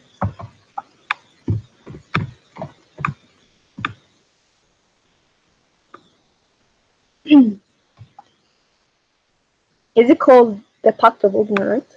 The Pact of Umar. The Pact of Umar. He forbid them from building new churches. He forbid them from repairing churches. He forbid them from knocking the bells. A Christian, he have to wear his weight of a cross in his neck if you want to wear a cross. If you ride a donkey, you have to ride it in the wrong direction, which means your butt to the back. And what are you talking about? This is what Muslims do to the Christians. They have to be humiliated. You cannot even teach the children Quran. You have to open your door and your house to any Muslim come to your house 3 days, 3 nights. Any Muslim now come to my house, you knock at my door. He can. Should I read it? I just found it. Go ahead. A little bit long. Go ahead. No problem. In the name of God, the merciful, the compassionate. This is assurance of safety, which the servant of God, Umar, the commander of faithful, has given the people of Jerusalem. He has given them an assurance of safety for themselves, for their property, their churches, their crosses, the sick and healthy, of the city, for all the rituals which belong to their religion. Their churches will not be inhabited by Muslims and will not be destroyed. Neither they. I'm sorry, I'm getting emotional because this is who Muslims are. No, and you're my friend, what you are reading is not the Pact of Umar, and you are lying. It's in the front of me in the screen. This is the Pact of Umar. If you just search it, the Pact of Umar is in the front of me in the screen. It's hanging today. It's even hanging. The Pact of Umar is in the front of me in the screen. Lady, read it. No, this is not the. Just Google it. Everyone can Google it themselves. So what is this? This is not. I don't know what you found it. So what is this? What is this? What is in front of me now?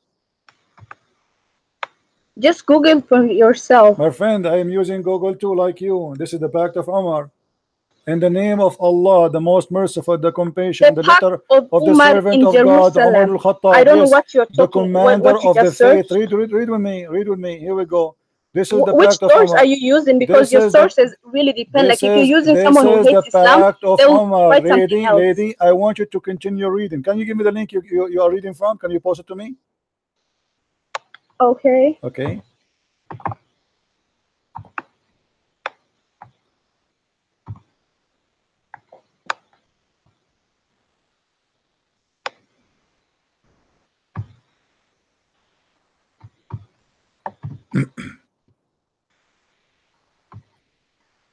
Give me the link. Okay, this is the link you gave me. I'm going to show it in the screen. You have to scroll down a little bit. No problem. Here we go. Tell me where to stop. Here we go. This is the Treaty of Umar, right? Here. This is the Treaty of Umar. This is all the treaty. This is not a treaty. Yes. This is not a treaty. What is the treaty? This is false. What are the conditions? There's no conditions. This is not Treaty of Umar. No, it's still hanging today. You can find it today. My friend, it's hanging. This is the summary. This is the top of it. This is not the treaty. Let me show you the treaty. Here we go. I will show in front of everybody in Google how to find the treaty. I will show you. Here we go. I will search in Google in front of your eyes for the Pact of Umar. And you tell me which website you like me to click in. Do you see the screen? I'm not seeing anything on the screen. It's still the same page. Okay. The Pact of Umar. By the way, just do you speak Arabic? You're from Saudi Arabia, right? Do you speak Arabic? What? Do you speak I don't speak Arabic, but I can read it a little bit. So, you know, you do not know even what the Treaty of Umar. The Treaty of Umar is disgrace for a human race. And let me show you how I can prove that easy. Is your Prophet Muhammad a person you trust his word or not? I trust his word. Yes. Okay. Did your Prophet Muhammad says respect the Christians or you have to humiliate them? We live as example, my friend, and you can see by example, like he never killed any Christians, and he never killed any Muhammad, Jews. he killed all the Christians in the Arabian Peninsula. This is why we don't have a Christians no more there. Don't tell me he did not. Your Prophet, look what he said, and this is the back of Umar from your Islamic website too. Now look at this. Here, your Prophet, he said, you see a Christian in the street, force him to the narrowest road,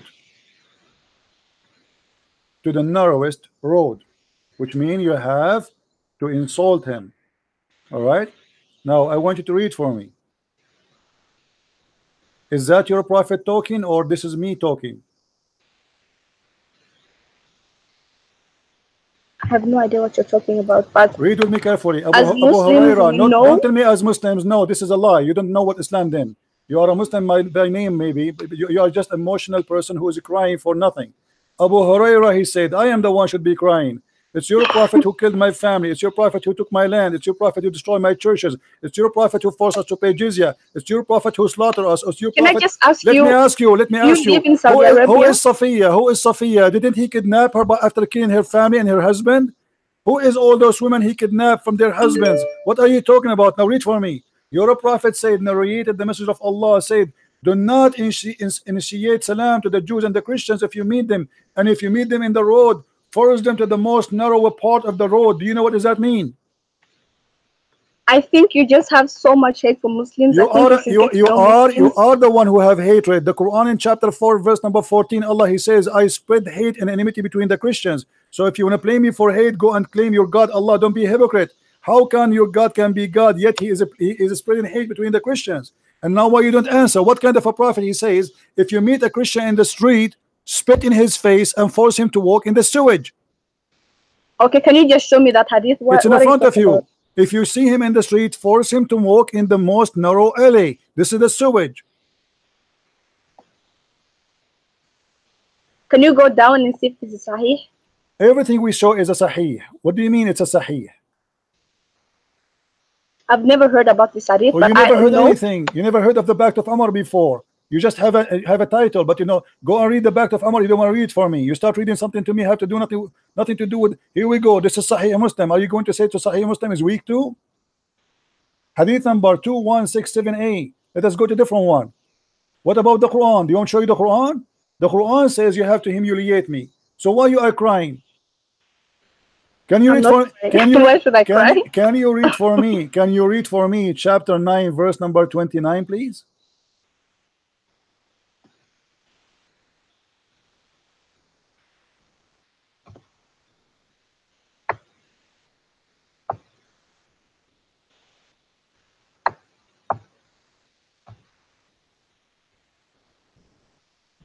Yes, and I just have a question. Do you live in Saudi Arabia? And you're not where Muslim? I live. I live in the moon. Can you read for me the verse, please? I don't have it in front of me. Okay, you have the Chapter, Quran, don't you? chapter what? Chapter 9, verse number 29.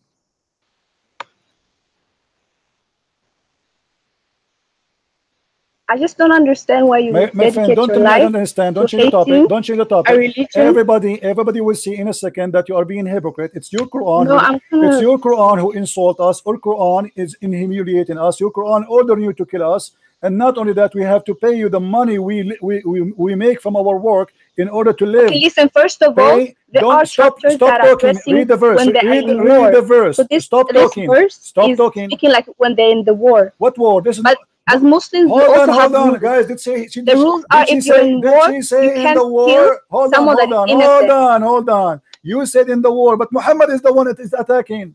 Muhammad, he says, fight those who believe not in Allah. So why he want to fight us? Because we don't believe in Allah.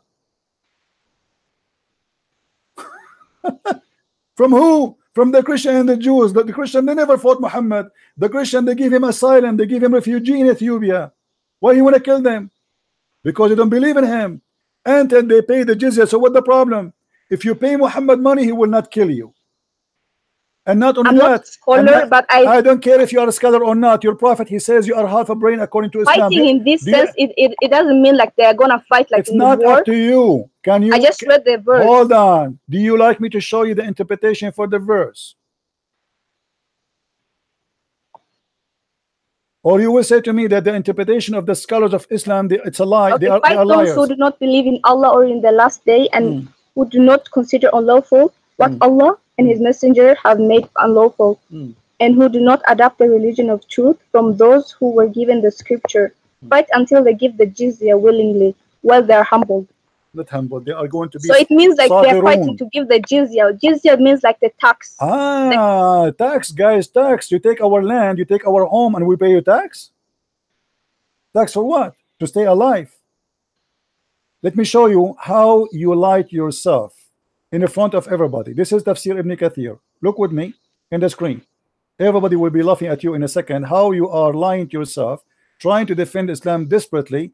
And you are crying. First of all, let me just you are crying just tell you one just thing. to no Okay? no no don't tell me, don't change the topic. Don't change the topic. Don't change the topic.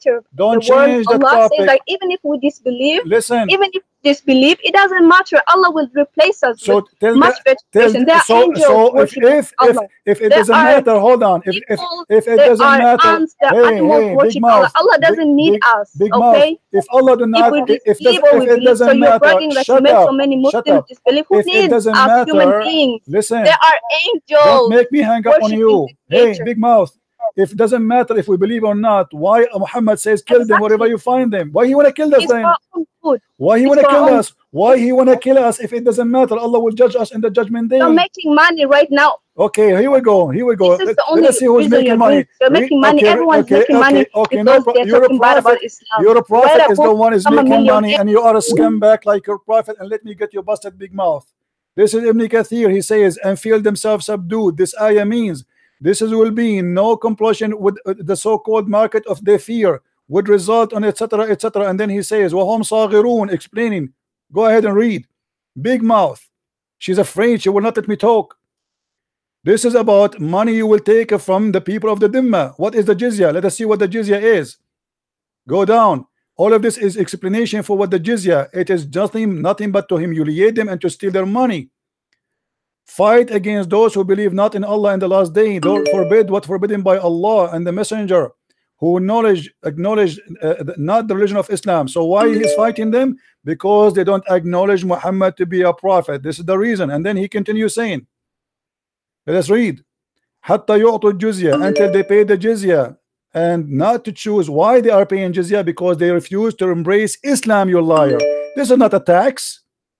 And then he says, with willing submission and defeat.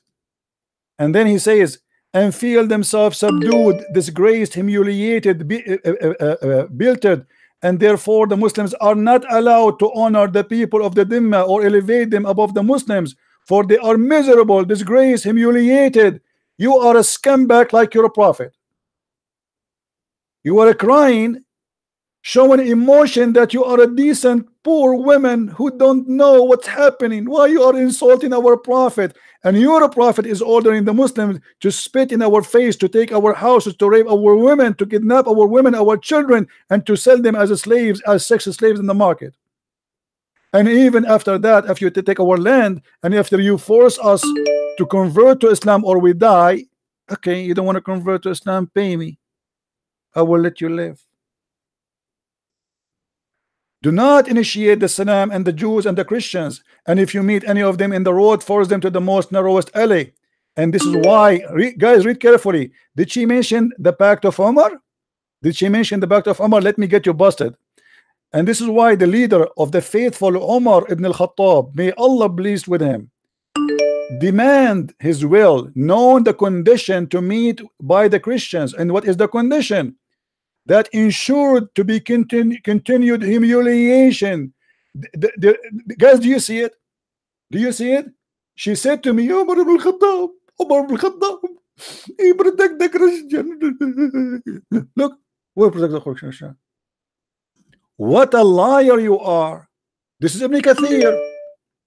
Is that Ibn Kathir or this is Ibn Jarir? To ensure what?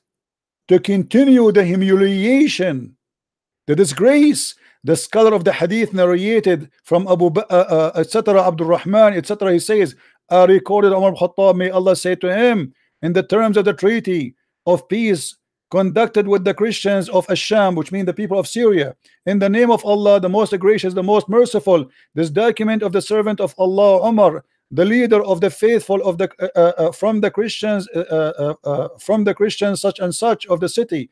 And then he says, come to us, we request safety. Safety from what? Safety from the Muslims. You see, the Muslims come into our town and they say to us, if you pay us and you agree with our condition, we will not kill you all. And she is saying that is merciful. This is merciful. What Umar ibn Khattab have to do with Jerusalem? Why you came there? There's no Arab. And look what happened. For their property and of their self and our religion, may the conditions of ourselves. This is what the Christian they forced to agree. This is not an agreement. This is a forcement agreement. Otherwise, you will die. Here we go. Read with me carefully.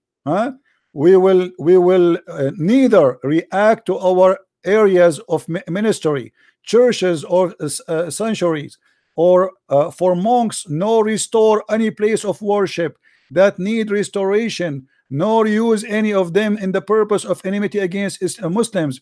And we will not prevent any Muslim from resting in our churches, whether he come in the day or the night. A Muslim can come anytime and he can sleep in the church. He can bring his horse and he can sleep inside. And we will open our doors, our horses of war, our worship for the warfare and etc. Read with me. A Muslim, he can enjoy sitting in your house for 3 days. He can come to any Christian. You have to open your house for 3 days or 3 nights. She said to me,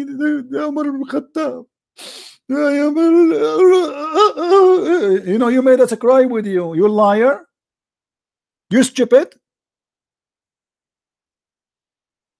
And not only that, continue read and see how garbage this. We will not teach our children the Quran. Anyone knows why? Do you know why they should not teach their children the Quran?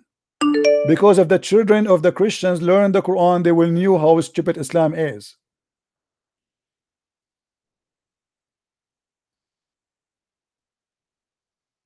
This is the pact of Umar. Even he decide what kind of a clothes they will wear to humiliate them. We will not imitate their clothing, the cups, the turban. We cannot dress like Muslims. We are not allowed to dress like Muslims. You cannot wear shoes like them. You cannot wear hairstyle like them. You cannot speak like them. You cannot have nickname like them. Do you see it?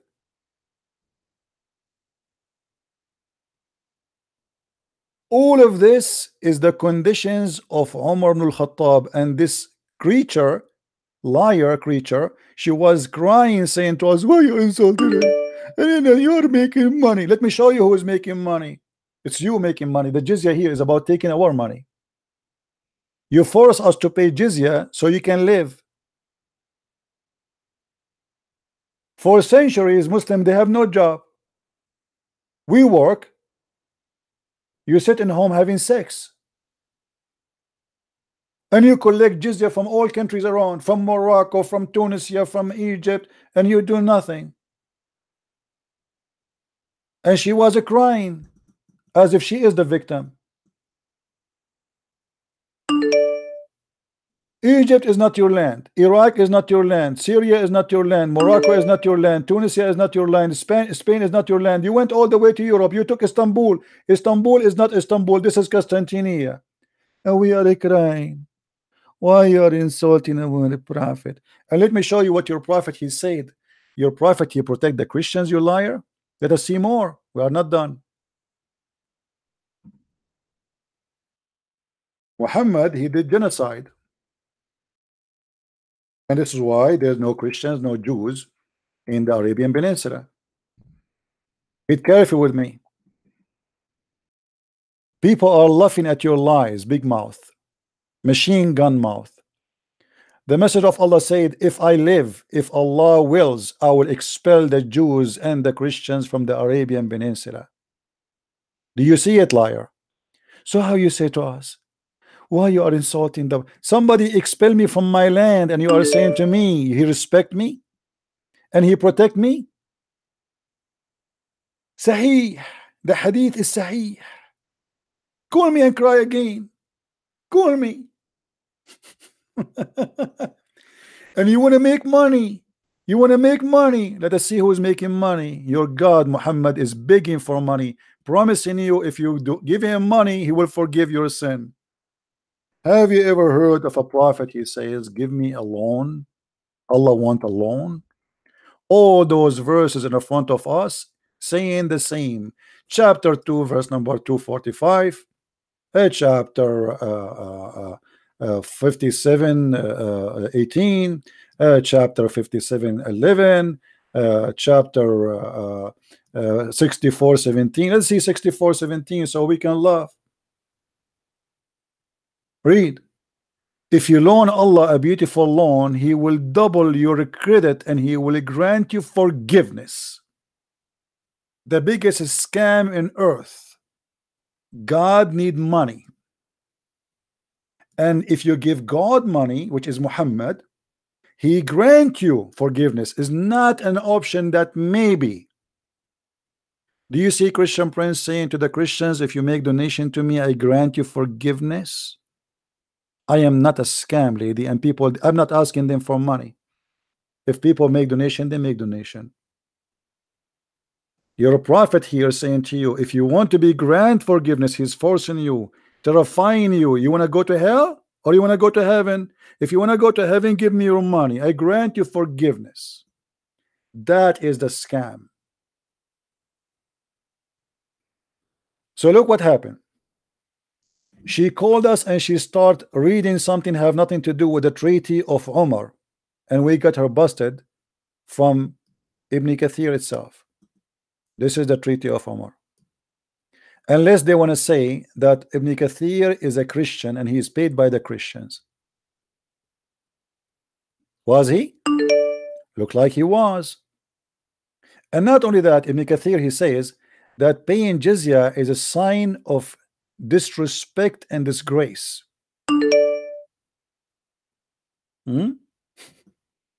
What jizya is about?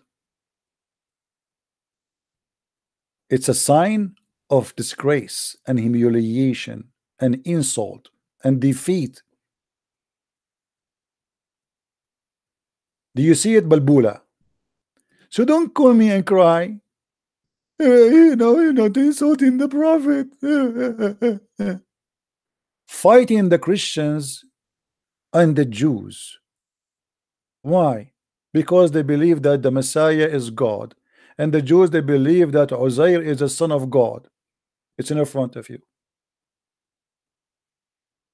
May Allah curse them. Do you see it? Hey, Christian, why you are insulting us? Coward. No wonder your prophet, he said in his religion that women have half a brain. Look like Muhammad, he took the other half a brain of yours.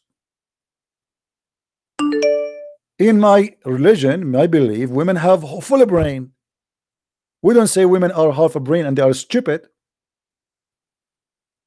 So when we show them what is written in their books, they don't want to read no more. I'm going to call you one more time, and I want you to read for me the Pact of Umar, lady. I challenge you to read it. And this is again Ibn Kathir. And don't tell me Ibn Kathir is a Christian. People will laugh at you.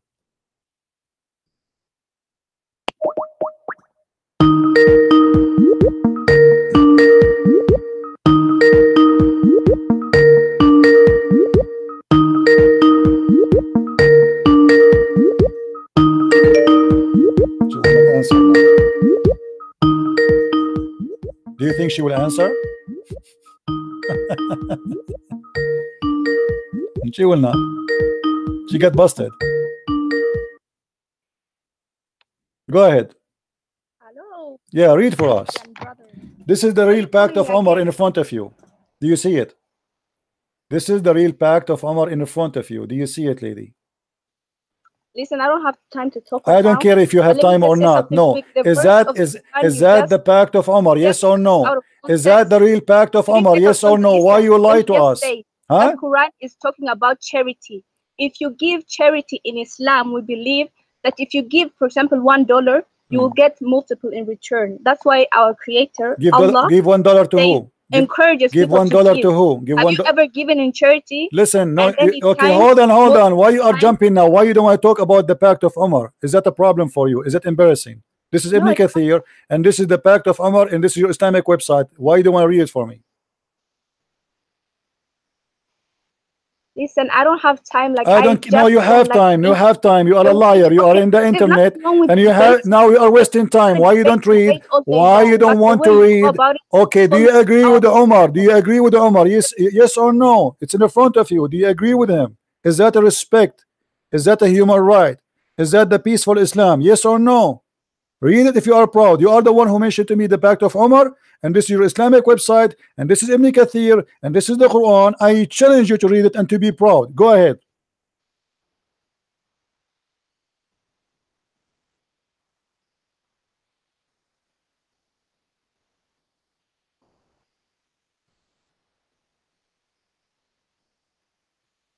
I don't hear you.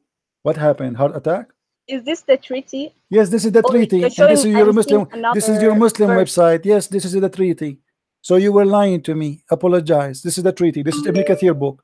The treaty is hanging, like you can see it in Jerusalem. Abdullah, don't play games with me. This is the book of You Ibn can go there and Kathir. see it's This hanging is the there book from of Ibn today. Kathir. This is Quran, and this is the book of Ibn Kathir. Stop playing games. Read it for us. You know what? You One know of the what? shortest You know Quran what? verses. You know what? It You are a says, coward potato. Get lost. Don't call me again. You know what? You don't dare to read it.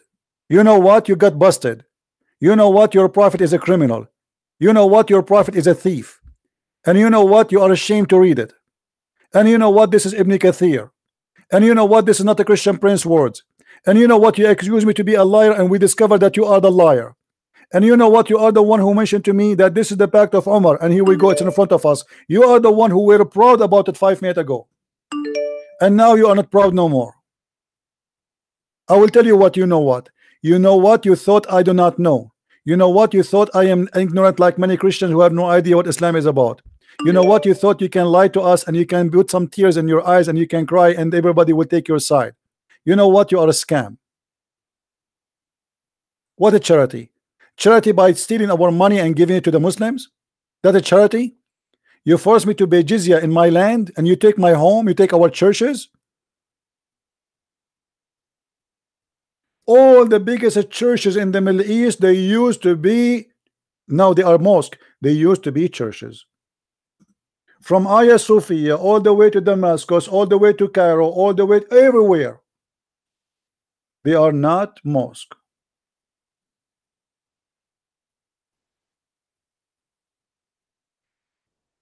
We protect you. Protect me from yourself. We pay your money not to die. We paid money.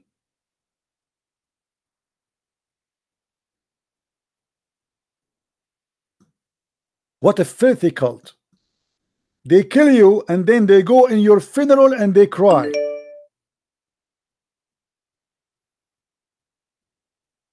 And now she don't want to read it.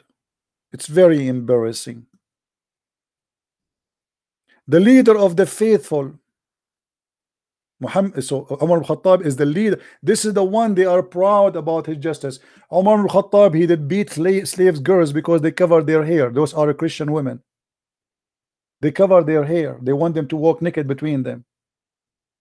They kidnap them from their husbands, and now they are forcing them not to wear clothes like Muslims. So she cannot even cover her hair. This is why in the treaty it says you cannot wear clothes like the Muslims. You cannot even make hairstyle. You cannot even use names like them. You cannot even use nicknames like them. You cannot pray loud in your churches. You cannot knock the bell of your church. You cannot fix the faucet of your church. You cannot fix the wall of your, which means if the church collapse, that's it. You cannot build a new one. Do you see it? In return of safety.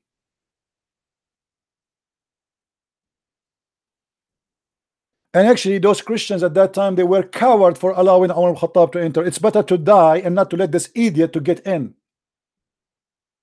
and humiliate them like this. Cowards.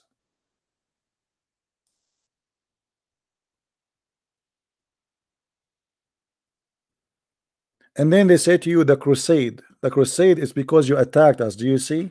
The crusade happened after this. Coward. We became a crusaders because you attacked us, not because we attacked you. So you attack us, you take our land, you take our churches, you force us to humiliate us, and then you say why we attack back. What a scam.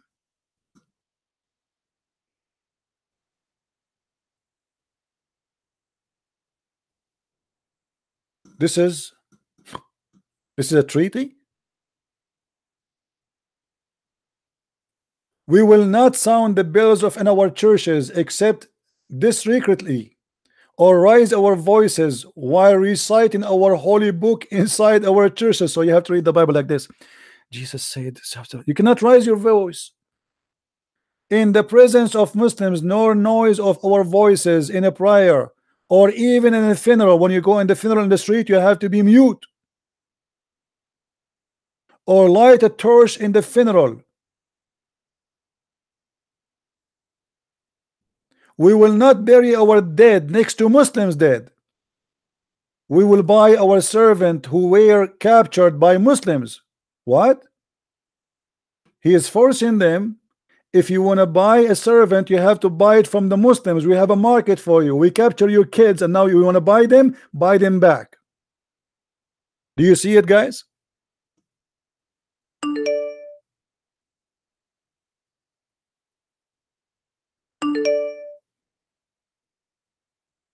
You cannot buy them back. We took them now from you. We have a business market of slavery. You cannot buy from us.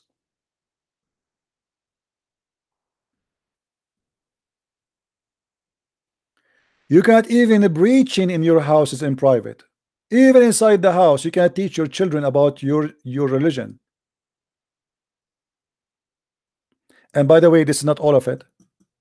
In the book of Ibn Kathir, this guy is just mentioning what they remember.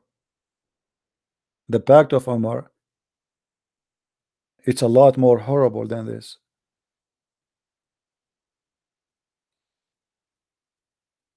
And imagine, she called me and she wanted me to read. Do you know the Pact of Umar? Yes, I know it.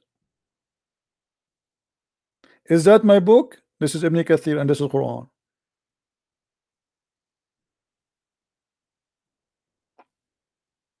And by the way, why your Muslim website saying donate? Donate to what? I thought you are against money. Your prophet, he said in the Quran, the fifth from every attack goes to Muhammad. Why Muhammad need the fifth? So if you steal from the Christians $10,000, Muhammad, he take 1/5 to him and 1/5 to Allah. That's mean $4,000. And the rest will go to all the Muslims. Muhammad, you don't care for money, right? وَعَلَمُوا, you should know that if any attack you do, the fifth go to Allah and His Messenger. Muhammad don't take care for money. The fifth go to Allah, and then what is left over go to the soldiers and then the needy. This is the charity from attack. You steal our money and then you give it you take $10,000 from a Christian person, you give 4,000 to Muhammad, and then 6,000 will go to all the army and then the needy. I mean, do you see how decent your prophet is? He want only the fifth. Not much. Not much. Just to give you an example of how much money is that. So if we say 10,000 goes to Muhammad, Goes to Muhammad, he win in this war $10,000, which is nothing compared to what Muhammad he stole. So let us say 10,000. Okay, stop calling Abdul. Abdul is getting upset. The devil is getting upset. Then let us say the fifth to Muhammad and the fifth to Allah. Some Muslims they say no, the fifth both. Muhammad he present Allah, so only the fifth. I don't agree with that. So it's going to be $4,000. Let us say for sake of argument, only the fifth, which is 1 to 5, not 1 to 5 to Muhammad and to Allah, which means both of them they get the same share. So 1 to 5 will be, look at this idiot, coward. Let's be by you.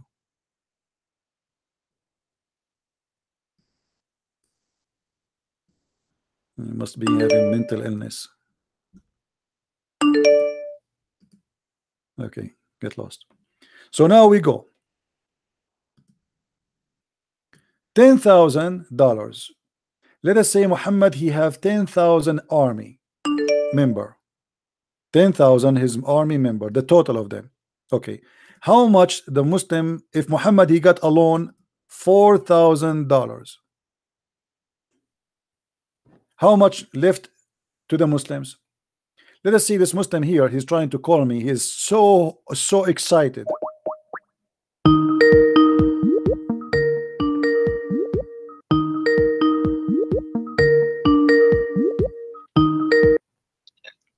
Yes, Abdul. Assalamu alaikum, brother.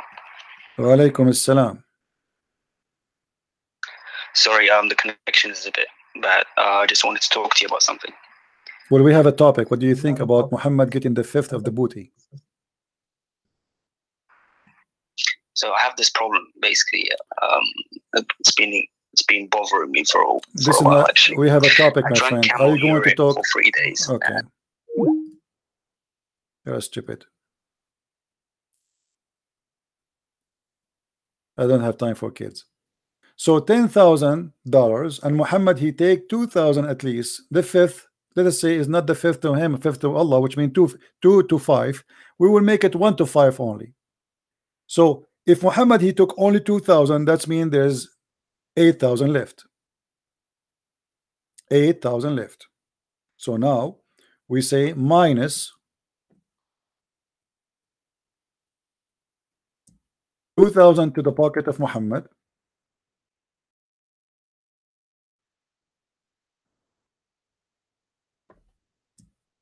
$8,000 left to Muhammad, to the whole Muslims army. Okay. And let us say that Muhammad he have 10,000 fighters. If we divide the 8,000 on the 10,000, how much everyone will take? Guess what? I mean, do you see how much Muhammad don't care for money? So if we divide the 8,000 into 10,000, every Muslim will get $8.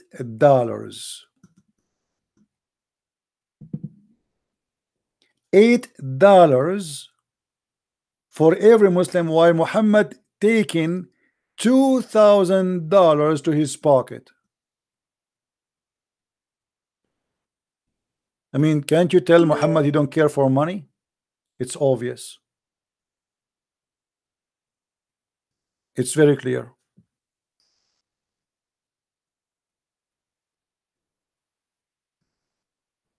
Let us see another Abdul. They are going crazy.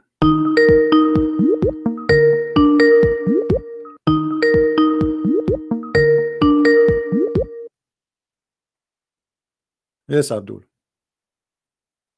I drank urine and okay, you go and drink Cameroon. You have mental illness. I don't have time for kids. You're stupid. Get lost. Some people they have mental illness. I mean, I don't know what to do with those people. So you see, when they speak about money, they try supposedly to make you look bad. What money? What money are you making here? I'm staying here for 8-10 hours. I have a master's degree. Do you know how much an hour if I work for 8 hours or 10 hours non-stop, shouting and screaming, how much money I can make? You stupid idiot. What money? Do you know how many people want to kill me because of what I do? So they try to make you look bad. This is always about money. Islam is about money. You believe in Allah to get what? A river of wine. This is money.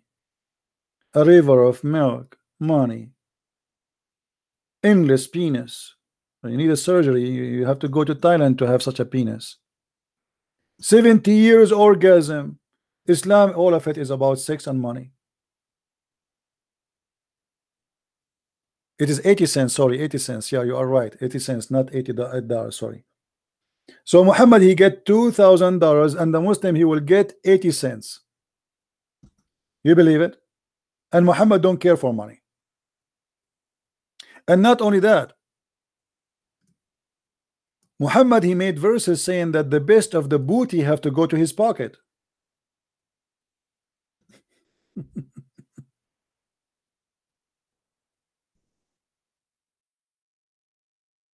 Why he have to get the best of the booty? Because the Prophet is very humble. He don't care. He don't care. Muhammad is a very decent man. The best of the booty.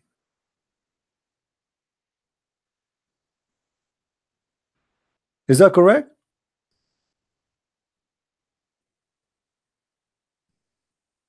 Actually, Ibn al-Arabi, he says that the Prophet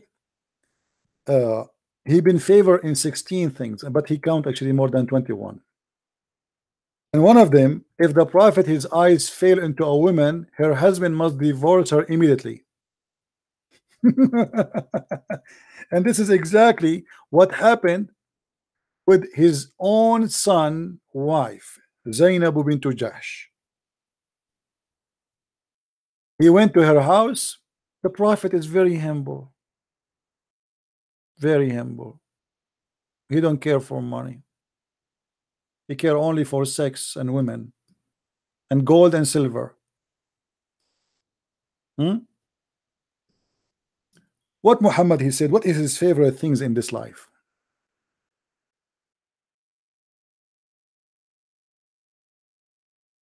Let's see.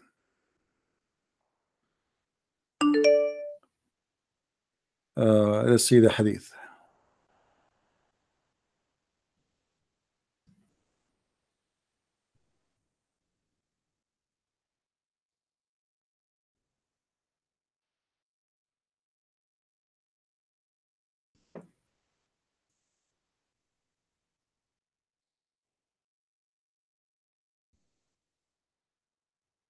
He like perfume and women and horses. Happy, he's happy.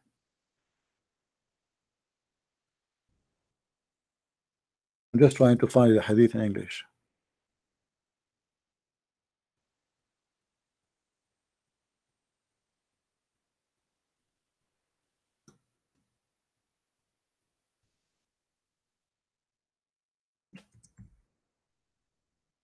This is the hobby of the Prophet. I mean, what we can say. Read with me. We found it.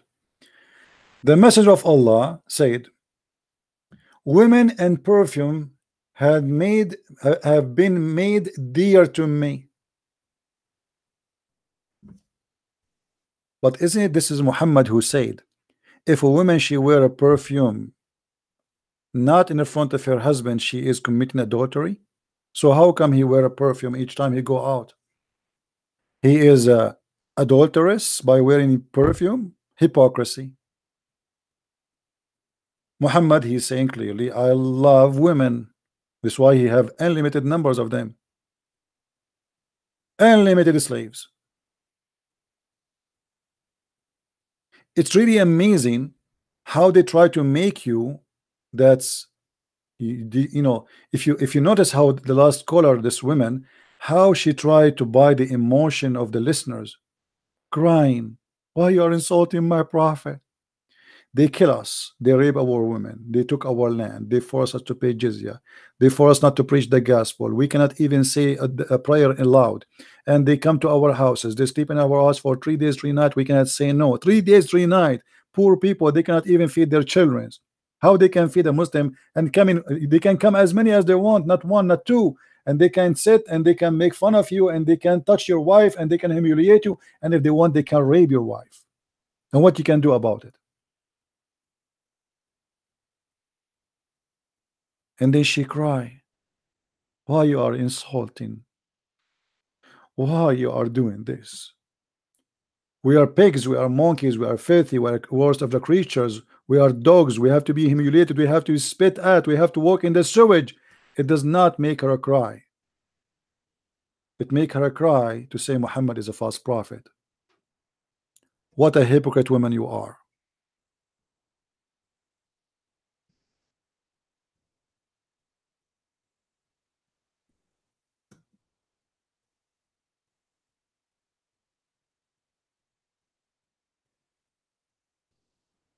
Do you see how they try to fool you?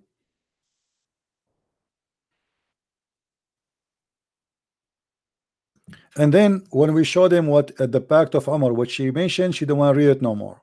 Suddenly the Pact of Umar is not something she want to read. She don't have time. She have time to keep going like a gun machine insulting me, but she don't have time to read the Pact of Umar. And by the way, I give it to her in Skype as a link so she can read it. She refused.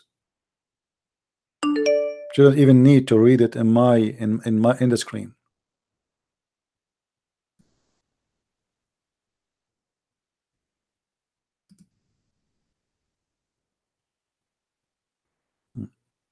Muslim kids, they change their name and they come with different name. They think I do not know that this is the same people. Hey, this guy, you want to debate? You want to laugh? Let us see this guy. Camel urine.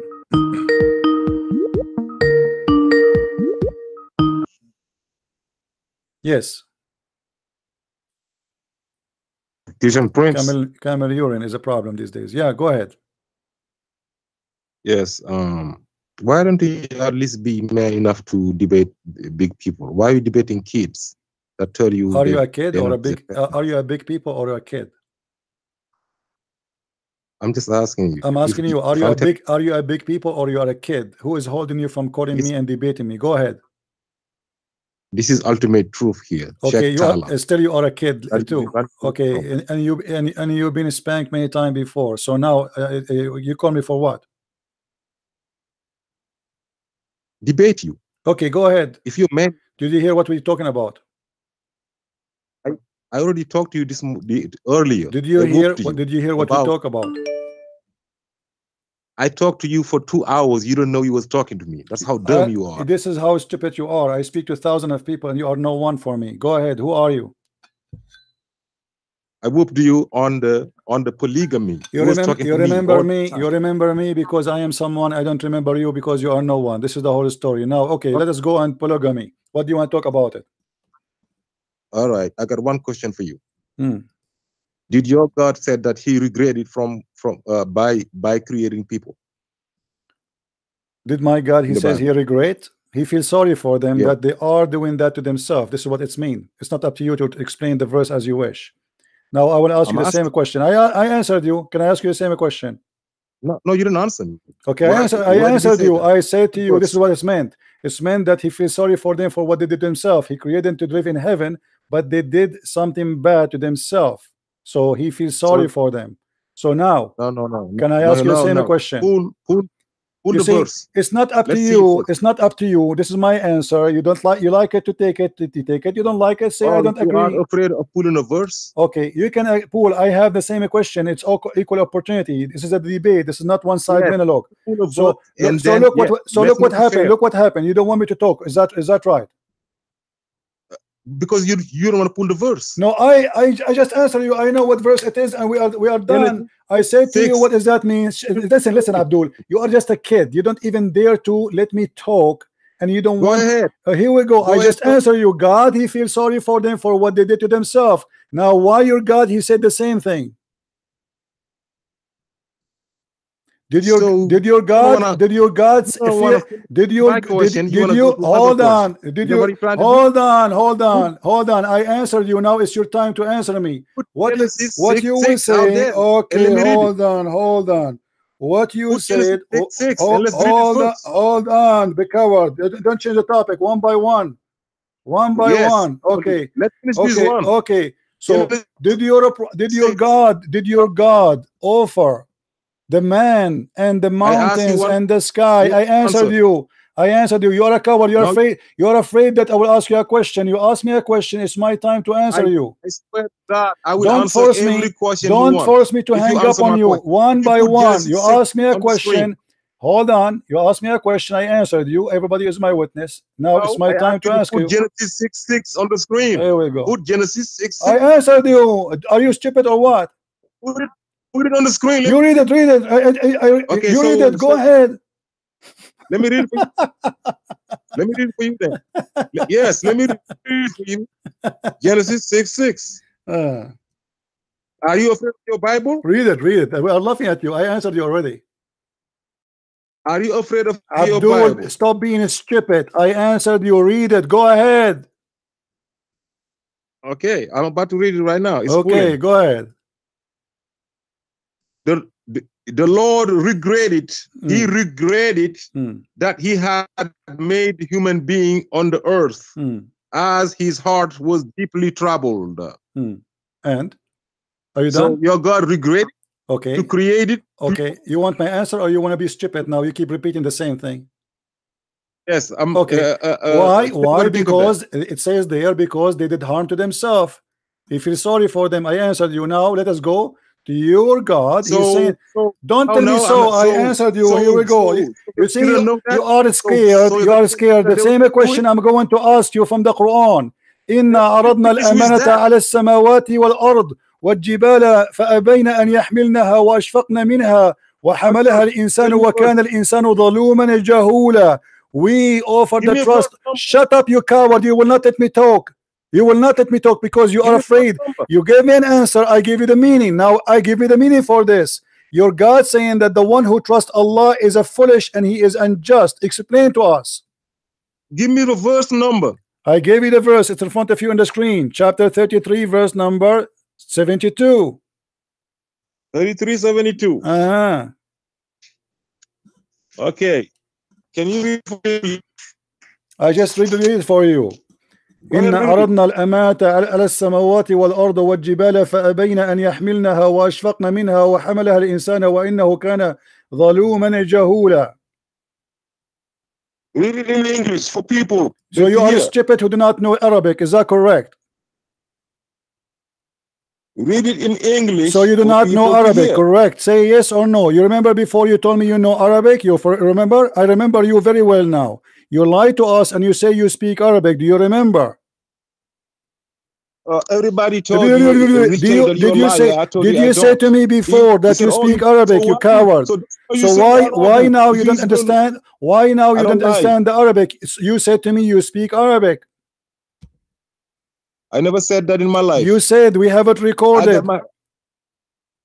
It's in my videos. Okay, me telling you that Abdul. Okay, read for me. So now why Allah saying the one who trusts him is a fool?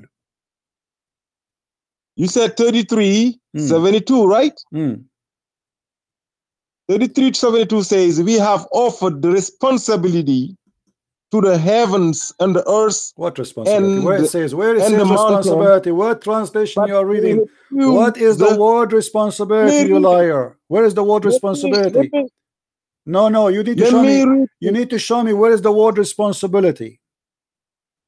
Yes, I'm about whatever you want, Christian Prince. I'm not gonna let you lie on Islam. It says offer the trust. Everybody is laughing at you. It says we offer the trust. I said. So do you know what responsibility means? No, I do not know. You tell me. Okay. So you don't know what if I said I give you responsibility, that means that I do more than trust you. That is more than trust. See, okay, I'm going over what you're saying. Okay, no problem. I'm making you responsible for what you're doing. I'm trusting you. Okay, so now Allah he offer. Explain to us how Allah he offer the trust to the heaven and the earth. Explain to us.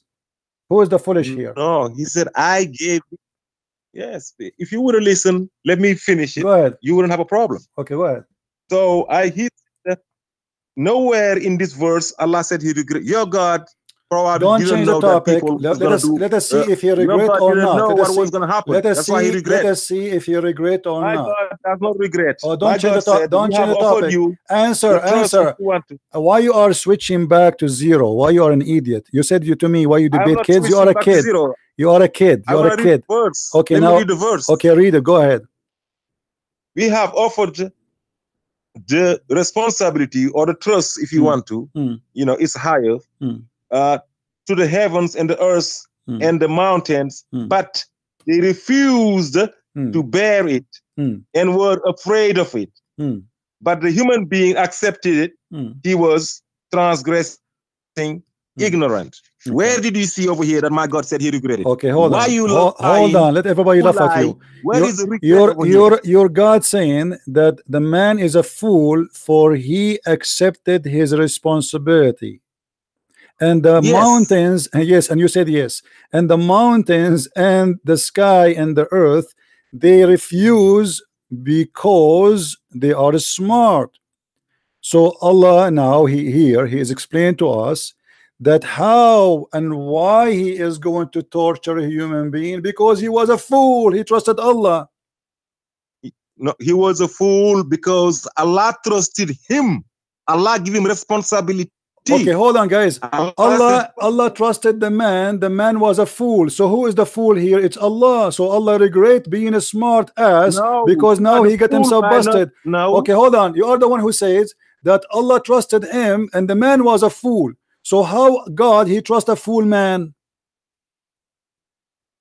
Allah showed you what happened when he first started. Allah made a covenant with us. Abdul, go ahead and worship. Abdul, you just say Christian Prince you just came and said, you no, just say I am not going to worship Allah. You just I'm say going to worship Jesus. You just said you that are Allah. You are among the fools. Potato. You just said You Allah trusted the man and he was a fool. So how Allah is God but yet he trusts a fool? Answer. I said you become a fool. Doesn't matter, but Allah he trust. Hold on. But Allah trusted the fool. Don't Allah know that he's a fool? Christian Prince, you told me my God said the same thing. It is the same thing. No, it is not the same thing. No, my friend, I'm not saying the same thing. This is a stupid. The Bible is not a stupid. Where Allah said he regretted. Yes, here is not only regretting. You see, God in the Bible, he is feeling sorry. Oh, shut up. Let me explain to you how stupid you are. In the Bible, God, he feels sorry for them. Here, the God, he feels sorry for himself. He feels sorry for himself. He trusted the foolish man. Your God is a foolish God, because the one who trusts a foolish man, he must be a foolish God. Genesis now explain to everybody how your God trusts a foolish man. Why you want to change the topic? Why you don't want to explain? I did not. I told you, Allah created us. Allah created us. He made a covenant with us. I'm going to send you what is to earth. What is the covenant with us? What is that? Explain to us. Let us love together. A covenant is we all were in heaven like Adam and Eve were. We sinned. It is in the Bible. It is in every book. We sinned because we ate something that we wasn't supposed to be eating. So Allah said, okay, I'm gonna give you a second chance. Okay. I'm gonna send you to earth, and you gonna be worshiping just me. I know you are supposed to be forgetting, but I will send you messengers. Every now and then I send you a messenger. Allah be to remind us. He sends so many messengers. You know, but the Jews stopped at Moses. They don't want to believe in Jesus. Don't go to Jews. Hold on. First of all, you asked me a question. Yes, you did already. And this is not about the Jews now. This is about the man. Doesn't matter who is he. Stop being stupid. Now you said to me, Adam, he commits sin and he ate something he should not eat. Did you say that? Yes. Okay. How come your prophet saying that Adam is not a sinner? The one who is a sinner is Allah. My prophet never said that, and we will never say that. Read the hadith in front of me. Why changing? I am not changing the topic. We are the same topic. We are the same topic. Allah he offer. Hold on. Allah he offer his trust to a fool because he's a fool, and the proof in front of us. Because how he say that he offer Adam the trust, but yet he is the one who forced Adam to commit sin. The hadith in front of you, and this is sahih. Read for us. Adam, I know the hadith you're talking about. You're the one that didn't understand the hadith. You explain it to us. Go ahead. Okay, you see the difference between my God and your God is this. My God. Your God is an idiot. Explain the hadith. Stop playing games. No. My God and your God. You don't even have a God. You have a black stone. Now answer what your prophet is saying here. Don't change the topic. Go ahead. My God, before he even shut up and read the hadith. My God and your God. Shut up and read. Everybody is laughing. You said to me that Allah, he says that a human being is a fool, for he told him to eat, not to eat something, and he ate it. But in fact, it's Allah who made him eat it. So who is the fool here? Read the hadith. Let me tell you the Quran. Don't tell me the Quran. Here we go. The hadith of your prophet in front of you. Do you know more than your prophet? Okay, I will get to the hadith. No, read it. No, read it. No, you told me the Quran already. You told me the Quran. Tell you what my God said in the Quran. No, I don't care about what your God said in the Quran. Now read the hadith and then you can go to the Quran. Go ahead. No, the Quran is my primary source. I don't care. I don't care. We have a source now. You said to me, I don't understand the hadith, so please explain it to me. It's in front of you. Read it. So let me. That's what I'm about to do. But you are there yakety because you don't want to. You can quote the Quran after you read the hadith for me, please. Read it and explain it. Go ahead. Okay, let me explain to you how Adam ended up eating the prohibited thing. How? Tell me how. One. Right? Okay. How? Go ahead. You said it's okay. I said, my God, before he created us, he's so much magnificent that he's seen what we're gonna do. You see, when he created Adam, he said to the angels, I am gonna create a human being to put him where? On earth. Okay. On earth. He didn't say I'm gonna put him in heaven. You know why? Because he knew Adam was going to sin already. He knew Adam was going to sin. He knew, or he made him sin? He already seen the projection. No. He knew or he was going to sin. Just let me finish. Let me finish, then you talk. You ask me a question. Let me elaborate. I give you an answer. If you're not satisfied, then you can give me whatever you want. Yes. Allah knew Adam was going to sin. That's why when he created Adam, he said, I'm going to put, when he was talking to the angels, he said, I'm going to create a human being, a Khalifa, I'm going to put him on earth. But Adam was not on earth yet. Adam was in heaven. Why? Because Allah knew he was going to violate that prohibition. So when Adam violated it, see, because Allah knew that he was going to ask for forgiveness too. So Adam, that was a test for Iblis. Okay. Are you done? So when Iblis failed, Adam, Iblis went and told Adam what happened.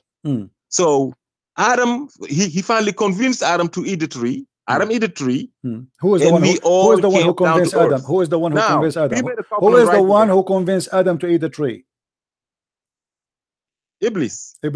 Okay, read the hadith for me now. Yes. You see, you finished the Quran. Here we go. The hadith in front of you. Getting you busted. It is Allah who convinced him to eat from the tree. Read with me. This is Iblis talking. This is Allah talking. This is Iblis. Allah. Yes, I agree with you. Read the hadith with me. Why you are avoiding reading what your prophet? He is explaining what happened to Adam. What's wrong with you? Do you know more than your prophet? Read the hadith. He will not read it. Are you back, Abdul? Hello?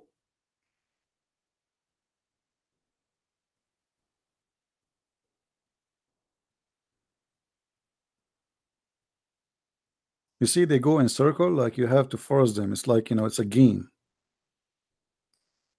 Let me call him again. He lost his connection.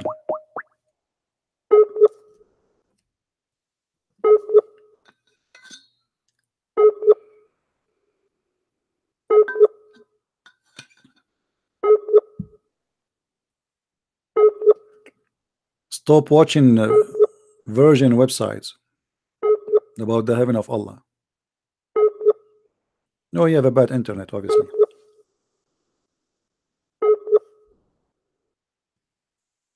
Call me back when you get your internet back. And you will see how long he will play the game. He will avoid reading the hadith. He says that Allah, because he knew, this is not what the hadith is saying. Because Allah, he knew that Adam will commit sin. This is not what your prophet is saying. You're a potato. Call me back.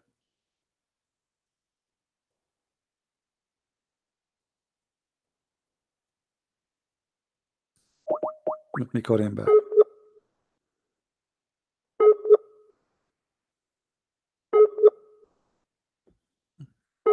He's not answering. So do you see how they lie? Allah, he says, I trusted the man, he was a foolish. So Allah regretting his trust. In the Bible, God, he feels sorry for the man. He didn't say he made a wrong decision. I feel sorry for you, what you did to your heart, for what you did to yourself. I created you to be in heaven, but you choose. We believe in a free will. In Islam, they don't believe in a free will. And this is why when a Muslim, he says, oh, because Allah, he knew. It's a stupid answer, because you Muslim believe in Al-Qadr, which is not a free will, and the proof in front of your eyes.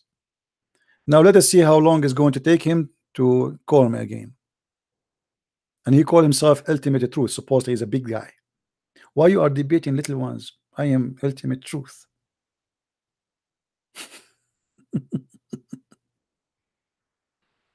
Let's try to call him again.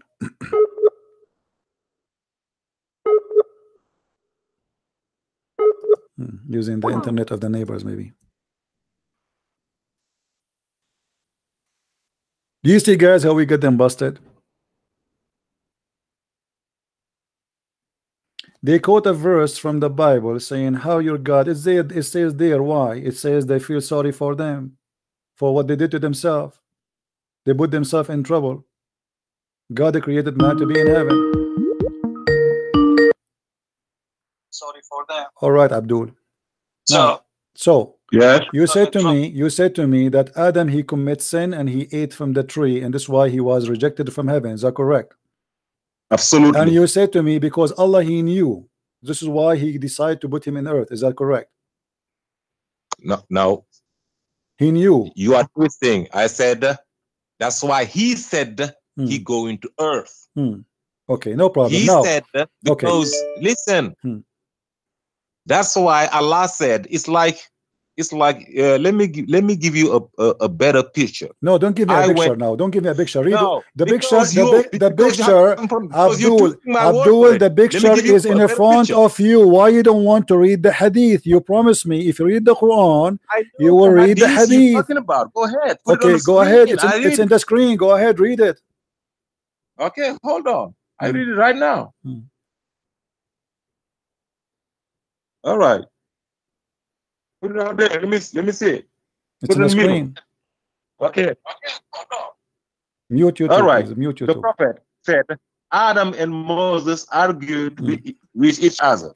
Moses said to Adam, "Oh Adam, you are our father who disappointed us and turned us out of paradise." Then Adam said to him, "Oh Moses, Allah favored you with his talk," right? Said with his talk, whatever, talk to you directly. And he wrote the Torah for you with his own hand. Do you blame me for action which Allah had written in my fate 40 years before my creation? That's it. That's all you wanted, right? And then Muhammad, he says he agreed with Adam, right? So Adam, he confuted Moses. So do you blame Adam for his sin or you blame Allah? I blame Adam for what he did. Oh, but your prophet, he agreed with Adam. Adam says, do you blame me? Did you understand? Abdul, Allah, before he created Adam, 40 years before he created Adam, he already knew. Not you. You are a liar. It doesn't say. It doesn't say. You are a liar. You see why I block you? Because you are a kid. No. Explain. It says here. Do you blame me? Do you blame me? Do you blame me? You donkey. Stop lying. So you cannot blame him for what? Because this is written in his fate. It is not about him knowing. It's about a fate. You are a liar. Do you know what fate means? Yes, I know what fate means. It's a destiny. It is not about knowing. It's about I write your fate. I write your destiny. It is something I have to do. I have no choice because Allah wrote it for me. And now you are getting busted. You say this is about knowing, but in fact he says, do you blame me? Which means you cannot blame me. So how you say to me, you blame Adam, when Adam he says, do you blame me? Do you blame me? Which means you cannot blame me. And you're a prophet, he agreed with Adam. So he says, so Adam confuted Moses, and he repeat that 3 times because you're a prophet, he is a Trinitarian. As you see, you have to repeat the same story 3 times. So why you are lying, saying that your God, not only your God, he regret, your God is a stupid regret. He is the one who made Adam sinner. He is the one who wrote the fate of Adam, and then he regret the whole story. Your God is a donkey like you, and you are a liar. So you avoid to read this hadith from the beginning, because this hadith will get you busted from the end. So you said to yourself, let us go in a circle, so we will not read it now. Your prophet agree with Adam that we cannot blame Adam. I'm asking you in front of everybody. We blame who? You said what? What's your question? As long your prophet agree that we cannot blame Adam for the sin he did, as you see, we should blame who? We gotta blame Adam. The hadith in front of you, it says, do you blame me? Who is talking? I said Allah is blaming Adam. Abdul, are you stupid donkey or what? Why? The one is talking is Adam, not Allah. Adam saying, do you blame me for an action? What Adam? You think Adam knows before he existed? Stupid, this is not the question, you donkey.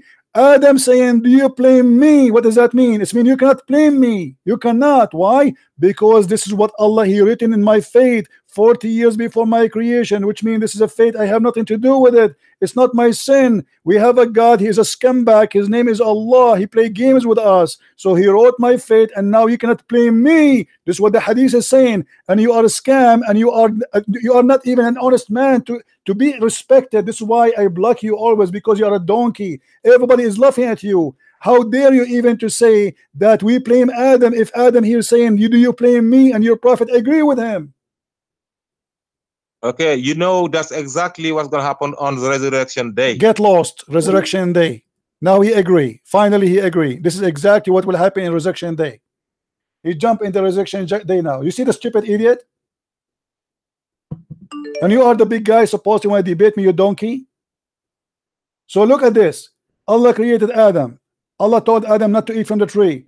Allah he wrote a story 40 years before Adam is created. And the story says, I will make Adam commit sin. Adam have a debate with Moses in a chat room in YouTube. Moses, he took the microphone. He called Adam. He says, Adam, you are our father. Because of you, we are out of paradise. Which means Moses, he is a Christian person who believes in the original sin. Muhammad don't believe in the original sin, because the sin is the son of Allah, not the son of Adam. So Adam, he said to him, oh Moses, you are the one who Allah spoke to him. Allah refused to speak to Muhammad.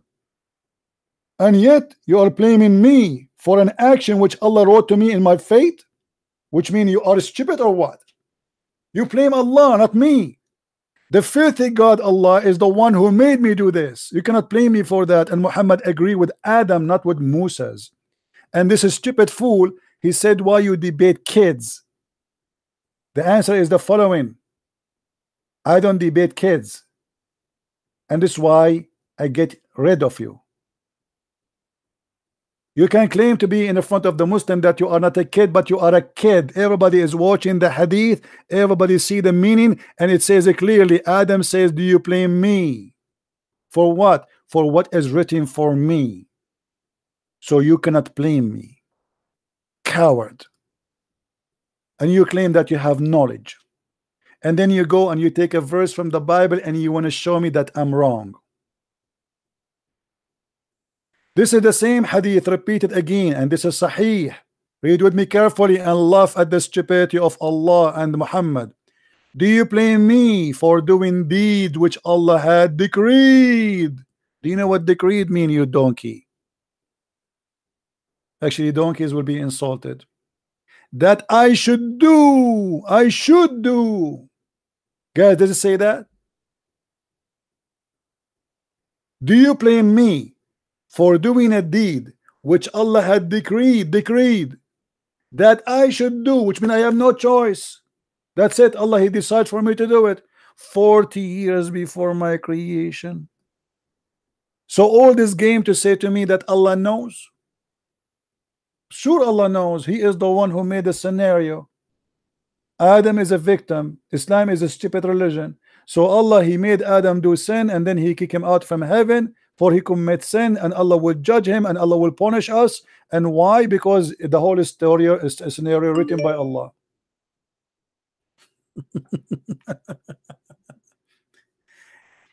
And now this guy, I want you to download this video and post it in your YouTube so people they can laugh at you, Abdul. You are the big guy, you are a small, like Muhammad. Look how many mistakes Muhammad he did here. Muhammad he claimed that deeds of every one of us is written before we are made.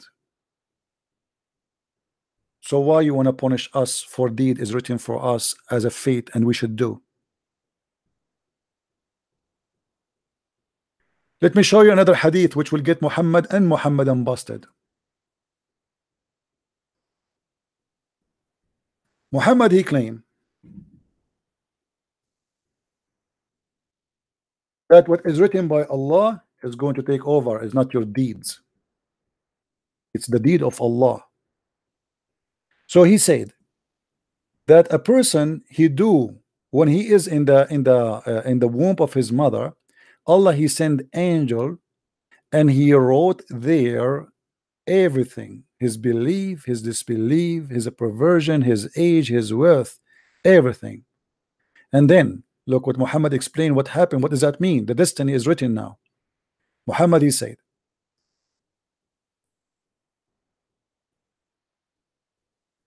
and by Allah, Muhammad he swear now. Muhammad when he swear, it's mean big poo-poo is coming. That's it. You cannot play games.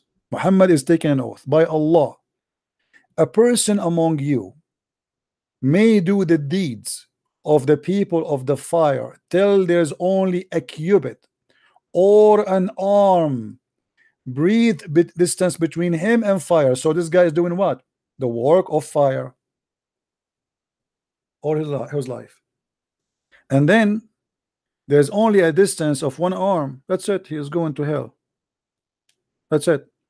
But then the writing which Allah has ordered the angels to write proceed, and he does the deeds of people of paradise and he enter it. What a scam. So it doesn't matter, my friend, you do bad deed, good deed, who care? At the end of the day, what Allah wrote for you will take over.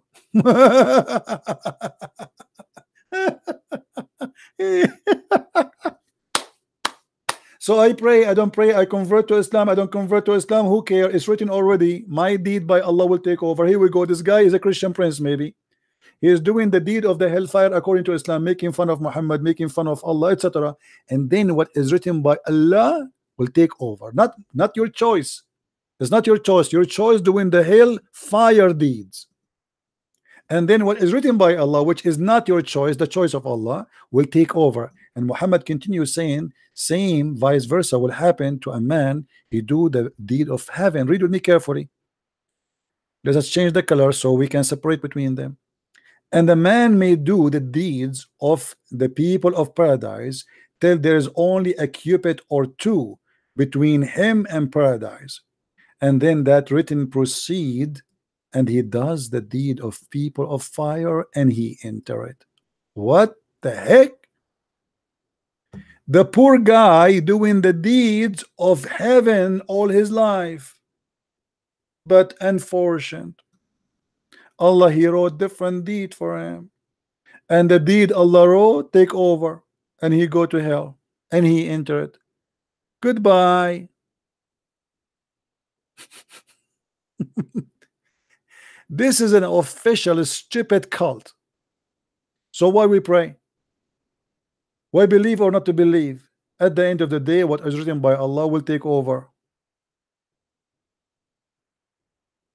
Is that a Sahih Hadith? Yes, this is Sahih Bukhari. The same what happened to Adam, the poor Adam, Allah he wrote for him. Any one of you have the video where the guy he said to us that Allah he chose Adam to be victim because Allah wanted to be known?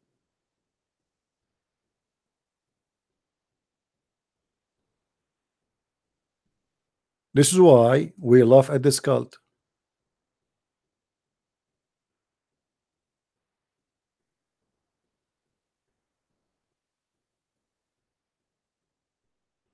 Okay, somebody he have somebody for me from Nigeria.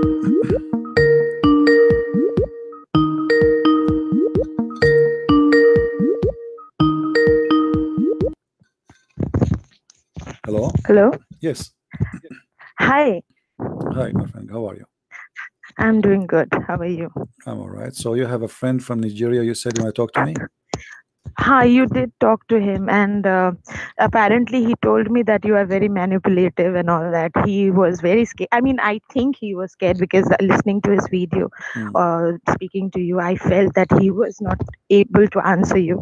But then he told me that you were manipulative and that you were misusing the What do you think? What do you scriptures. think? Give me your honest answer. What do you think? Did you witness what happened, right? Yes, I know. I mean, of course, I heard him. He was trying to escape everything. He was trying to evade the answers. I could hear it properly. He is denying the fact because obviously he could not answer it. And he wants to question you on Bible. Of course, he wants to answer. He doesn't want to answer anything about Quran, and he wants to go back to Bible because he thinks that if he does that, he would evade all the question of Yeah, Quran. it's a way to run away. But I answer him. He asked me the question. I know what the verse. I right away I said to him, God, it says there that because they did the trouble to themselves. So God, he is not. It's not about God regret because he is for why our God will go to hell. You know, our here this is a sign of mercy of our God because he he like look what you did to yourself. I created you. I gave you free will, and look what you did to yourself. This is what the verse is saying. But here I was is the opposite. He was desperate. Yeah. He was desperate to prove things. Oh my God! But it here was is so the funny. opposite. Here we go, Adam. You know, and by the way, the verse we would talk about, there is something stupid there.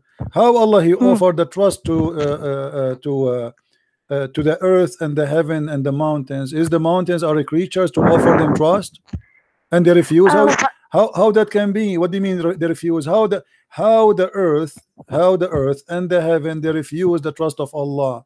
Are they creature? Are they something alive? You know, It makes no sense. It makes no sense when I was reading these verses. I mean, when I was reading this hadith, it makes no sense. And I wanted to ask you, are these even like people? I mean, are these verses that are in the hadith and all that? Is that even related to Muhammad, or are these created story? It makes no I sense. don't care. You know, for These are all me, this is okay. As long they believe that those they call them the prophet said so. So the prophet says so. I cannot. For me, I like them actually. I'm so happy that we have them, so we can get them busted. They help us a lot. True. Yeah. True. Yeah. But then they hold them in such a high pedestal. Imagine, I mean, if anybody reads this, they would not believe that this is from any god, right? This is such a crap thing to read. Actually, They think if you read this verse in front of us, you will see the scholars they say that Allah he offered Islam to heaven and earth, and they refuse. Now he said to me, everybody, my witness. He said Allah he offer responsibility. Do you know what responsibility mean? Okay, you tell me. Allah offer responsibility to heaven and earth. It was not What is even that? in the verse. I Yeah. mean, I think he was reading from somewhere else. Yeah, it's stupid. But Allah he offer responsibility to heaven and earth. What is that? You know, and what is the responsibility he offered to the man? And so look how stupid that is. I mean, the verse itself is a donkey verse because heaven and earth are not a creature who can make decision of to believe or not. This is about believing. The man was a foolish in what? He said to me, he ate from the apple. Did the earth eat from the apple too? What the earth will do? The earth is created by Allah, and supposedly it is not a creature who is alive as a human being, doesn't have a brain. So what do you mean we offer? And it says and the mountains, look, heaven and earth and the mountains, because they are three separated objects, because the Quran teach that Allah, after he created the earth, he placed mountains in the top of it, which means mountains are not from the earth, which is a stupid statement. So Allah, he offered the earth and the mountains and the heaven responsibility. They refuse. Well, how you say to me that nobody can refuse the decision of Allah? Right, You know? And then we go to the hadith, we find that Allah, he is the one who wrote the fate of Adam before he created him. So what do you mean responsibility? What is the responsibility of the earth? Tell me what is the responsibility Allah he gave to the earth or to the mountains and they refuse to accept? What is that? To take a shower? It's such a stupid thing to say. To go to the Oh my beach? God, so Stupid. I mean, this is Exactly. and in order, as you said, in order to avoid answering, he have to go back to the Bible every 2 seconds so he can escape, and saying to himself, or maybe Christian Prince, he will let me still keep going there so we can not go back to the Quran, which is he knew I was going to seriously happen. agree. Yes, this is how they evade the question. I mean, you asked Simple to answer it, and he was like, answer me. You have not answered me. Go back to the Bible. Go back to the Bible. You see, and he said, and it is more than trust, it's responsibility. Allah gave responsibility. So if Allah he trusted the foolish man, Allah must be a fool